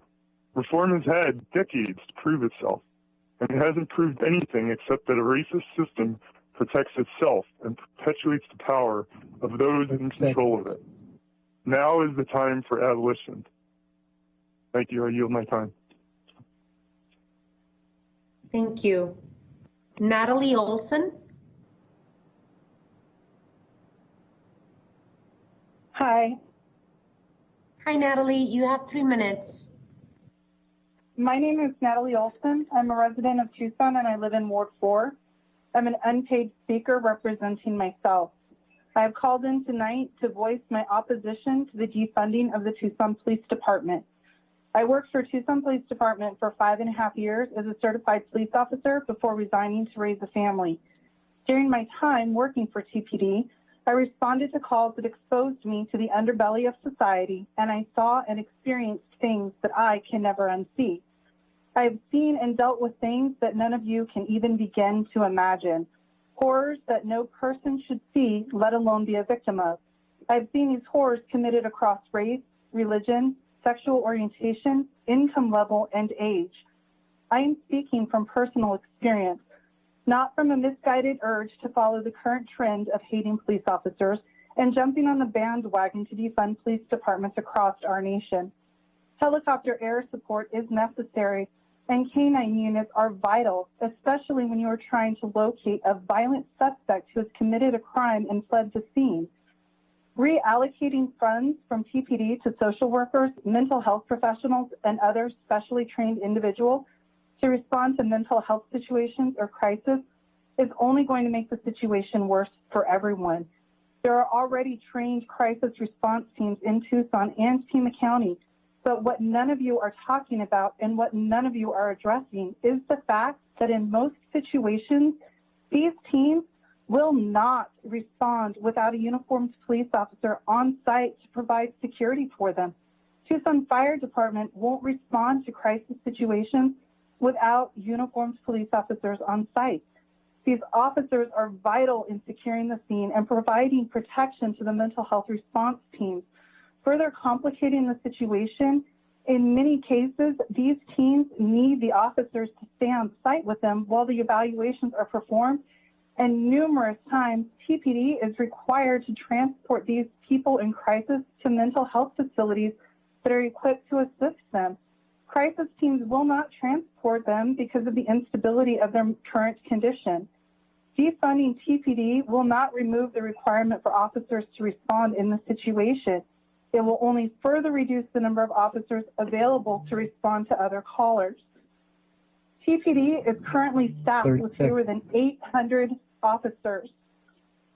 If you haven't already, I would encourage each of you, as well as those who support the defunding of TPD, to spend time riding along with an officer, not for one shift or a few hours, but for several shifts during different times of the day.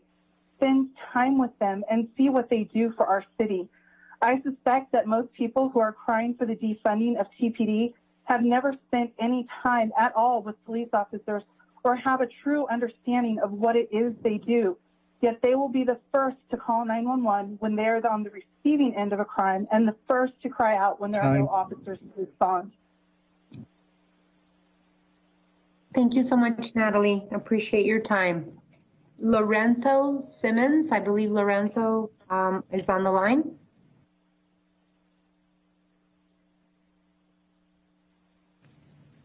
Hello, you guys hear me? Yes, we do. You have 3 minutes, Lorenzo. Okay, thank you. Hello to the City Council. Hello to Tucson. I'm living in the 5th Ward right now, but I'm representing people from the 1st Ward and the 3rd Ward. I'm an unpaid speaker, and I'm calling to defund the police.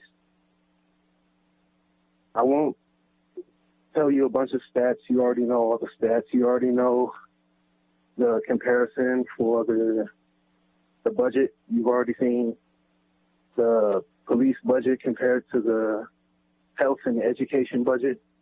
So I'm not going to go through that again. But just to remind you, there's a couple 100,000 constituents waiting for this decision. And there's protesters, not just here in Tucson, not just in Arizona, not just in the United States, but all over the world. There's protesters halfway around the world waiting for somebody to lead. And people want to know, if you vote against defunding and restructuring justice, how exactly your vision of the justice system will treat us in the future. How's it going to treat us if you don't listen to the change that these people are talking about? People are telling you how to fix the issues, almost as if they're helping you write policy. You couldn't get more of a crutch, a training wheel, than all these citizens calling and expressing to you what the city actually needs. And another question is, do you want to be seen as the first leaders to act for real change, real pro-people, anti-racist systemic change in the U.S.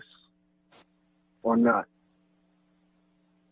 All the people waiting for your vote, if you vote not to defund, they deserve an answer. They deserve an explanation. Defund the police. Thank you. I yield my time. Thank you so much. T. Loving.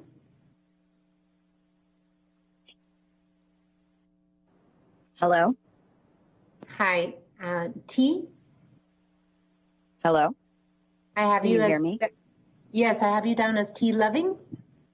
Yes, that is my name. Thank Alrighty. you. Thank you. You have 3 minutes. Thank you. Good evening, Mayor and Council. My name is T. Loving. I am an unpaid speaker, unaffiliated. I am Black, Indigenous, queer, and a non-binary resident in Ward 1 and am deeply engaged in my communities.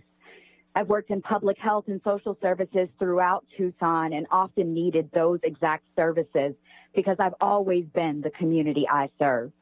I say this because sometimes your listening faces look like you think those of us calling to support defunding the police are wildly grabbing at straws, jumping on a bandwagon. But this moment wasn't started with the murder of George Floyd. If you think that is the truth, you're missing the point and thus part of the problem. George Floyd's murder just stoked a flame that had already been burning here. Community has consistently been coming to and creating their own tables to find ways to address and support each other and rage against the problematic nature of this place, Tucson. Tucson often thinks it and its systems are devoid of racism, transphobia, violence, etc., because it has claimed the term progressive. The thing about progressive is it only holds meaning in comparison. You can be more progressive, be doing better than another place, and still not doing good or adequately supporting those you claim to serve. Many opposed to defunding the police ask, what will we do in their absence? Because violence and fear perpetuated by systems of power are so embedded in society, many have come to think it is normal and immediately look for justification instead of justice, when within 1 month, TPD is known to have killed Damian Alvarado and Carlos Adrian Ingram Lopez, 2 Latinx males with similar dispositions in strikingly similar ways. 6 officers at one scene and at least 3 at the other. If these officers had been trained to do all of the right things, yet 100% of them did not, Something is, as many of us know and continue to point out, irrevocably broken by design. Statistics repeatedly shared from education to illness to incarceration and police violence and killing consistently show a disproportionate burden among our Black, Indigenous, and Latinx populations. And this is the output, not the underbelly, of the system design. Those in opposition ask, what about response times? Our community is begging you to give us what we need to address the root causes so this becomes moot. I am asking for you to defund TPD and reallocate those funds into needed services and systems. This will simultaneously reduce over-policing, which leads to over-incarceration and victimization of our most vulnerable populations. This can begin here, now, and today. By defunding TPD and reallocating those funds, you can provide real and immediate direct support through programs and organizations already in existence. Your community is full of experts within these populations, which is key. From community members with lived experience, if you care, you'll start listening. If you care, you'll defund TPD and fund essential services. We're begging for your action, not just so we can live to survive, so we as individuals, communities, and a city have an opportunity to thrive. Thank you for your time. Thank you. Brennan Clary. My name is Shekinah Weekly, and I've been waiting to speak since last meeting, and I've been on hold for 2 meetings. All righty, I do see your name. Told I could be moved to the front. I do see your name, so go right ahead. Go right ahead, Shekinah Weekly. Okay, thank you. First, I want to say my name is Shekinah, and I live in Ward 5. Paul, I want to say I sure as hell didn't vote for you, and I think it's disgusting. Let me be specific. Paul Cunningham, I think it's really disgusting that you go directly against what the folks that elected you say, and you're completely ignoring the community in Ward 2. You need to listen to the people that elected you and not just ignore their claims. And Paul, I'm glad that you are awake this week. That is good to see. I live in Ward 5. Excuse me, but there is no need to be disrespectful. I'm not being disrespectful. They are being disrespectful. No, it is disappointing that this is being discussed after all the harm and harassment and the murder after Carlos Adrian Ingram Lopez. I'm hurt, but not disappointed that y'all didn't act. I'm hurt, but not surprised that y'all didn't act. I stand in solidarity with Black Lives Matter Tucson, and we need to defund the police, and their budget is gluttonous and unnecessary. This obnoxious budget aids to the direct harm of Black communities, Indigenous communities, POC communities, houseless communities, and the list goes on. I'm a taxpayer, and I don't want my money funding a bunch of bullies and abusers. Police do not prevent crime or keep people safe. They police crime, and they protect property. Now, it's very clear that y'all care more about property than people, and that's why you're going against defund. Innocent people should not have to suffer and die because y'all have yet to learn how to be human. Let's not give into the illusion of safety and pour funds directly back into our community. The Black community is disproportionately affected by law enforcement, and TPD is no exception. This is only right that TPD and the city pours its funds back directly into the Black community. Some things that we can fund, after-school programming for Black youth, food assistance, housing assistance, creating spaces that are for and by Black folks, agricultural grants for Black farmers and land workers, mental illness, mental health crisis teams, domestic violence crisis teams, houseless community centers, grants for Black businesses. Like, I can go on. And this money needs to be pulled directly from TPD's budget. Defund law enforcement and fund Black futures. This is what Black Lives Matter looks like. Not a sign, not a mural. Move with action. Fund Black futures. I see the rest of my time.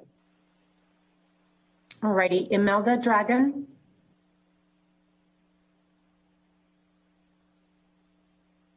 Mr. Clerk, is Ms. Dragon there? Imelda Dragon? Don't see her, Your Honor. Alrighty. Joe Sillins?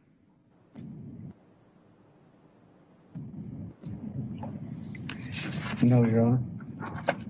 Brennan Clary. No, Your Honor. Mark Brown. Yes. All right, Mark Brown, you have 3 minutes.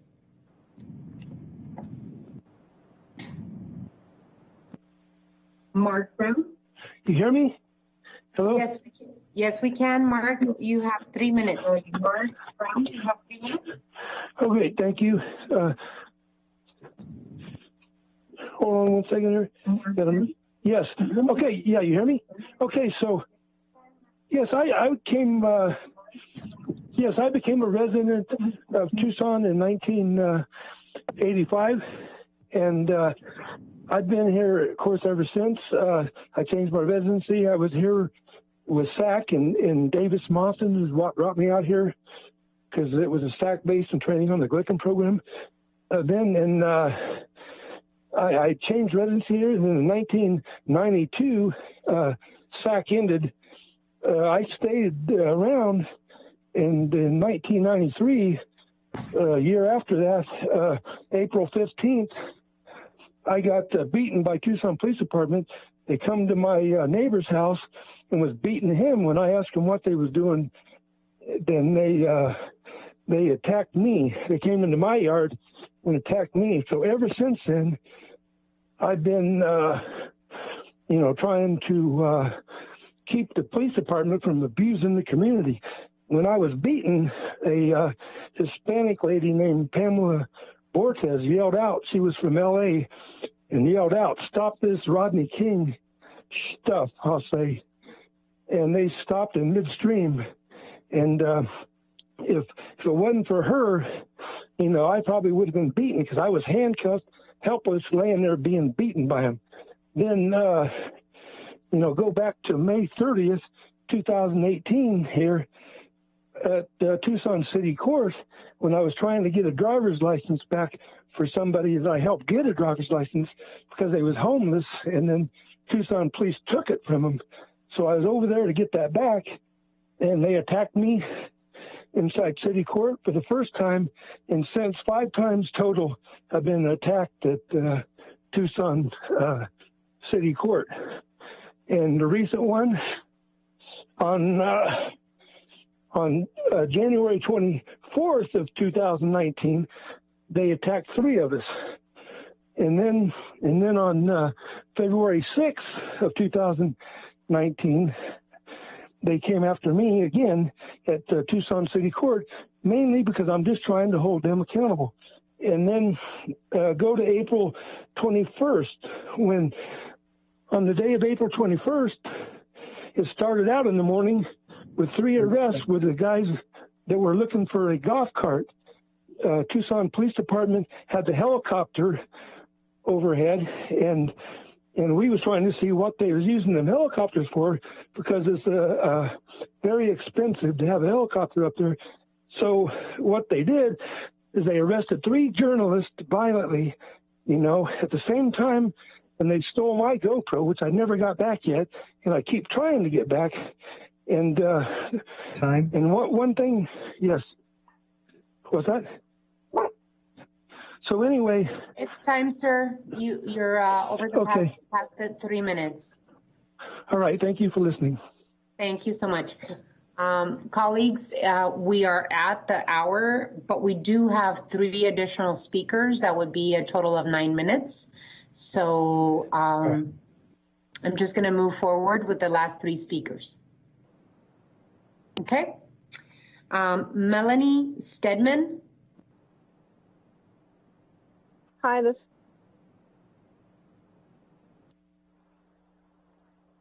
I think I heard Melanie. Hi, yeah, this is Melanie. Can you hear me? Yes, you have 3 minutes. Thank you, Melanie.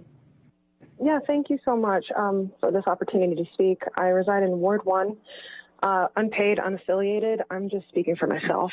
And I just want to say, I would just want to amplify a lot of what's been said 2 weeks ago and especially today, because it gives me hope in a lot of ways. And I'm just trying to figure out what I want to say because a lot of it's been said already. But, 2 weeks ago, also, the very next morning after our last budgetary meeting, that's when we found out that Damian Alvarado was also another Tucsonan here in our city that was killed by TPD. And we, as a community, found out months later, just like Carlos Ingram Lopez. And I just want to bring that up again because these things are not isolated incidences. It's part of the pattern, part of the system. That is police violence that's being upheld by this bloated budget. That's why we're all here to say this. And it's exhausting to keep hearing that we need to be convinced that TPD not only needs these funds, they need more funds. When really, I would like to know if they need so many more resources and so many officers, how is it that TPD is so well funded actually that it decided to waste its resources by patrolling the community vigil that was held for Carlos Ingram Lopez? So if we carry through with business as usual police funding, I want an explanation as to why. I want Tucson to have this explanation as to why they want to justify giving excessive funds to an institution that can't even let their community mourn these deaths in peace, that continue to abuse the power that they have, and to make a decision, even as if it wasn't enough that they took Carlos and Damian from us and their families, that they made a decision to re-traumatize their family, Carlos's family and friends and neighbors, by showing up to a peaceful community vigil. We're all not here because Black Lives Matter and defunding the police is some sort of empty trend. We quite literally are just begging that you meet the momentum of this moment, this movement, really, because it's here to stay. And to stop funding an institution that inflicts this kind of pain and suffering on our city, compounded by the global pandemic that we're all living through. 30 seconds. We're all going to be impacted by this pandemic in one way or another. And we don't need these police deaths to pile on, especially those who are affected by it the most, the Black, the Latinx, the indigenous communities, not to mention the queer and trans communities, the disabled community, the undocumented. So I just want to urge you to, again, not only listen to what's being said here by our community members and the lifelong activists and leaders and all of us that support them here, but I just want to say, just to directly invest in our vision for Tucson and not the police. Thank you very much. Thank you. Becca Fielk, I believe it is Fielk. Do we have her on the line, Mr. Clerk? Yes, Your Honor. All righty, Becca?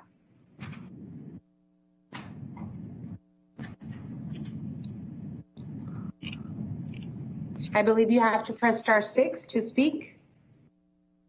It appears that she left, Your Honor.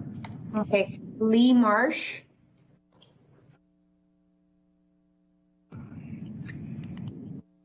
Yes, Your Honor. Sorry, can you hear me all right? This is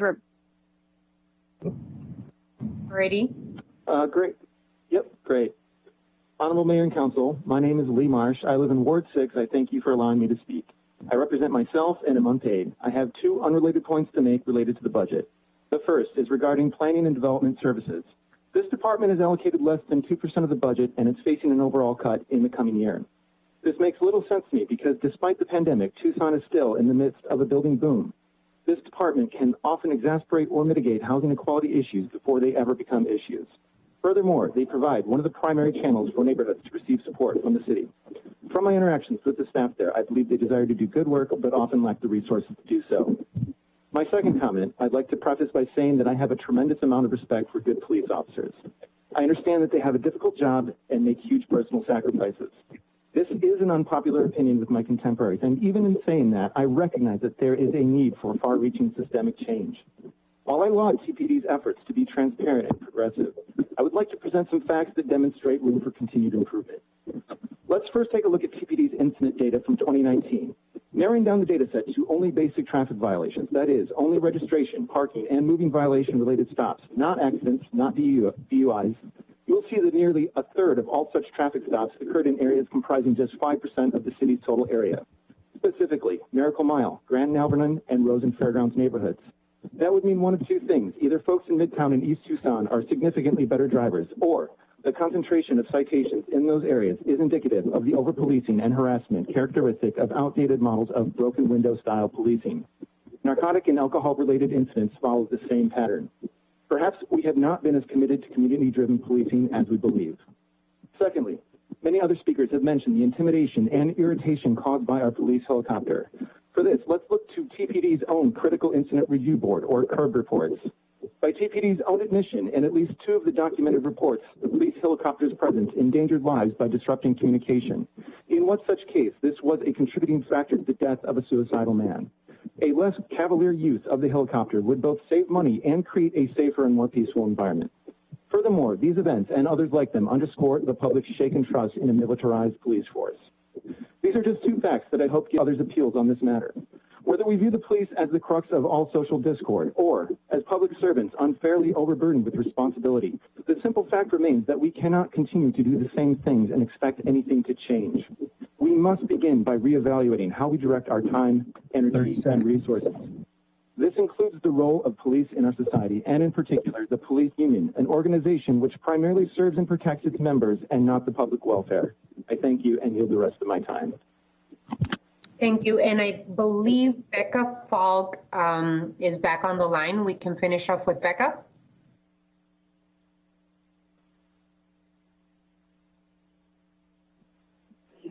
Hi, this is Becca Falk. Hi, Becca. You have 3 minutes. Thank you, Honorable Mayor and Council Member. Honorable Mayor and Council Members, my name is Becca.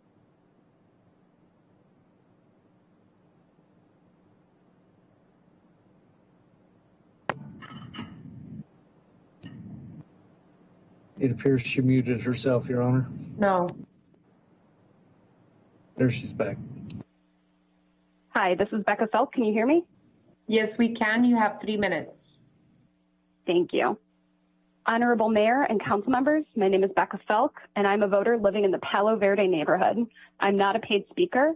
I speak as a private citizen to support the asks of Black Lives Matter Tucson in defunding the Tucson Police Department. For too long, police have instigated violence both nationwide and here in Tucson, such as the tackling of an 86-year-old peaceful protester at an immigration rally in 2017, or at the violent restraint of 15-year-old Emmanuel Oloa in 2019. It has also been deadly, as seen with Carlos Adrian Ingram Lopez and Damian Alvarado, both incidents where mental health and substance abuse professionals should have been available. But instead, we have historically chosen to invest in the violent escalation tactics of police. If you keep the $2 million budget increase to the Tucson police, you're choosing to make Tucson and its leadership complicit to white supremacy and the oppression of people of color. Allocating more funds for, quote, police reforms, such as body cameras or community policing efforts, is counterproductive. These reforms have actually been shown to create more harm because it creates a false sense of security when the institution of policing itself is problematic. We cannot better a broken, biased institution. We must remove police and start anew. I speak this as the stepdaughter of a 23-year veteran of the police force who expressed disgust at the increased militarization and violence of the police that has been occurring since the 1990s. I grew up understanding the police would protect me and keep me safe, but I grew up this way because I am white and I lived in the suburbs. I understand that the system of police was designed to protect me, but not Black, Latinx, Indigenous people.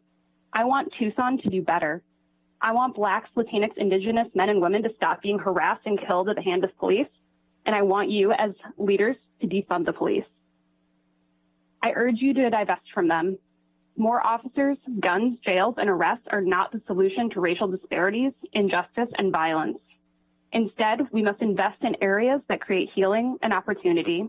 You should allocate more funds to public health, transportation, substance abuse, housing, and trauma counseling that center Blacks, Latinx, Indigenous Tucsonans. That is what true public safety is. Thank you for your consideration. I yield the rest of my time. Thank you so much. I appreciate your time. And that was the last person that I had people, on my may I list. please speak? Hello? I didn't have you on my list, so can I have a motion? Who is it?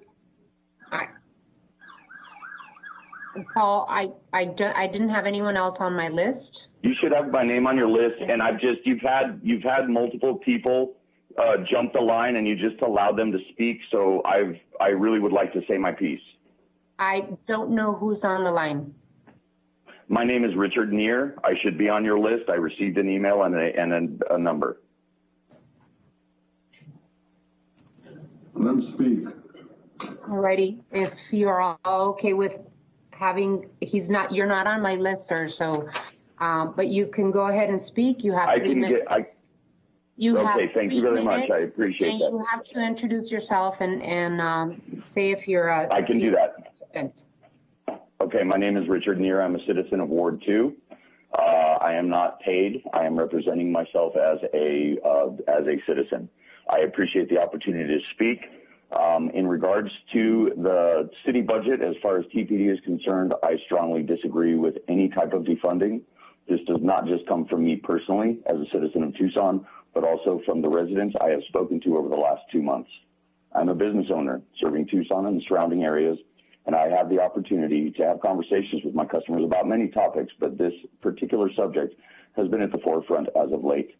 Now, keep in mind that my clientele encompasses all walks of life as homeowners, renters, realtors, property managers, as well as investors. Not one of your constituents that I have spoken to in any area of the city agrees with defunding the police department. The consensus is quite the opposite. We all agree that to better our law enforcement, we must invest in them, invest our money, invest our time. We need comprehensive routine training, regardless of position, tenure, or rank for that matter. We need supervising personnel that can ensure that the training is utilized and to safeguard the policies that make TPD stand above other agencies.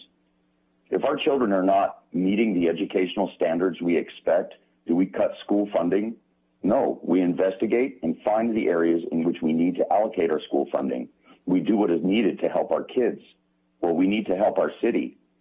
And taking funds away from the very people who are willing to risk their own lives to protect ours is not an acceptable solution. I would encourage you to speak with the law-abiding citizens who live in high-crime areas, whether they would like less police presence. The answer would be an overwhelming no. And going back to the people who invest in our community, I love Tucson, and I want us to grow, and I want us to thrive. Reduction in law enforcement will not accomplish this. People who have money to invest in real estate, for instance, can go anywhere to invest, but many, many people choose Tucson. If Tucson is seen as a high-crime city where police are all but powerless, not only will we lose investors from out of state, but we will lose people who are already living here. I'm going to finish this with a comment on the repeal of Ordinance 11746. I do realize it's a done deal, but I implore you to reconsider. Nobody deserves what these repulsive profiteers are doing. I don't think that any of you on the council, who are no different than the rest of us, would be able to properly perform your duties while being filmed along with disgusting obscenities, are being screamed at you.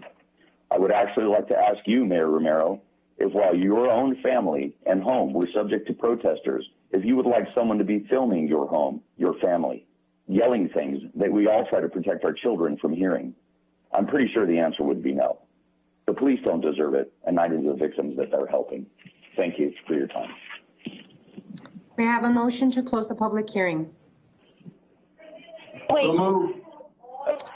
So there is a motion. I held last week for 2.5 hours, and There is a motion. Second. Do I hear a second? Okay, there's a motion and a second. All those in favor signify by saying aye. last week.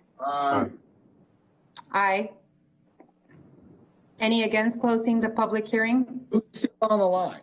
Why are there still people on the line? And why are they people that? And why are they people that were on hold last week? We received a list, Vice Mayor. I read out all of the lists that we had, and I don't know who else is on the line. So, Mr. Clerk, I have no idea what's going on. So we've gone through everybody that was on the list this week that was here. Yep. So There's a motion and there is a second. All those in favor of closing the public hearing signify by saying aye. Aye. Aye. Aye. Any opposed? Motion carries. Alrighty. At this time, we will recess the regular meeting and convene a special meeting for the purpose of the budget adoption. Mr. Clerk.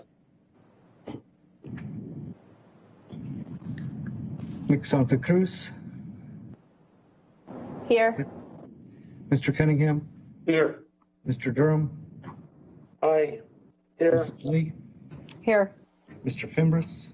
Here. Mr. Kozaczek. Here. Mayor Romero. Here. Alrighty. Item 2.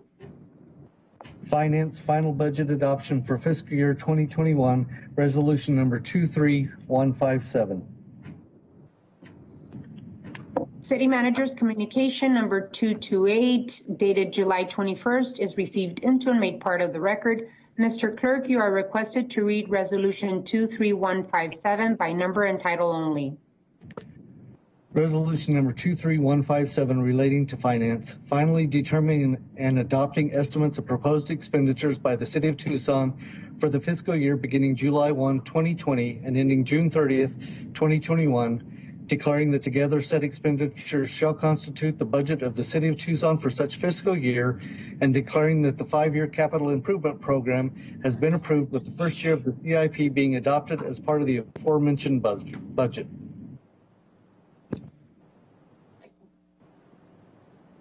What is the council's pleasure?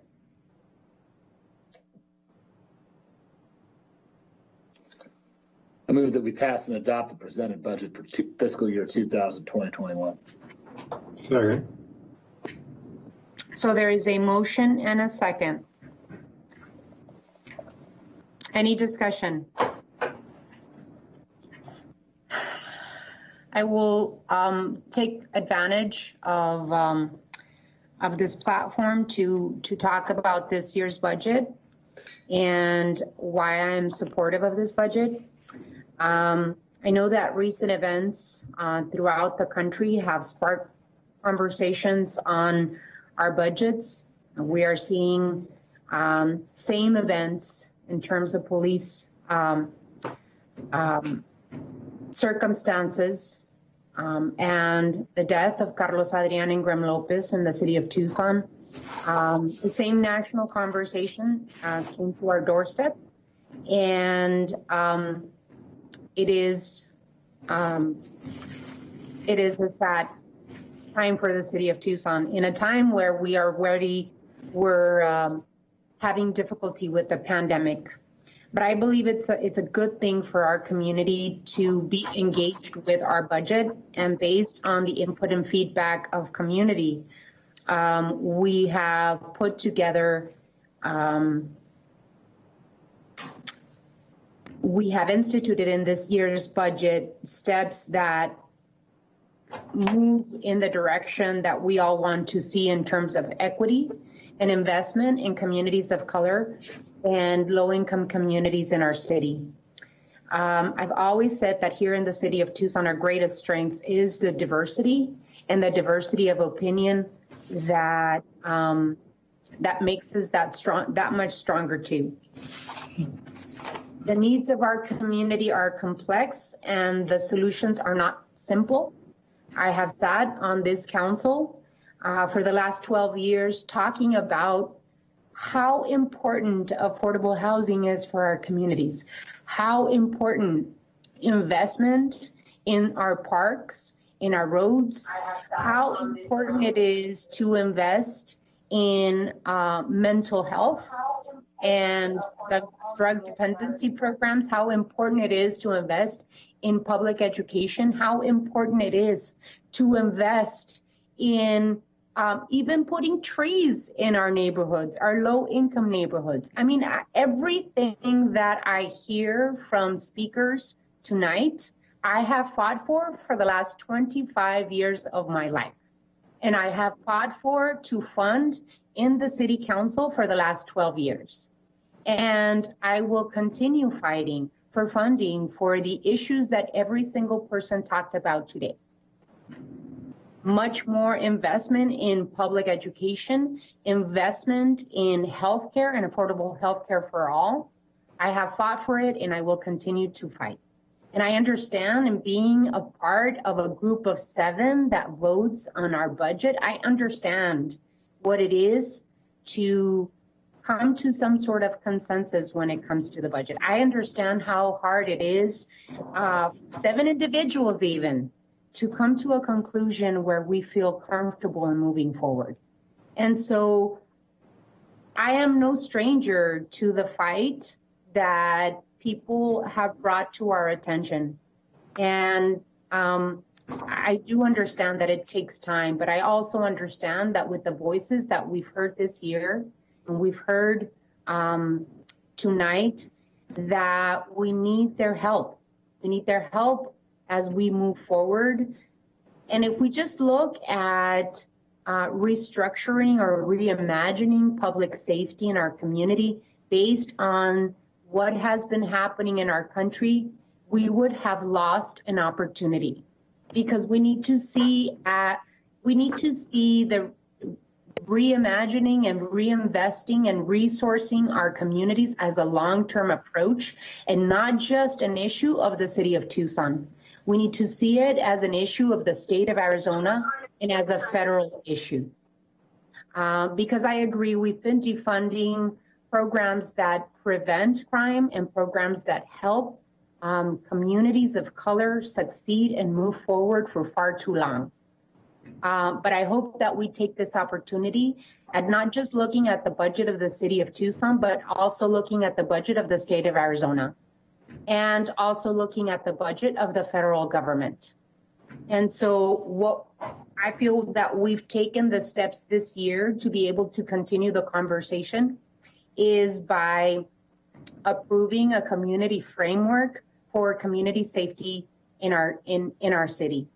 We've also taken the steps to fund an equity needs assessment to address inequities in city government and how we fund our budgets.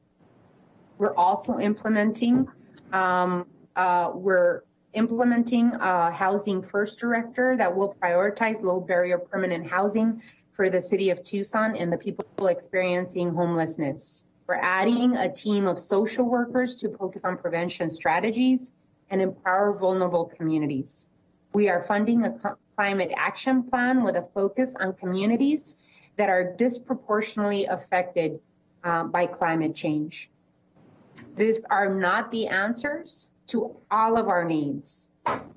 We also have investment in public health, in mental health, and in crisis intervention and drug dependency that we're funding in this year's budget.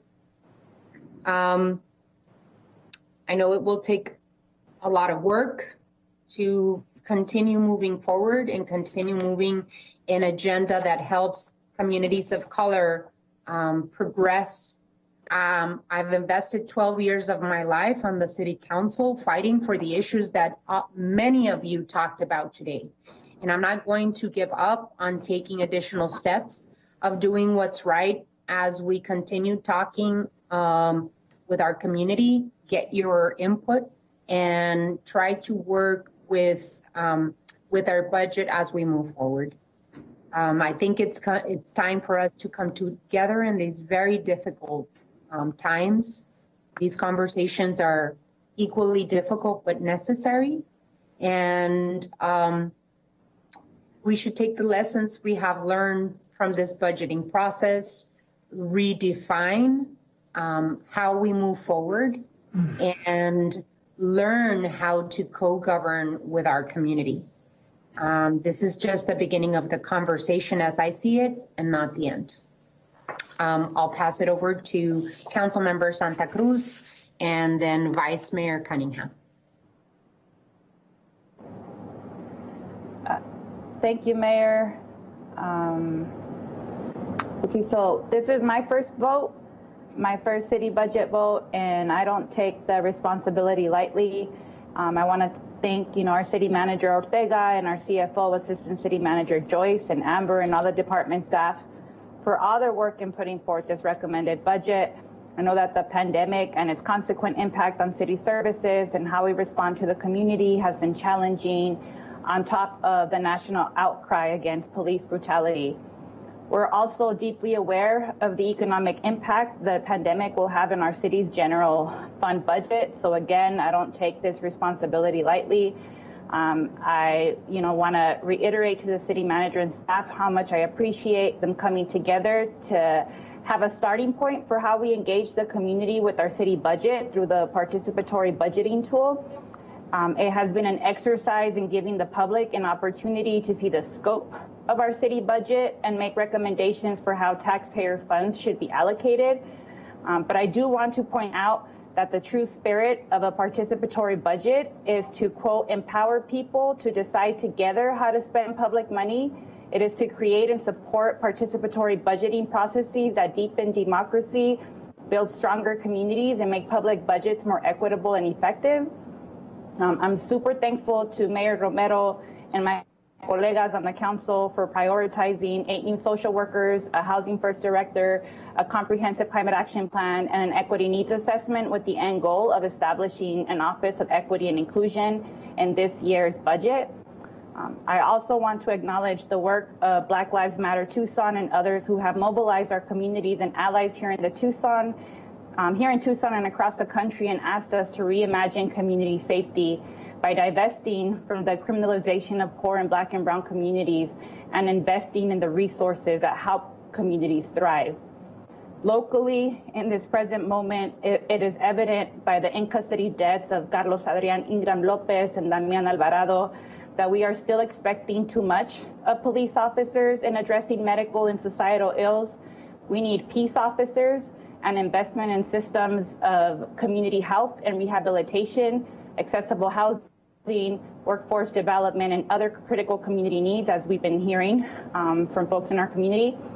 I voted in favor of the tentative budget, but I am not comfortable voting on the final adopted budget. The recommended final adoption of the fiscal year 2021 as presented does not take into account the input that we have received from the public, who is demanding that we reduce the scale of policing and we invest in community identified solutions for public safety and prosperity.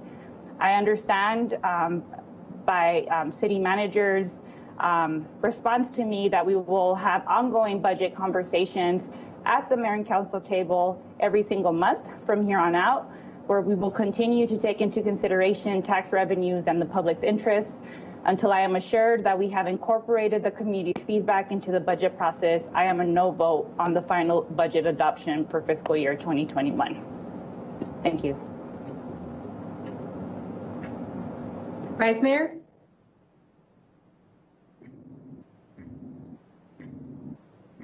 So there's a few things that I think we should talk about that, we're probably going to be looking at over the next 5 years. And some of them will happen sooner, some will happen later. I think, again, we had suggestions tonight. Was one of the things that was specific that I appreciated was someone brought up about the canine unit. Someone else brought up about the air support unit, and taking a look at those and seeing whether or not different options are available. But we still have to function. And so that's why, we in the back channels, we kind of talked about some proposals of what can we do now? What can we do now? And we didn't have a lot of the research that we wanted.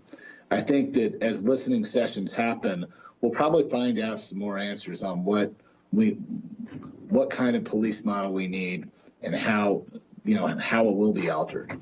I also do agree. There's so many things to say.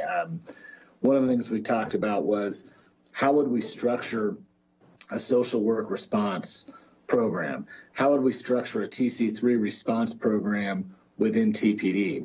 And then how would we structure like initial TPD response, but then they can lead the scene and have social workers response? And so we're trying to find different ways to structure those things. But again, the other side of that discussion was with the 300 and some thousand calls and how many officers we have deployed on patrol, what kind of response can we get, and what kind of wait times stack up and don't stack up. I think these are the conversations that are going to be had. These are the hard conversations that I'm talking about. And those conversations will probably yield some fruit on how we look at how we do community policing. But again, we can't. It's a marathon, not a sprint, and you can't just change on a dime when there are so many systems in place right now that we've actually worked pretty hard to implement. The discussion basically started post George Floyd. George Floyd happens on May 27th, and in almost every other years we would have adopted the budget already. So I look forward to the discussion and how it materializes over the next year. But I think this budget is about as responsible that we can have, because we don't even know what's going to happen with the pandemic. We don't even know how much money we're actually going to have, whether or not we're going to have to make cuts and furloughs next year anyway. What if the pandemic lasts? What if there's not another federal CARES Act? There's so much uncertainty here, and I want to make sure that our city's operating and that we're delivering our services, roads, parks, police and fire, water. I mean, we have to make sure those core services are delivered and delivered properly. And you can't do that without an honest financial plan. I see Councilmember Durant's hand is up. Yes, I don't believe we can cut TPD's budget until we build up alternatives. I want to work this year to build those alternatives.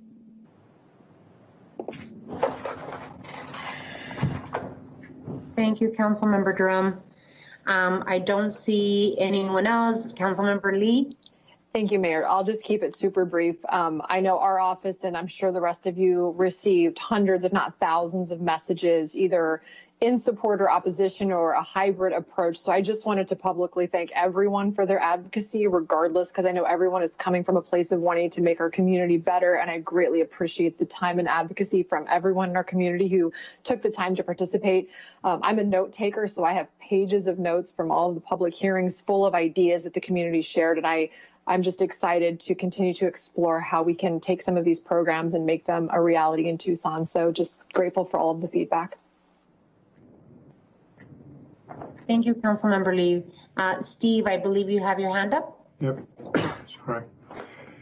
Yeah, so I agree. First of all, Mayor, I appreciate your comments at the beginning of this, highlighting the 26 new FTEs, and Lane, you were a big part of the leadership in getting us across that finish line, plus 2 contract workers. To the Vice Mayor's comments, this conversation actually started in 2017 when we went to the voters and we said this mayor and council felt that funding of public safety was so important that we want you, the voters, to self-assess a tax, $150 million 5-year tax for public safety. And 60-40, they said yes. One of the line items in that was, in fact, the air support unit. For us to have a conversation now, midway through that funding stream, about eliminating the funding for that, when the voters said it was a critical piece of the TPD's infrastructure that they wanted to preserve, we take that funding away now and they'll never trust us again. So the conversations have been going on. They will continue to go on. They've gone on throughout this kind of tortured budget process, and we're all meeting virtually. And I agree. I appreciate the city manager's and his staff's handling of this as we've gone through it. But this community spoke pretty loudly, saying we will tax ourselves to fund this core service. And for us at this point to say, great, we'll take your $150 million with the left hand, and with the right hand we'll pull some money out of TPD, would be simply the wrong thing to do. Conversations need to continue. They will continue. We've got these new 28 FTEs in the budget. That is a good foundation for moving forward. And what you're talking about is the community safety pilot program, Steve.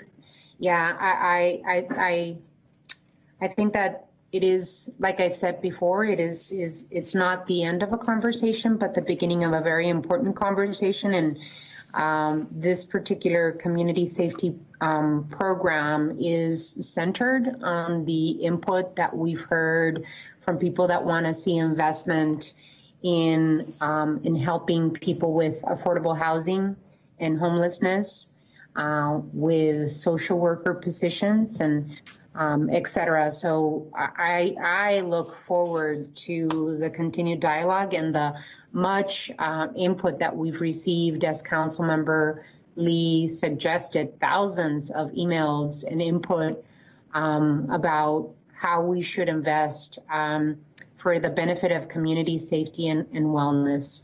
I see Councilmember Fimbres' hand up. Councilmember Fimbres. Thank you, Madam Mayor. You know, I've been on this council since '09, and we were in the middle of the Great Recession, was better, almost as bad as the Great Depression, and we've all departments have been really hurt. And in 2016, TPD cut their budget by $7 million, and they had a force of 11,000 officers, and now they're down to 830. So we've gone through this exercise, and we need to go through it. And I think the community safety plan is another way to build and strengthen our communities and working together, improving the quality of life for all our citizens. And yes, we've had some hiccups, but we got to keep moving forward.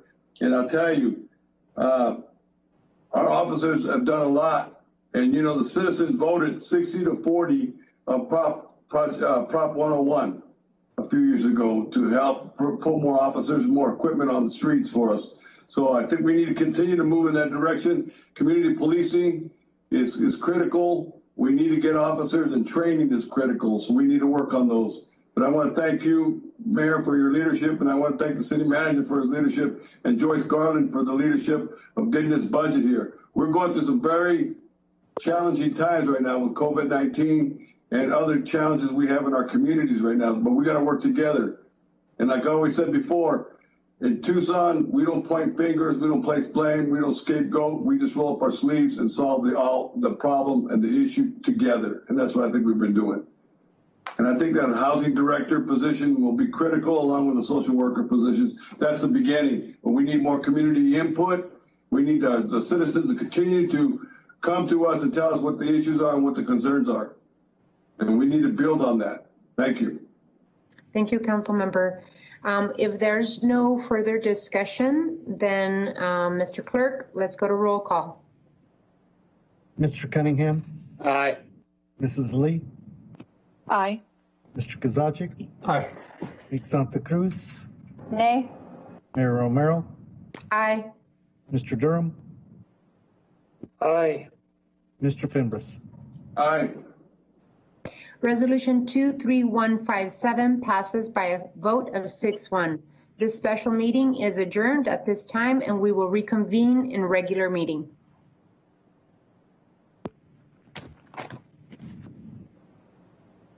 Item 10. At this time, we will reconvene the regular meeting. Roll call, Mr. Clerk. Ms. Santa Cruz? Here. Mr. Cunningham? No. He said here. Mr. Durham? Here. Mrs. Lee? Still here. Mr. Fimbres? Here. Mr. Kozaczek? Here. Mayor Romero? Here.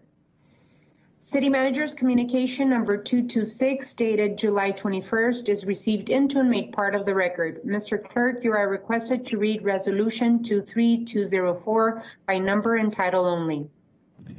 Resolution number 23204 relating to outside agency activities, authorizing and approving the financial participation agreements between the City of Tucson and various outside agencies, Pima Association of Governments, Tucson Clean and Beautiful, and the Arts Foundation for Tucson and Southern Arizona, and an intergovernmental agreement between the City of Tucson and Pima County for the Victim Services Program for fiscal year 2020 and 2021 and declaring an emergency. What is the council's pleasure? Mayor, I have a comment just as a kind of a point of clarification on one of them. For Mr. Rankin. On the financial, on section 3 of the resolution for the FPA for the Arts Foundation. Shouldn't it read up to 553,000 instead, because a portion of that is dependent on our bed tax hitting a certain level? Mayor, Councilmember Kozaczek, just give me a minute to get to that section. Okay.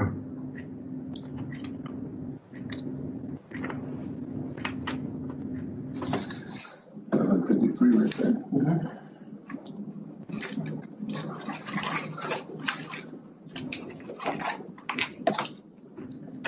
People look at it.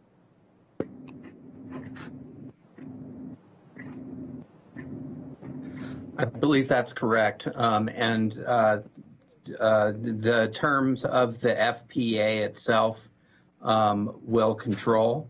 But I believe you're right, because the total amount is dependent on a formula. So yes, we can make that correction. I have a question, Madam. Yeah, Councilmember Fimbres.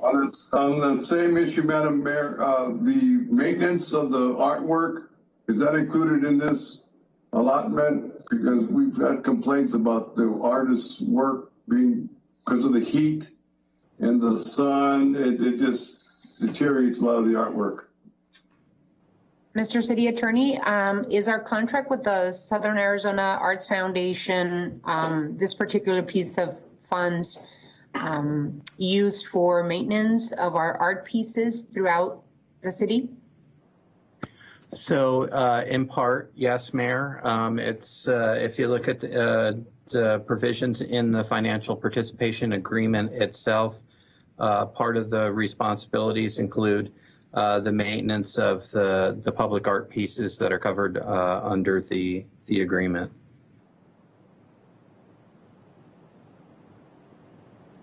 Alrighty, thank you. Thank you. Thank you, Councilor. With that, Madam, move to pass and adopt Resolution 23204. I second. There's a motion and a second. Any further discussion? If not, Mr. Clerk, let's go to roll call. Ms. Santa Cruz. Aye. Mr. Cunningham. Mr. Durham. Aye. Aye. Mrs. Lee. Aye. Mr. Fimbres. Aye. Mr. Kozaczek. Aye. Mayor Romero. Aye. Resolution 23204 passes by a vote of 7-0. Item 12. Adjournment. Council will stand adjourned. The next regularly scheduled meeting will be on Tuesday, August 11th at 5:30 p.m. unless otherwise noted. Thank you so much. Thank you for obliging the community and listening to as many community members as we can. Have a nice evening, and thank you all for your hard work. Bye, everyone. Thank you. Take care.